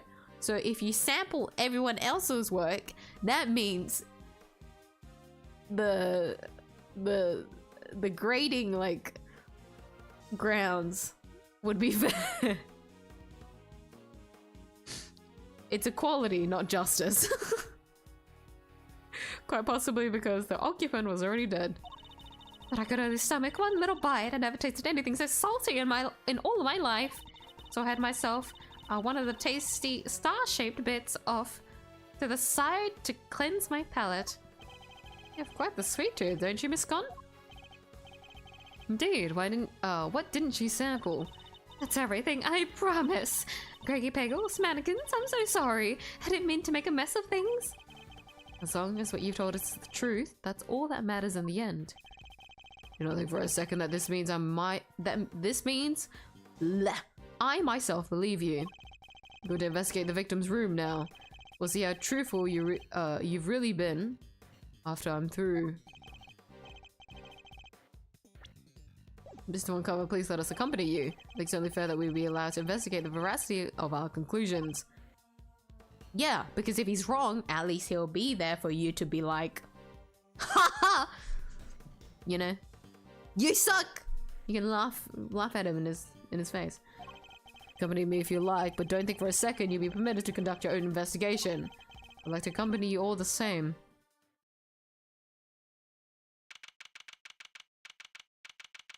Alright, 9 PM. That debate went on for an hour. Contest venue, Frost's room. He's better than Dahlia, maybe. Dahlia's on like a different scale when you think about it.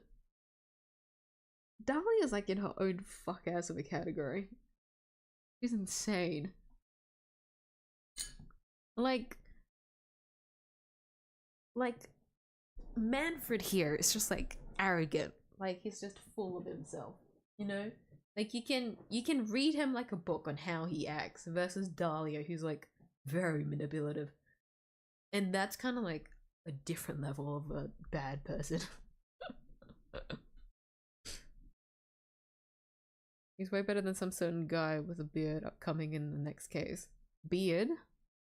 What was the next case again?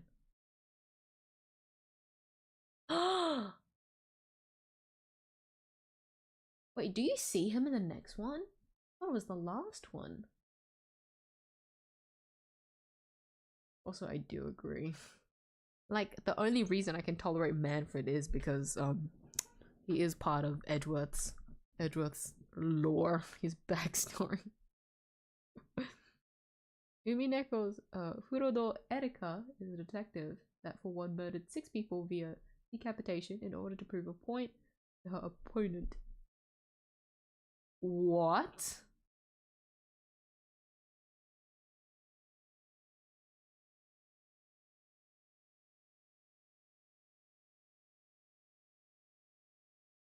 Oh damn.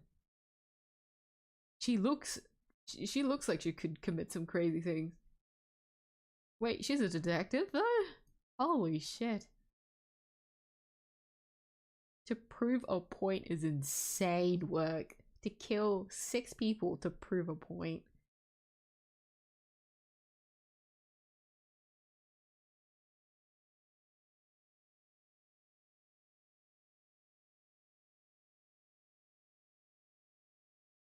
Crazy. You know what? Yeah, no, that's yeah, she can stay number 1.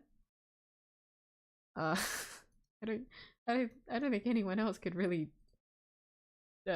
swipe that title off of her. Holy fuck. Jesus. To prove a point. Okay, what is the meaning of this? Yeah, I wonder what's gone wrong. When we got to Frost's room, we saw nada. It was all gone. The whole enchilada. Was this the work of a culprit? A dead body hidden in a chocolate case? A murder weapon moved mysteriously to another room.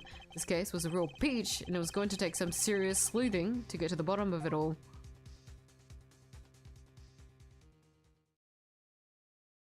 Oh, well, there you go. That was 2 parts of the case already. Two full investigations. Incident occurs, and we should be back in the present? Or is it the other day? No, it is the present. Because I think that is the incident with the frost room is where everything ends. April 2nd, 10:15 AM, Zodiac Hall, Fountain Room. We are back. Oh, down on that one. Sorry, Mazarina. Didn't mean to bend you here for so long. Had no idea that was how it all came about. I read the files, but they don't go into anywhere near that level of detail. Sorry. I'll bet they paint things in a much rosier light for the prosecution too. Well, Karma was the one in charge after all. What happened with the case after that? Well, what with the eye sculptures vanishing from the victim's room, things hit a bit of a rough patch. So rough, in fact, that it took a full year before they could even reach a verdict in the trial. A year? This is back before they brought in the whole initial trial thing. You didn't have to finish up in double quick time like you do nowadays. So, did they ever find out how the victim's creations managed to disappear? Well, there were sorbets or frozen desserts or whatever you want to call them, ice in other words. But if it's made of ice, it can melt, which is exactly what they concluded must have happened. But there's a chance that wasn't how things actually went down. What do you mean? This place is a gallery these days, but back then it was Samson Tangaroika's place, yeah? Indeed. On the site of the IA7 incident. Well, the word is Frost's eye sculptures are suddenly back on display 18 years after that fateful day. The very sculptures the victim made. Who knows? Could be they're just modeled on the originals, but I figured it was worth coming down for a little look-see just in case. Seemed like the least I could do for poor old Gregory. Well, alrighty then. Let's go take a look at these icy marvels, shall we, kiddo? Maybe they're on display in the Winter Wing, as it's very snazzily known. If I remember, we get jump scared here. Winter Wing, Winter Wing. Huh? Don't believe it, it's locked. The gallery's open for a biz, but the Wonder Wing's off limits, what gives? Fender, perhaps you should look more closely at the pamphlet we were given. The Winter Wing is over there.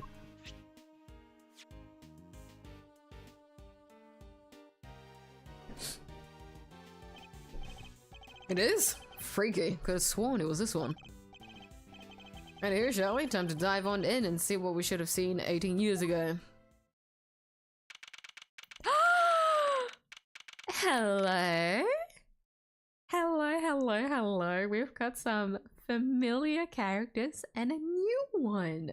Hello, hello, hello. Isn't that cute? They're on a date. April 2nd, Zodiac Hall, Winterwing. Brr. See, they're still keeping it chilly as all heck in these rooms. I'm about to turn into a popsicle stick. It is the winter wing, you know. But you're right, it's like a freeze in here.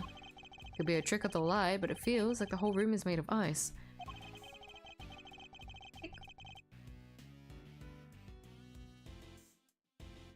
Oh my god. The temperature controls will be somewhere at the back there if memory serves. Hey master, can you go peep the degree counter? I'm thinking a complaint to the management is in order. There is such a thing as 2 gold, yeah? Oh, right, if you insist. Take your time, busy around taking the sides while you're at it. Got a camera I need to prep for action. Feel like your pop might appreciate a picture of all this. I'll put it on his grave so you can have a gander. Of course.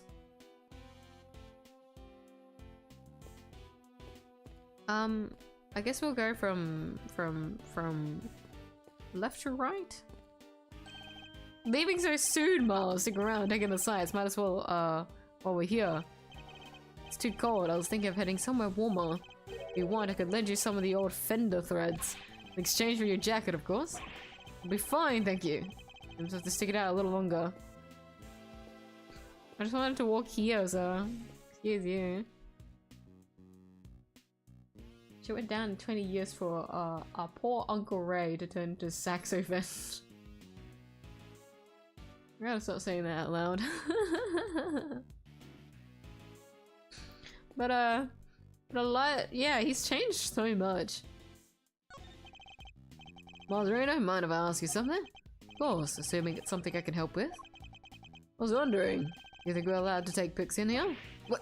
You didn't check? Well, I don't see any signs, and we weren't told not to, so I suppose it's probably okay. Yeah, because even if it wasn't, I was planning to grab my shots anyway.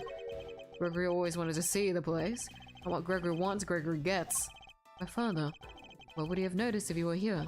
Perhaps if he had the chance to see it, that trial might have... No. What's happened, happened.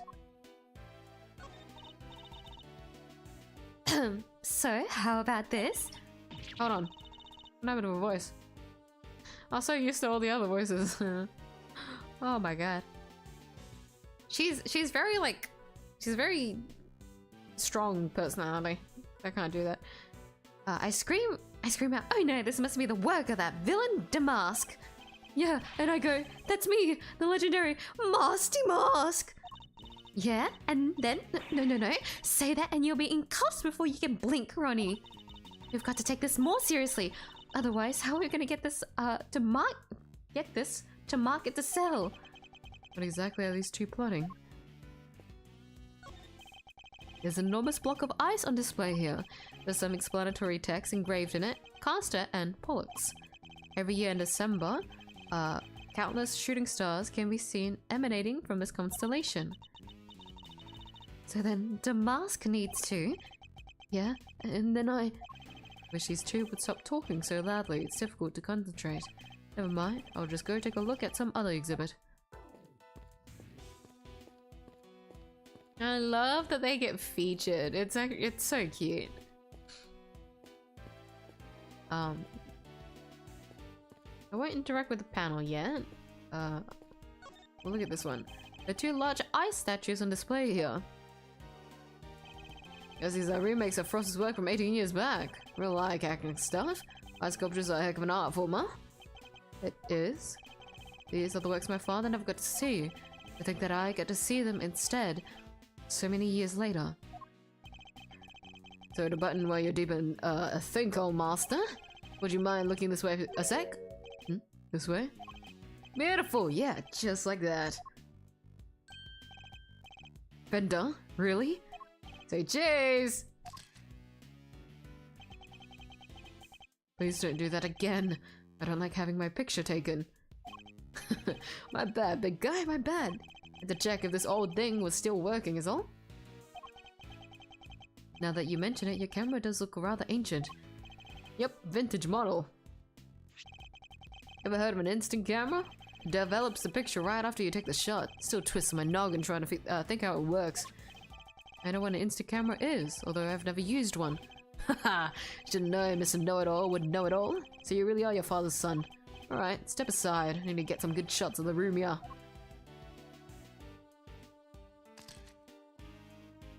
My eyes! Fuck me, dude. Always joking, he looks very serious about the pictures he's taking. He must have his own theories about the IS-7 incident. Oh, it should have been a paparazzo. These are gold, and they develop right away, wanna see? Well, since you've already shoved one in my face. Alright, Brainiac, question. What do these two sculptures represent?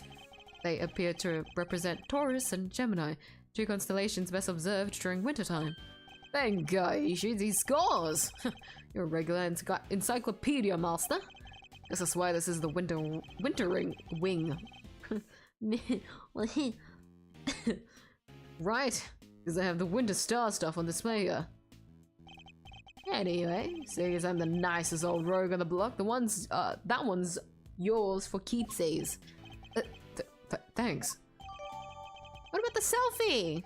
I'll just keep it there. Winter wing photo. Statues matching those made by the victim 18 years ago. The victim made the same zodiac statues out of flavored ice for the contest 18 years ago. Sure did. Lovingly crafted, life-size desserts.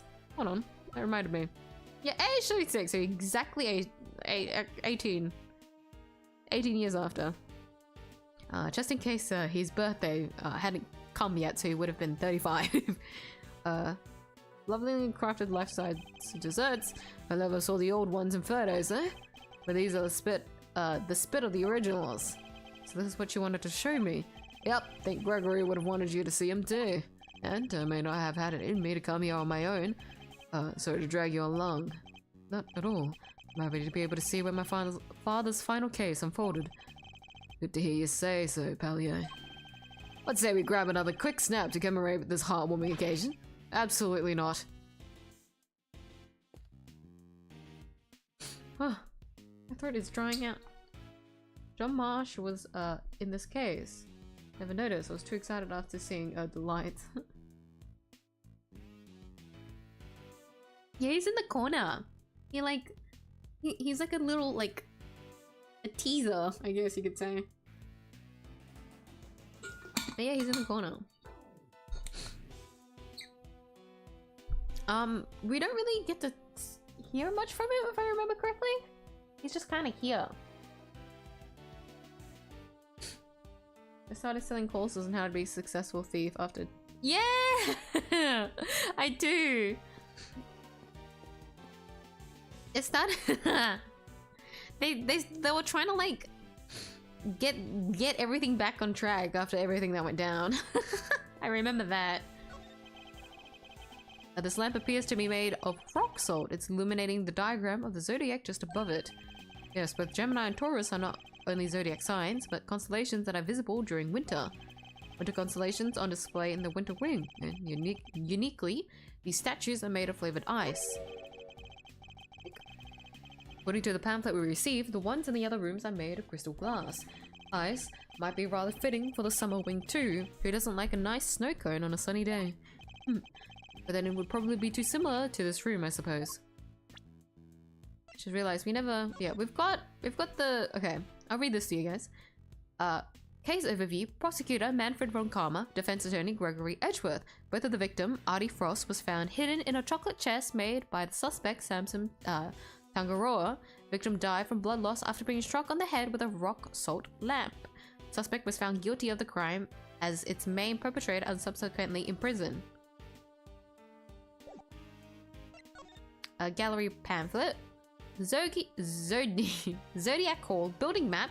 Hours 10 AM to 5 PM. Spring wing, summer wing, winter wing, and autumn wing.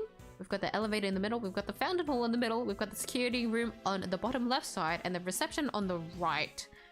That area will start to become important, if I remember correctly.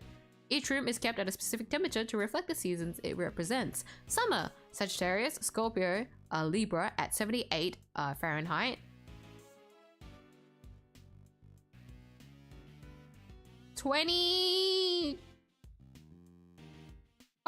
Celsius? Maybe higher. No, lower? No. If 68 is 20, 27. I don't know. I'm not mathing, I'm guessing. Autumn, Capricorn, Aquarius, Pisces, and Aries, 64 Fahrenheit. Spring, Virgo, Leo, and Cancer at 53 Fahrenheit.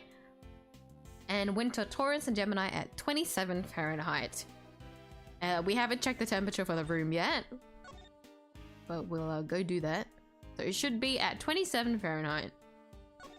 Should be. I don't know what 27 is. I haven't gone anything lower than 40, so I don't know what the estimates are there. I don't know what the math is like.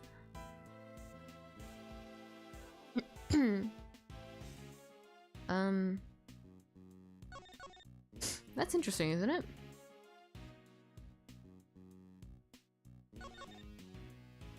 If I remember correctly, what, from autumn? The autumn's... I'm trying to remember how the zodiacs work. I'm not an astrology girly, so I don't... I just recognize the names, but like beyond that, I don't know anything more about it. And here's the winter wing photo. Good photo. Really, a really good photo. It's actually centered. Fender's really good at taking photos. I feel like there's a joke in there somewhere that you could make, but it's too many layers to it. So yeah, this is one side, and then we can investigate this one separately. Statue of a rather ferocious looking bull. Not a gaze one would want to be fixed with.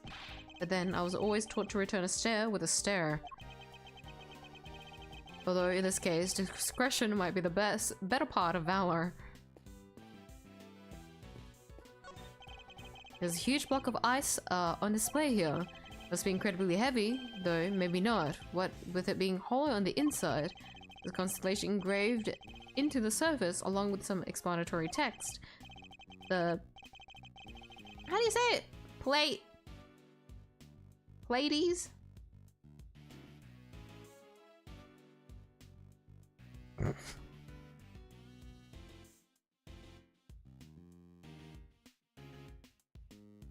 I don't stand a chance.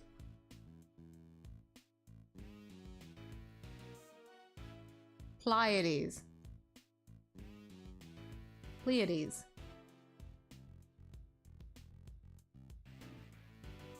I don't know which one sounds better. Pleiades.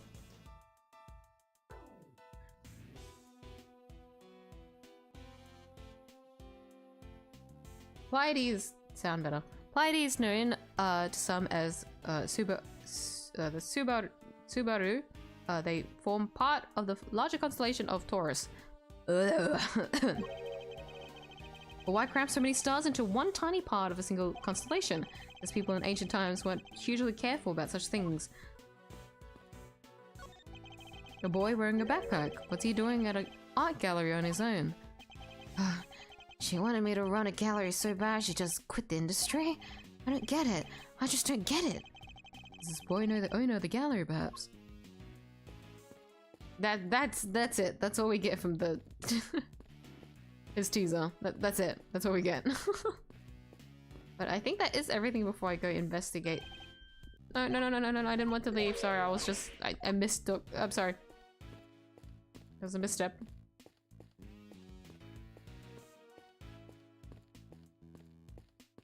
Okay. Huh. Brenda, I can't seem to find the temperature controls you mentioned. Oh yeah, it's a little tricky if you don't know where it's at. Yeah, I'll have it open for you in a jiffy. Oh, damn, thing's locked. Makes sense, I guess. Wouldn't want the visitors cranking up the thermostat and melting the art. According to the pamphlet, the winter wing is kept at a constant 27 degrees. Oh hey, it's colder than a snowman's cold bits. Gonna freeze to death in here? Because there's only one thing for sure. Somebody's getting a snuggle. Hey, what's with the icy stare? You want me to freeze to death? No. Alright, I got the shots I wanted. Shall we, scoot on over to the other wing and see what's cooking? Might as well do the full tour while we're here. Suppose so. Ah! What was that? Came from the fountain room. Come on, let's go see what's up. Oh dear. Wait, look at Miles. Oh my god. Is this the first time we see him panting like this?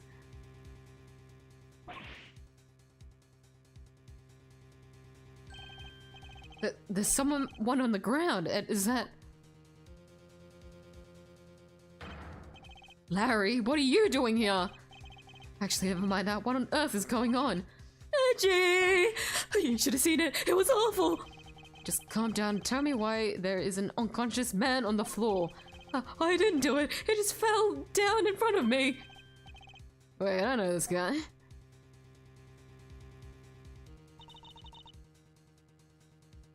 Is everything alright?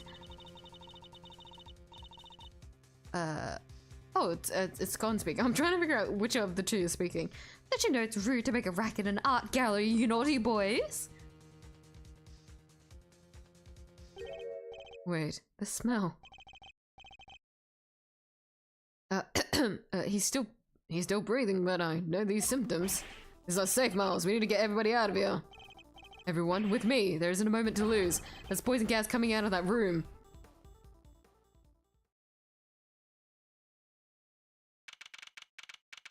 Ooh, that was quite the situation. Poison gas. 10:42 a.m. I forgot what time it was when we started. We're back in the fountain room. Why is my ear like... My ear is acting up. It's not sore, but it feels irritated. Kind of messing with me. Okay.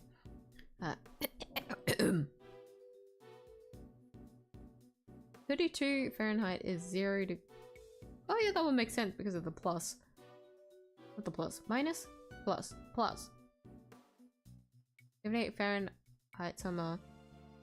27 Fahrenheit winter is way too cold for LA.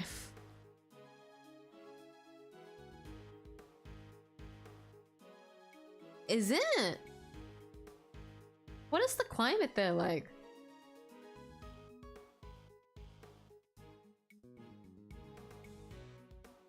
$27 I would understand.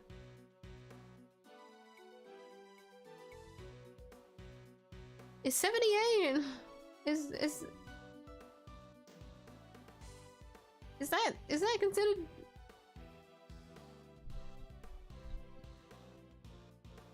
Come to realize I've never actually tried to remember what the weather is like in different parts of the world.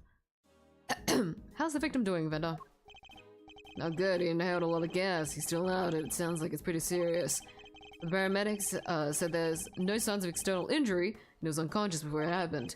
Anyway, he's alive, just barely. He's lucky we found him when we did.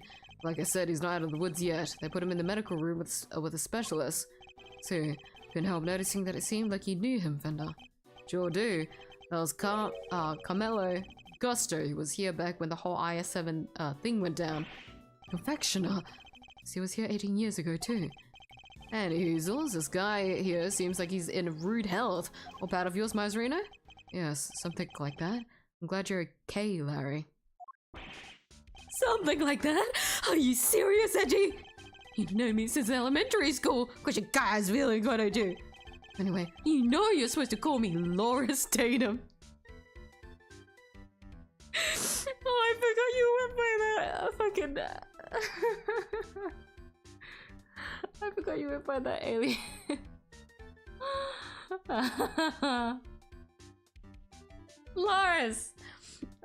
Loris Tatum, and I'm dressed like this. Oh my fuck, I forgot. I genuinely forgot. Like, I remember he was going to the art thing, but I forgot he went by a different name. He had an artist handle. Oh. So no malaria, okay? Got that? This is Larry Butts. He's a bit of a troublemaker, but he's one of my only friends from back when we were little kids. Ever since he developed a passion for art, he's been trying to make it big as Loris Danum. He does actually have a weird knack for drawing, is the thing. We'll get to see it later. And I'm kind of mad over it. I'm not gonna lie. I remember getting pissed off. I remember thinking, wow, he's too good. I think I have to like learn from him on how to draw type shit. But new name or not, he's still the same old Larry. Oh, great school buddies. Need to go tell Gregory about this. He'll be over the moon to hear you have a pal. He was always worried you'd have a click with anybody. Hear that, Edgy? You're lucky to have a friend like me. Never knew I was the cause of such worries for my father. Never mind that now, Larry. What are you doing here? Loris, Edgy! How many times do I have to tell you it's Loris? What are you doing here? What's with the demon eyes? Alright, I'll talk. Just stop looking at me like that. Good. Now talk. Wanna know why I'm here? Why the heck do you think? For my art, of course! Oh, and I'm coming on a date here with Lulu soon, so thought I better scope the place out. Not actually for your art at all. Loris, my man, an artist and a romantic. Have you introduced me to this lady friend of yours? Oh, sure, it's nice to have somebody take an interest for once. Spare me. And by the way, Lorisio. Did you notice anything when you found the victim? Nothing in particular. You say you'd seen something awful. That? Your guy just appeared and then splat! He was on the ground. Scared the life out of me. For once, I had nothing to do with any of it. Don't look so proud. That's the least we should be able to hope for.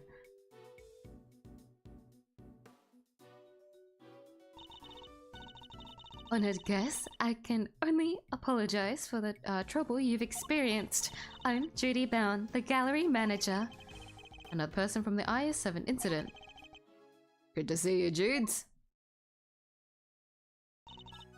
Mr. Fender, it's always a pleasure.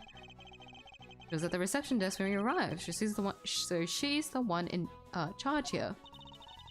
I believe you had to go through something so awful and on our first day in business. Hey, quit that. It's not your fault. Oh wait, I guess I'd better introduce you guys. Jody, meet Miles Edgeworth, son of the late great Gregory. Really? You're Mr. Edgeworth's son? Well... Backless! Sorry. Isn't this fabulous? That great man's son here with us. 18 long years have passed, but now look, he's here at last. It's very lovely to meet you, Mr. Fine Attorney number 2. Hey, that was the bomb, as you're in good voice as ever. Miles Edgeworth, Prosecutor. It's a pleasure to meet you. Oh, yeah, Prosecutor. I'm so sorry. Forgive me for jumping to conclusions. She's very polite, but there's something strange about her.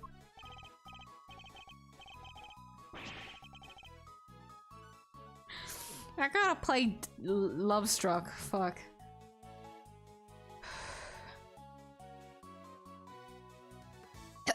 You know what? Maybe I want to drink water again. LA gets 100 degrees Fahrenheit in summer. It's right next to a desert.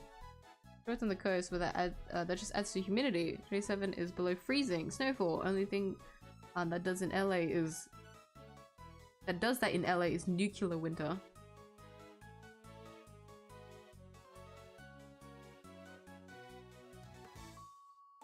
Now, after you said 100 degrees Fahrenheit, that sounds familiar.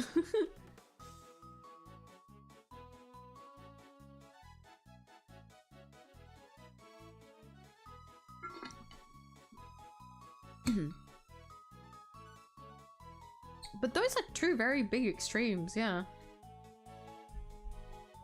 Maybe their perception of, well, the, how do they call the America of Ace Attorney? The perception of America is very different. But that, yeah, that was just for the rooms, you know? Maybe it was just to simulate it, right? It's not always exactly how it feels.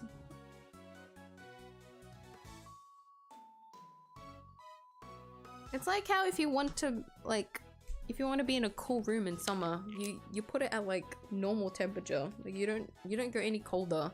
Like 20 is a good temperature, but you wouldn't go any lower than that because it would be too cold.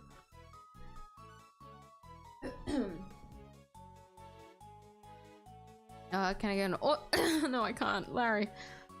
Hey Judy, can I get an autograph? You can write it near. Well, if you're sure you'd even want such a thing. Why do you want it, Larry? Rude! You know who she is, right? Come on, Master. You don't keep up with showbiz news or nothing, because there's no big surprise. What's going on? Why are they looking at me like that? Judy's here is a living legend. It's not just TV, movies, musicals, chart-topping hits, you name it. Oh, don't be silly. I'm just a humble art gallery owner now. I finally quit the biz for good. I finished shooting my last movie just the other day, in fact. Maybe I should give her a try French accent. No. If she's not, if they didn't put in the official, it doesn't feel right to do it, you know. Some of my coworkers were even kind enough to say that they would come visit once we opened. Anyway, here you are, and good luck with your artistic endeavors. Thanks so much, Judy. I'll treasure till my dying day. You owe me a peas in a pod, Loris. Peas in a gosh dog pod. How lovely for you both. Larry, could you go practice your drawing somewhere or something? You did come all the way to an art gallery after all. It would be a shame to waste the opportunity. Real artist drawing our exhibits? What an honor. Guess even you can have bright ideas. Have a bright idea. Once in a while, Edgy. Alright, Judy. Seeing as you're so nice about it, I guess I will. Be right back. He's a real live wow, that one. That's one way of putting it. I can only apologize.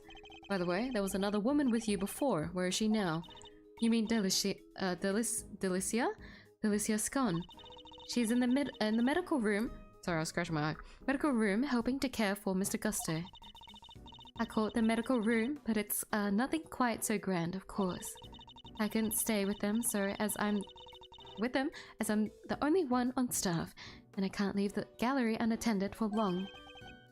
Delicia Scone. We've heard that name before, haven't we, Fender? Sure have. Sounds like our IS7 bingo card is complete. Something tells me this is Quinky Dinky. Quinky Dinky. I just said that one incorrectly. Quinky Dink.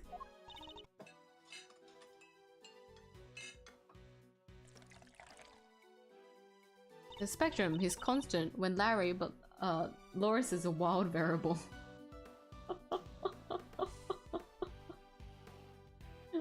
I hate that made complete sense. What the fuck? Like, Larry was like pretty easy to like understand, but Loris is a fucking... he's a doozy. I remember seeing him reappear here for the first time and thinking, what the fuck? What is he doing? And then like as the case keeps going on, it just gets worse. But that's Larry Butts for you. That's his character. But it's nice to see him here. I love all the reoccurring characters. So welcome back, GW.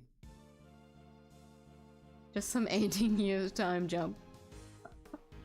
Basically, we haven't gotten to like the grit of it. We did see the what happened with Gusto, but like we're like in the early stages. We've just gotten our toes dipped in. Worst name change in the game. Is it really that bad? Who specifically, like, do you not like the most? I can't play Love Struck. Also, you went Black Hole. That's different! Actors being able to act something versus being that way without realizing is different. I need to put like Blackwell on the screen for me to like act like it wouldn't even be acting. It would be me actually being able to be that character. But I can't act it. If I put Blackwell on screen, it's just gonna distract me. I'm not gonna be able to do the case anymore. It'd be like literally, it was like driving a car. You just cover the entire screen. That is what Blackwell does to me. The entire front glass. I can't see anything. Rest of the US, but Kansas is the only state confirmed in canon. Is it?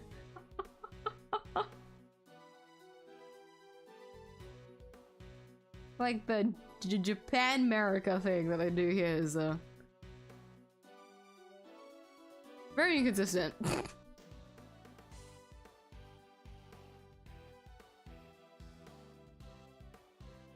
Baked in 1-4 in my opinion. Forgot how to properly write him in later games. What was 1-4 again?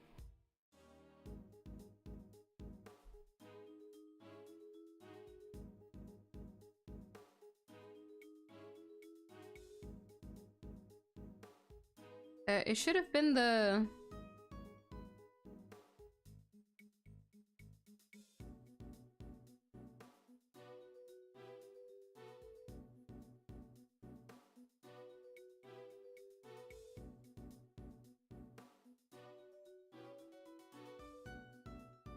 I remember a lake. Yeah, okay, no, this is the peak of when everything turn about goodbye. Yeah, okay.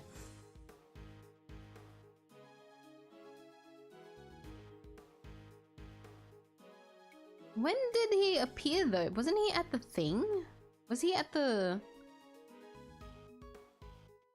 recess? Oh yeah, hold on. He was the yeah. He was at the lake.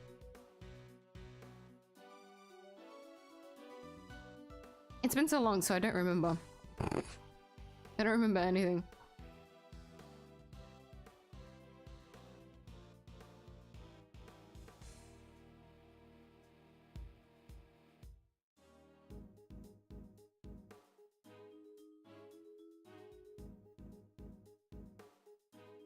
Make the stream thumbnail just the Edgeworth plushie because funny. Edgeworth plushie? Wait, have I seen that? I remember seeing Ace Attorney merch and like thinking it was silly. Do you mean like the little one, the small one? I wouldn't mind putting that in the corner, but no. Actually, no. I can't seem to get a screenshot.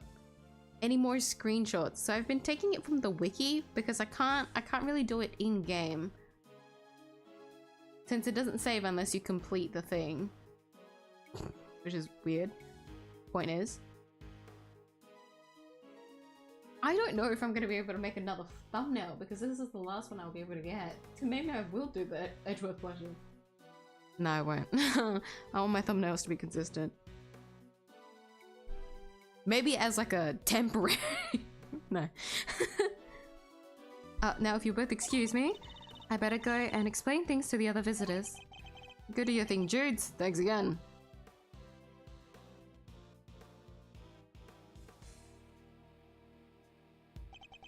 It's aroma. Saline, I believe. Let's give it a try. There's a fine blend, a top quality saline indeed. It's citrus aroma. So to improve one's ability to concentrate, right? The old man said those exact words 18 years ago. It really takes me back. There's just one difference. Jude's cooled the sources back then. Not today, though, it seems. Anyway, don't you think this is all a little odd? Every single person from the 18-year-old case all assembled at the same place at the same time. Yes, it almost feels as if an investigation is in order. Mr. Edgeworth, sir, you're alright! Mr. Edgeworth, Mr. Fender! We heard you got caught up in a poison gas attack, so we came as fast as we could. Well, there's like the cavalry. Come on, team, bring it in. No way! Besides, you're both doing just fine. Gummy and I got ourselves all worked up over nothing. Detective Gumshoe. What were you thinking bringing Kay with you? Sorry, sir. I knew it was dangerous, what with the poison gas and all, but she wouldn't take no for an answer. I ran, but I just couldn't shake her off. When it comes to running away, the great thief right here is the world champ. Then run away. Don't chase the poor detective. What was that, sir? Just say the word and I'll head in there and start investigating. You guys stay here. That gas could still be dangerous. Alright, we're counting on you, detective. Good luck in there, dicky boy. Dicky boy. No way, Gummy almost looked like a real detective. I'm so proud of him. But he is a real detective.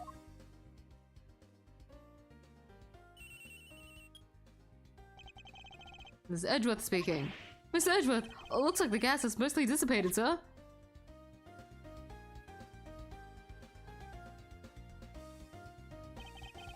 Very good, detective. Now calm down and tell me what you see. Yes, sir. First the exhibits. There's a statue of two people on the left side. And right, some kind of two-horned, animal. Wait, a statue of two people and a horned, two-horned animal. That sounds familiar. In fact, it sounds identical to the display in the Winter Wing. Other than that, the place is looking pretty damp. The sprinklers sprayed the, place good. Must be what stopped the gas from spreading. Sprinklers? Are there any signs of a fire? No, sir. And the fire alarm hasn't been triggered either. Sprinklers looks like the type that detect heat and smoke.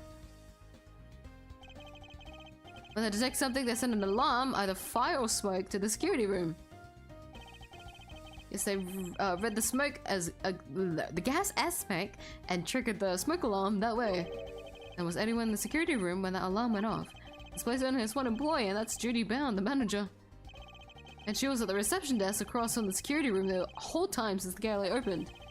She heard the fire, the alarm from across the way and turned on the sprinklers. Yep, seems they can only be switched on manually and only from there. Won't want the art getting soaked for no good reason, I guess.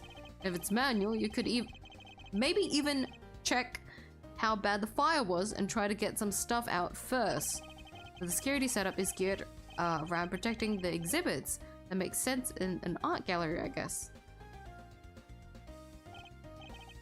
One more thing, it's freezing in here. This isn't the autumn wing, it's the deep mid-winter wing. So the autumn wing is cold too. Check the temperature, it's 26.5 degrees in here, sir. Why is an autumn wing being kept at the same temperature as the winter wing? That's about all I've got for now. I'll let you know if I find anything else, sir. Understood. Thank you, Detective Gumshoe. April 2nd, 11:15 AM. Lydia Cole, Fountain Room.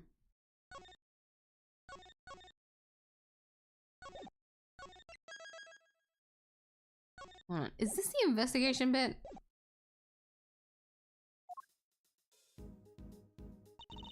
What did Gummy have to say?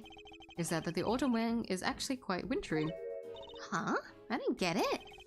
Wondering what it could mean myself, but it's a bit hard to tell from out here. We should try to get in there as soon as the police are done with their investigation. Amen to that, we need to see what the deal is for ourselves. Anybody else who might know something in the meantime? Oh yeah, there is one guy. Miles' best bud. His what? If we have to, and I guess we have to.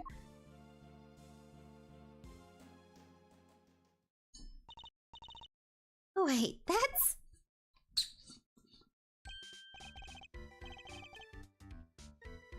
Oh, I've drank it all. I didn't even realize. Okay, wait. Maybe I probably won't go for any longer, but I will go quickly refill my water. I might as well just take a short, quick break here, and then I'll continue for a little bit. We'll see how long it takes from this point on. I'm not sure. Just cause it's getting a little bit late.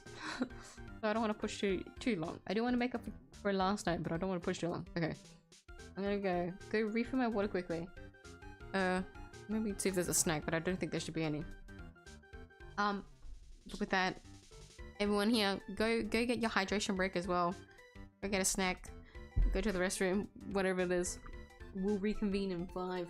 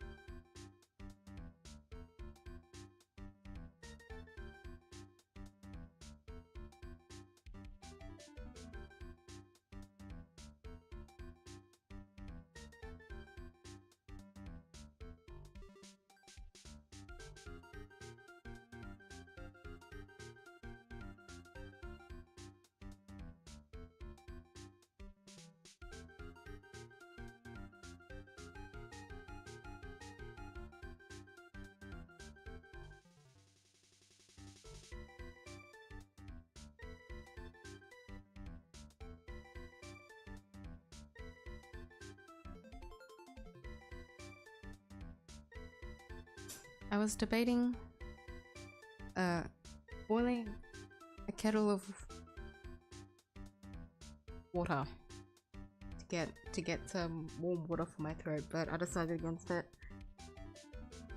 Even though it's kind of cold, but I decided to just get room temp water, eat a jelly, and forget about the fact that I actually have glow in the dark nails.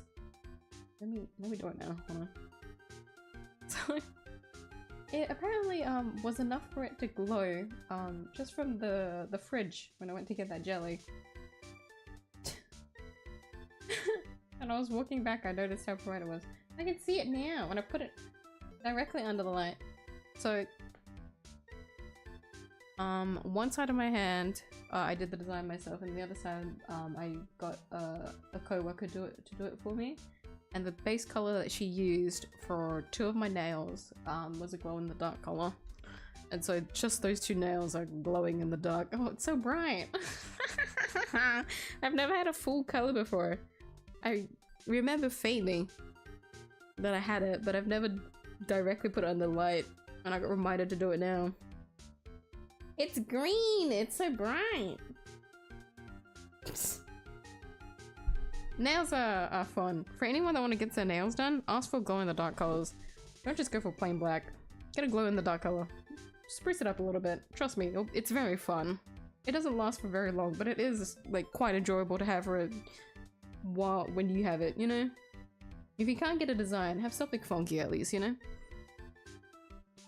Granted, depending on the salon, they could charge more for some reason, but you know, glow in the dark should be fine. Any other polishes are usually more. Once again, depends on the salon.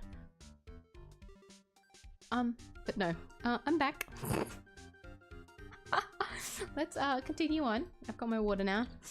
I hope we're all back with proper hydration and a snack. I won't be going for too long. I feel like I'll try it on my hair. Sorry, I got distracted because of my hair.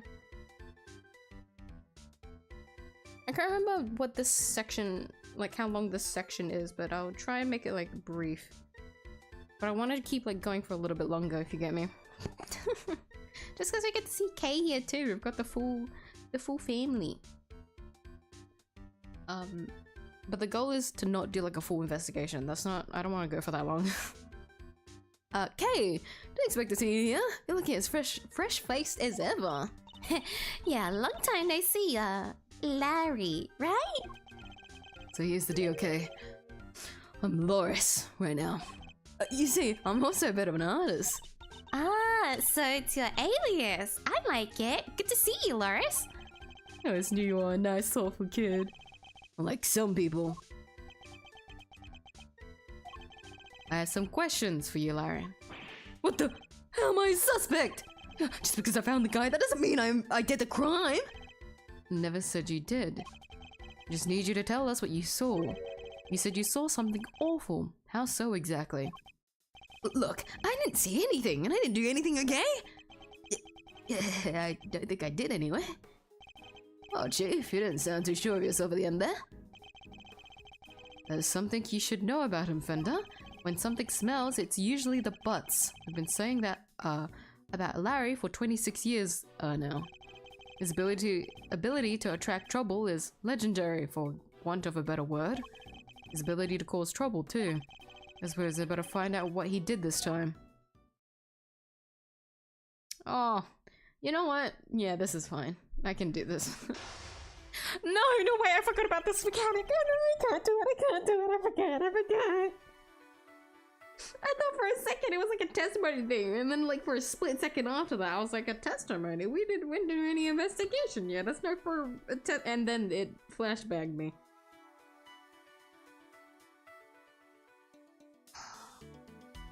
I genuinely forgot this mechanic existed. I was having the time of my life with Gregory where it was just a normal investigation. It wasn't anything else. Oh, see, this is why that's why I think this is my favorite case of investigations. The chess mechanic didn't exist for a brief time period. You weren't playing as Edgeworth to deal with the fucking chess mechanic.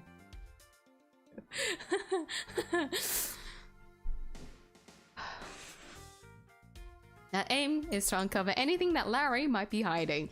If it's four pieces, I'm going to whoop your ass, Larry. However, I didn't see anything and I didn't do anything. You can't breathe otherwise. Oh thank fucking god, it's 3. It's almost impossible for him to keep his cool. I'm going to bide my time when he gets agitated and wait for him to calm down. Let's start by asking him to go into detail about what he's doing here. It shouldn't prove to be too much of a challenge, so let's get this over with. Why are you here? Which case was it where there was like, was it Larry with like 4 locks or some shit? And I remember thinking to myself like, oh, this fucker. And then like you unlock one of them, like a very easy one, and it just, all of it breaks and it's like, huh? Well, that wasn't much of a fight. Which case was that? Like that, for some reason that lives rent free in my brain. I think about that one a lot. Why exactly did you come to the gallery today? What kind of question is that? What, you think I don't belong in a gallery or something? That's exactly what I think. Hey, if you're gonna ignore me, then I'm gonna paint your portrait, and when I'm done, I'm just gonna scribble all over it. They're all just scribbles to begin with. I'm joking, okay? I never scribble on one of my pieces. How could I? They're valuable artworks. According to you, perhaps. I imagine I might struggle to agree. Oh, laugh it up, funny guy. Luckily, some people actually believe in my work. And those people lack an eye for aesthetics. She's called Lulu, okay? And she says my pictures are masterpieces. So if she likes something, I'll draw it for her. Anything at all. And where is this Lulu? How come you're here alone? What? A guy can't be apart from his girlfriend for 1 second? I have my own life too, you know. Why not come here together? Fine. Lulu said she's a Gemini, okay? Well, I thought I could do a sketch of the statue to show her on a date. And I expect you're pretty proud of the sketch. Not so much this time, actually. You know, it being her sign and all, I just thought maybe she might kinda like it. So you're here for the Gemini sculpture? Huh.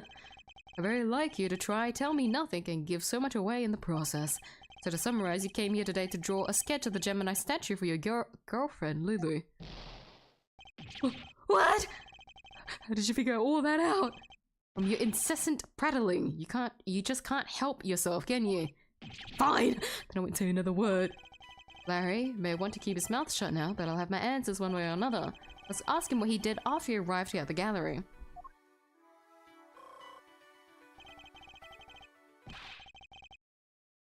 We'll soon see what he's hiding. It's just a matter of time. What did you do once you get here? Once you arrived here? What's the big idea? Why are you staring at me like that? I don't remember! I didn't have a pamphlet, so I didn't know what was where. I just kind of hung around by the fountain. You didn't get a pamphlet. You didn't receive a pamphlet when you paid your entrance fee at the reception desk. Huh? You mean entry isn't... It's not free to get in here? You didn't pay upon entry? You mean to tell me that you entered without paying? I'm sorry, okay? It wasn't deliberate.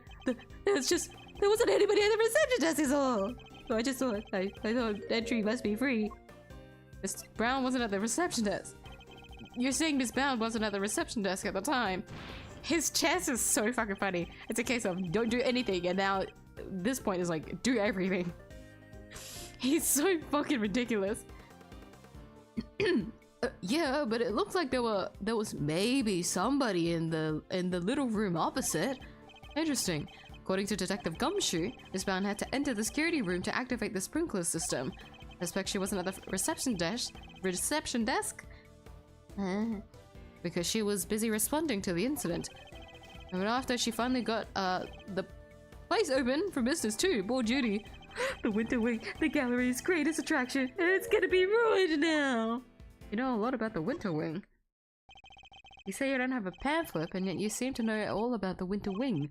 For example, the Gemini statue you came here to draw just so happens to be in said room. Therefore, it wasn't your intention to visit the Winter Wing all along, wasn't it? Why did I say wasn't? Therefore, it was your intention to visit the Winter Wing. How? How did you get at me again? Fine, you're right. I came here for the Gemini statue. And yeah, I came here to visit the Winter Wing. I won't deny it. Larry's not one to give out so easily. Then again, he's always managed to surprise me in unusual ways. Let's see what more you can tell us about the Winter Wing. I expect even Larry has found his feet a little by now. I have to watch his reactions more carefully and see what information I can glean from him. Did you enter the Winter Wing? Larry, be honest. Did you enter the Winter Wing? What is that? Is that suspicion I see in your eyes? I tried to get in there, sure, but... You mean you didn't go in? You tried to get in, but you couldn't. Yeah, exactly. I wanted to get in there, but... The old guy came out and fell to the ground, and like I said, it was all pretty shocking. The victim prevented you from entering. So you were unable to enter the Winter Wing because the victim emerged and collapsed in front of you. Yeah, he came out of the Winter Wing door and then down he went. Wasn't it the Autumn Wing that the victim came out of? That stupid poison gas thing had never happened. I'd be in there happily sketching away right now. Larry seems to have the Autumn and Winter Wings mixed up. Regardless, it seems his aim really was to make a sketch of one of the statues. A clue. What did you see in the Winter Wing? What was the last one? Was it like go home? Oh, I didn't read it. What does it say? Hold on.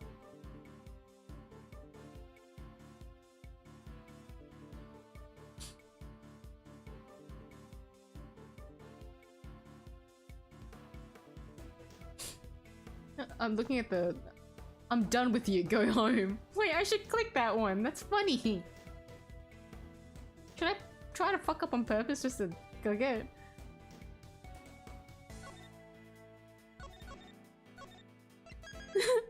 I'm kind of tempted. I want to see what it's like. Old Bag in the second AA game, I think. Was it Old Bag? Really? I thought it was like Larry. But I can see it being Old Bag. But why didn't I remember it as Old Bag? But either way, I keep remembering that one. Or maybe it was Old Bag?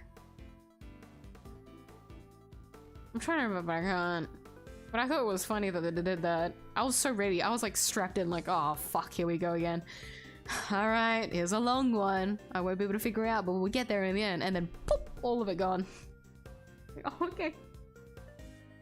I kind of have like that same scenario but for Larry, because they would do that for Larry. What did you see in the Winter Wing? You didn't let up, do you? I told you I didn't see anything. Galleries are nice and all, but I kind of changed my mind once I got here. Thought I could meet my girlfriend instead.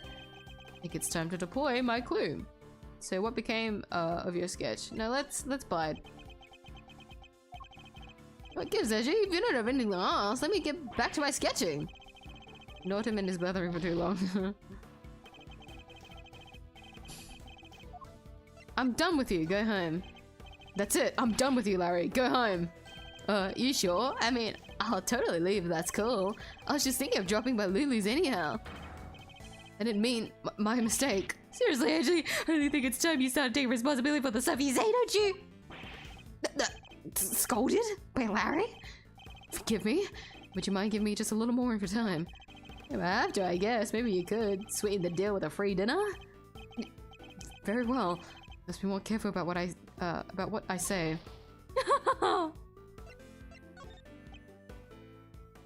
Sorry, Edgeworth. I was thinking, oh, maybe I'll do like a proper run and then like going backwards just to see how the reaction is like. But that would mean doing 2 save files. So I opted for this one. But this means I've canonically made it. Edgeworth is forced by Larry at dinner. Sorry, Miles. Sorry, Edgy Poo. we're in the timeline where you owe Larry something and you also got canonically scolded by him. My bad.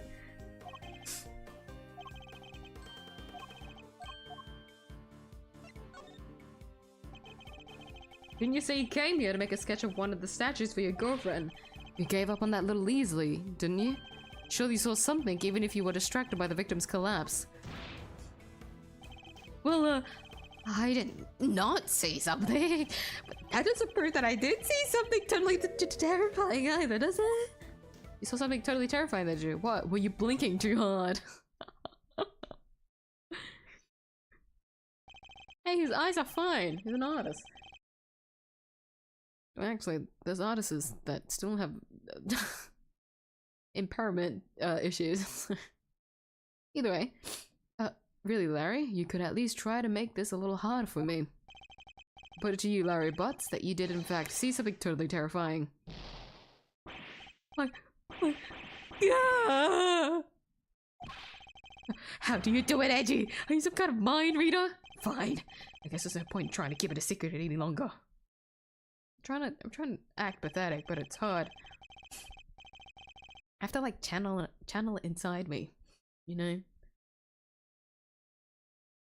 The inner patheticism. No, that's not a word. I'm not sure there's much point in you trying to keep any secrets given your track record. Wasn't exactly the most edifying use of my time, but that's checkmate. We survived at red HP. Two of it. Two L's on purpose. Because I had to go back and then back again. Wait, no, I had to go back and then take that out, yeah. I couldn't help staring at that Gemini statue. My eyes were drawn to it. You keep talking about a Gemini statue, but there's no way you saw what you think you saw. It's simply not possible. What do you mean? You think I saw a ghost statue or something? Larry, still laboring under the misconception that he was looking at the winter wing. This piece of evidence shows us what Larry was really looking at.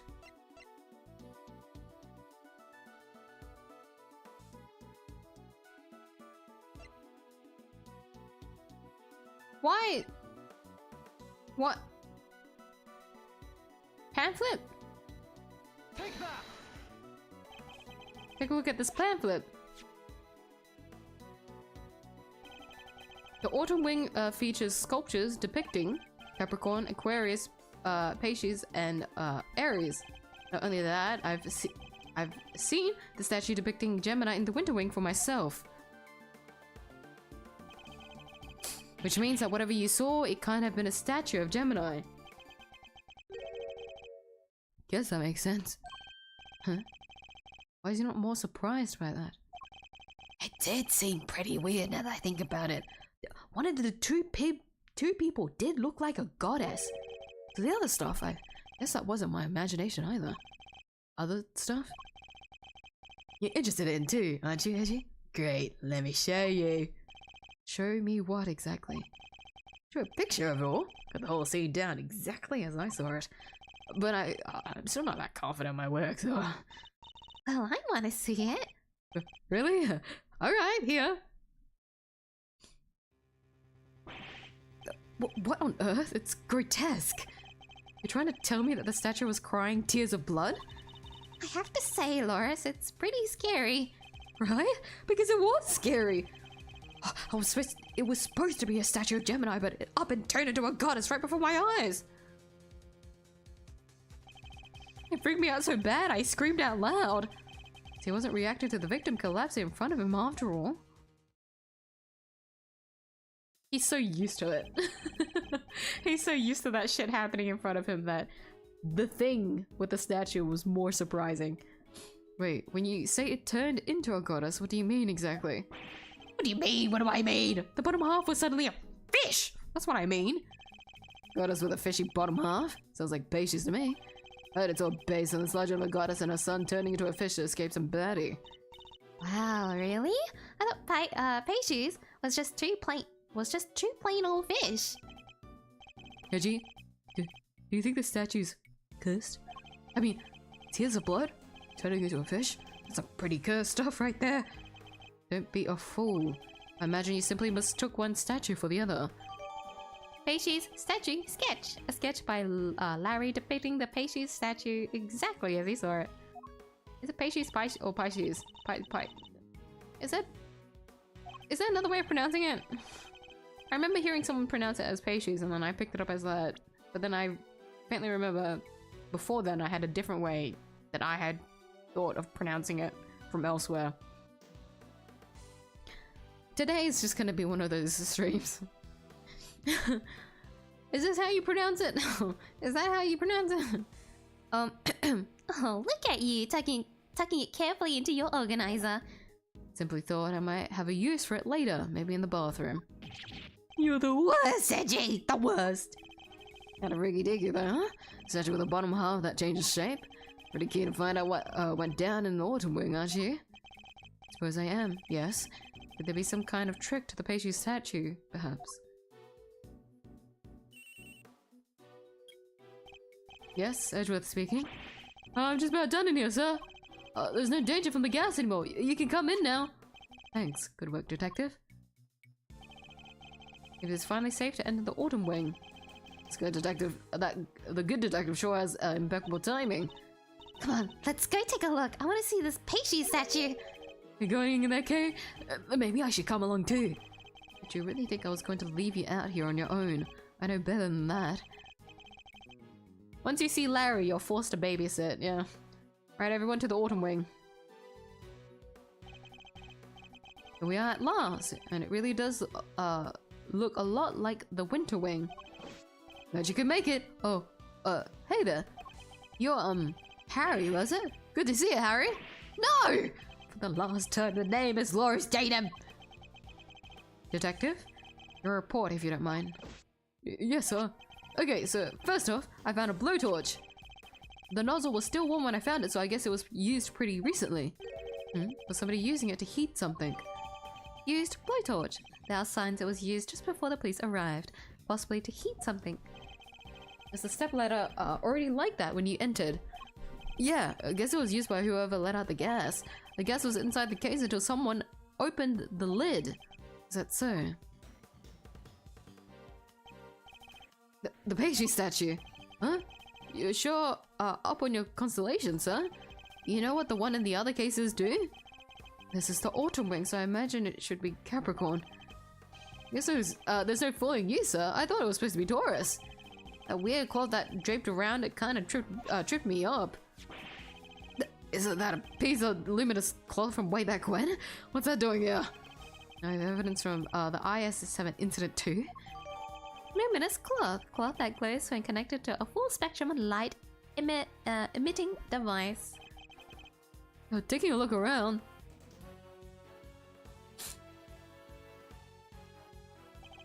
Seems there's a piece of luminous cloth on each of the other cases too. Yeah, and that just makes me want to see what's hiding underneath real bad. Sure, let me whip him all right off here. Dun dun dun! Wow, they're beautiful!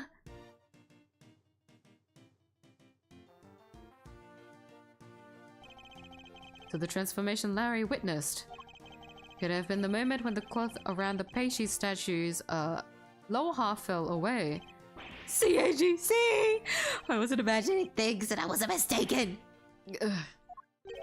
As a master, I think we can all agree this room is fishier than a bucket of fish. My hunch is that somebody deliberately tried to make this room look just like the winter wing. Yes, I was thinking exactly the same thing. I even covered the statues up in just such a way as to make them look similar. Brain. With the cloth over the bottom half, the Peixi's and Gemini statues look almost the same. Ditto for Capricorn. Cover his bottom half up and he looks pretty much like Taurus. The other two can't be fixed as easily, so covering their cases up completely was the only answer. Somebody went to some length to disguise the autumn wing as the winter wing. So we need to take a closer look at things in here, wouldn't you, Fender? Mr. Winner and Judge Cavell. Ugh, the heck are you guys doing here? You're the last thing I need. This is my scene, you hear? Mr. Edgeworth, it seems I have failed in my duty yet again.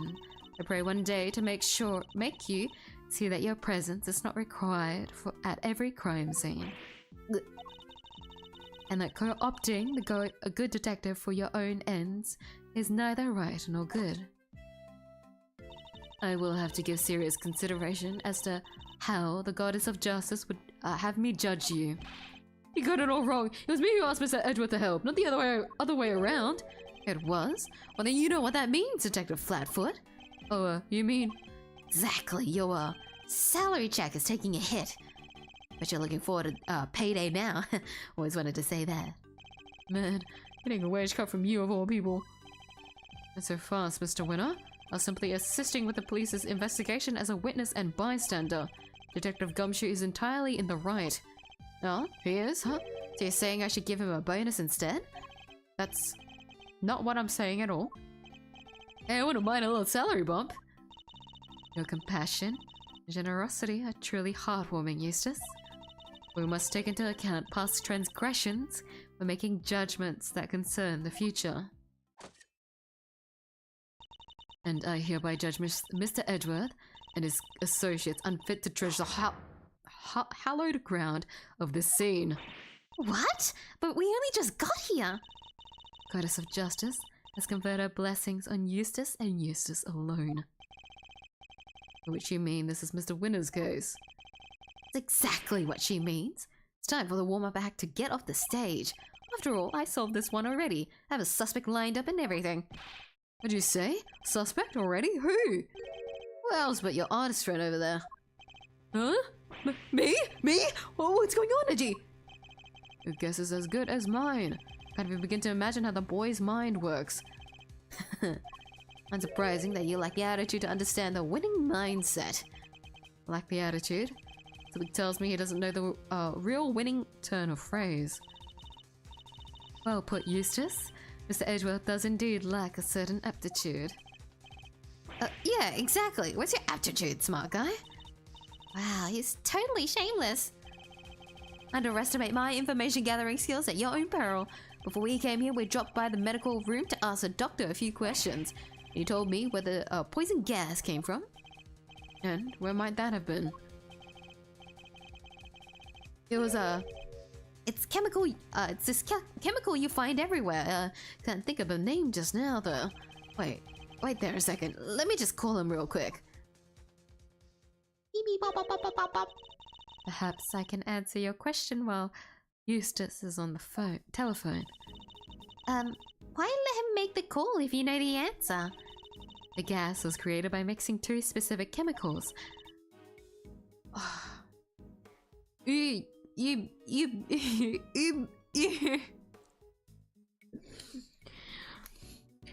Why the Q?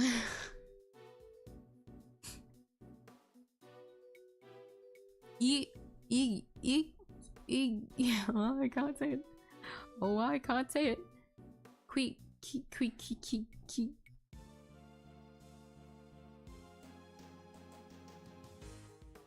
Yeah, wait, hold on. I can make this work.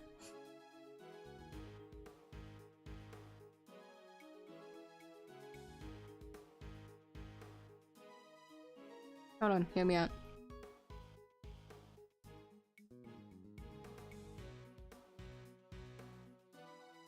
Ubiquium. Ubiquium? I'm using translate to make it to make the voice say it. Ubiquium?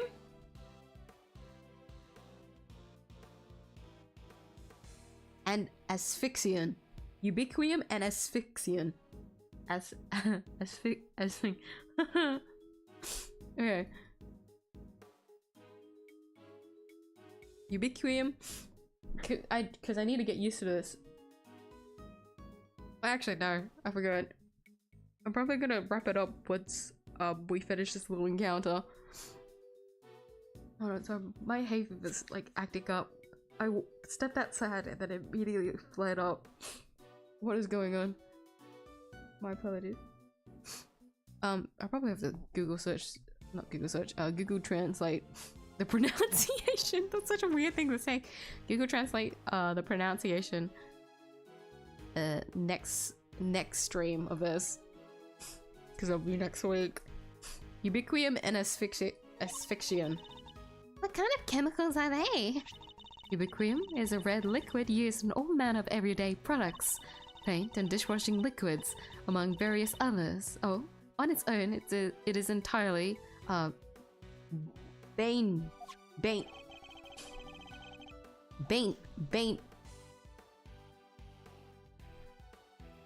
This one I just can't say. But wait, it's not. Wait, you say wait? There's 2 syllables. 9. I always thought it was like 1. Right. So it's something anyone could get their hands on. precisely. The same cannot be said for asphyxian. Does sound nasty. What is it used for? It is the main ingredient in a product called Infesticide Ultra. It is pure white in color and it is unavailable to the average consumer. In fact, it is nigh impossible for members of the public to obtain it here in this country. As such, we are currently investigating where it might have come from. Poison gas ingredients. The gas was produced when bright red ubiquium and pure white asphyxian were mixed together. I'm back and I know the name of the chemical now. Don't waste your breath. Judge Cavell informed us already. Huh? Oh, great. That'll make this quicker, I guess. The source of the gas, ubiquium, is used in paint and stuff, right? There was somebody here at the gallery today who brought paints with them. Your friend, the artist. You can't accuse me just because of that. Objection to the paints on that palette in your hand. Eddie, is this kid okay? He seems a little... Indeed. I haven't known him long, but he's a little prone to jumping to the wrong conclusions. Like you're talking about me while I'm not even here. Ignore them, Eustace. They're simply intimidated by you, nothing more. Why not give them yet another reason to fear you with one of your winning deductions? Winning? Yeah, good idea. Get a load of this, lasers.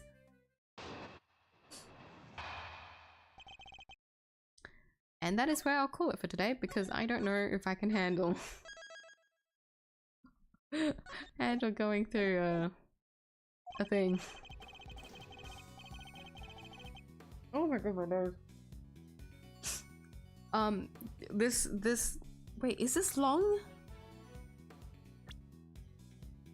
We're gonna have a lot on us, so we can probably shut this down quick, but I'll call it here for today anyways. I feel like this is a good point. Since we essentially got a good the prologue, like the introductory bit of this case out of the way, which was quite literally the entire investigations with Gregory. And so that's the introduction of this case. And so this is where we start to get everything, because we're playing as Miles now. We were picking up all the evidence ourselves. But yeah. That'll be for next week. Let me save again. Winners winning deduction. Let me see what the... Oh, it's the fountain area. Oh, it's the new one. This is a new area. Would it still look the same if I was as Gregory? Oh, I'll never know, huh? Kind of curious to see what this area would have looked like if we were in the past. Moving ever so slowly. The area's not that big, is it? Anyways, I'll call it here for today's stream. I will play more investigations next week, Monday, Tuesday, to those that want to tune in to see what how this case turns out. This is my favorite case, so I'd love for everyone to join and experience the case with me. We keep seeing reoccurring faces and whatnot. With Larry here, everything is just gonna be an absolute disaster. So I think that'll be very very entertaining to watch. But yeah, no, that's next week, Monday, Tuesday, as usual. For the Saturday stream this week, I will be playing the digging game as requested from the poll, because it was a overwhelming. Oh no, what's the percentage? I think it should still be the same. Nope. Oh wow, no man, there was an extra vote. It's 80% now. Overwhelming 80% of you want me to play the damn digging game, so that will be this Saturday. No drawing, no gacha, just digging. Just digging. I'm just digging. So, many of you will be looking forward to that, so please join me this Saturday for an enjoyable digging stream. Since I would have done a drawing stream, I feel like with how the digging game goes, it'll probably be like a good point of chatting. It's basically what, from what I've seen of the digging game, unless I do somehow get really invested in digging, which I don't think so. We'll see. I don't know. We'll never know. Tune in Saturday. But it reminds me of Power Wash Simulator. And I feel like that's what it's gonna be. It'll just be me chatting and digging. Right? Surely it won't be that long of a game, but I don't know. But yeah, no, that's that is my stream schedule for the next week. With that, thank you everyone for once again tuning in today's stream. Thank you to those that have stayed and watched through. To those that have also dropped by, I appreciate it a lot. Those that have also commented into chat today, it was nice chatting with everyone.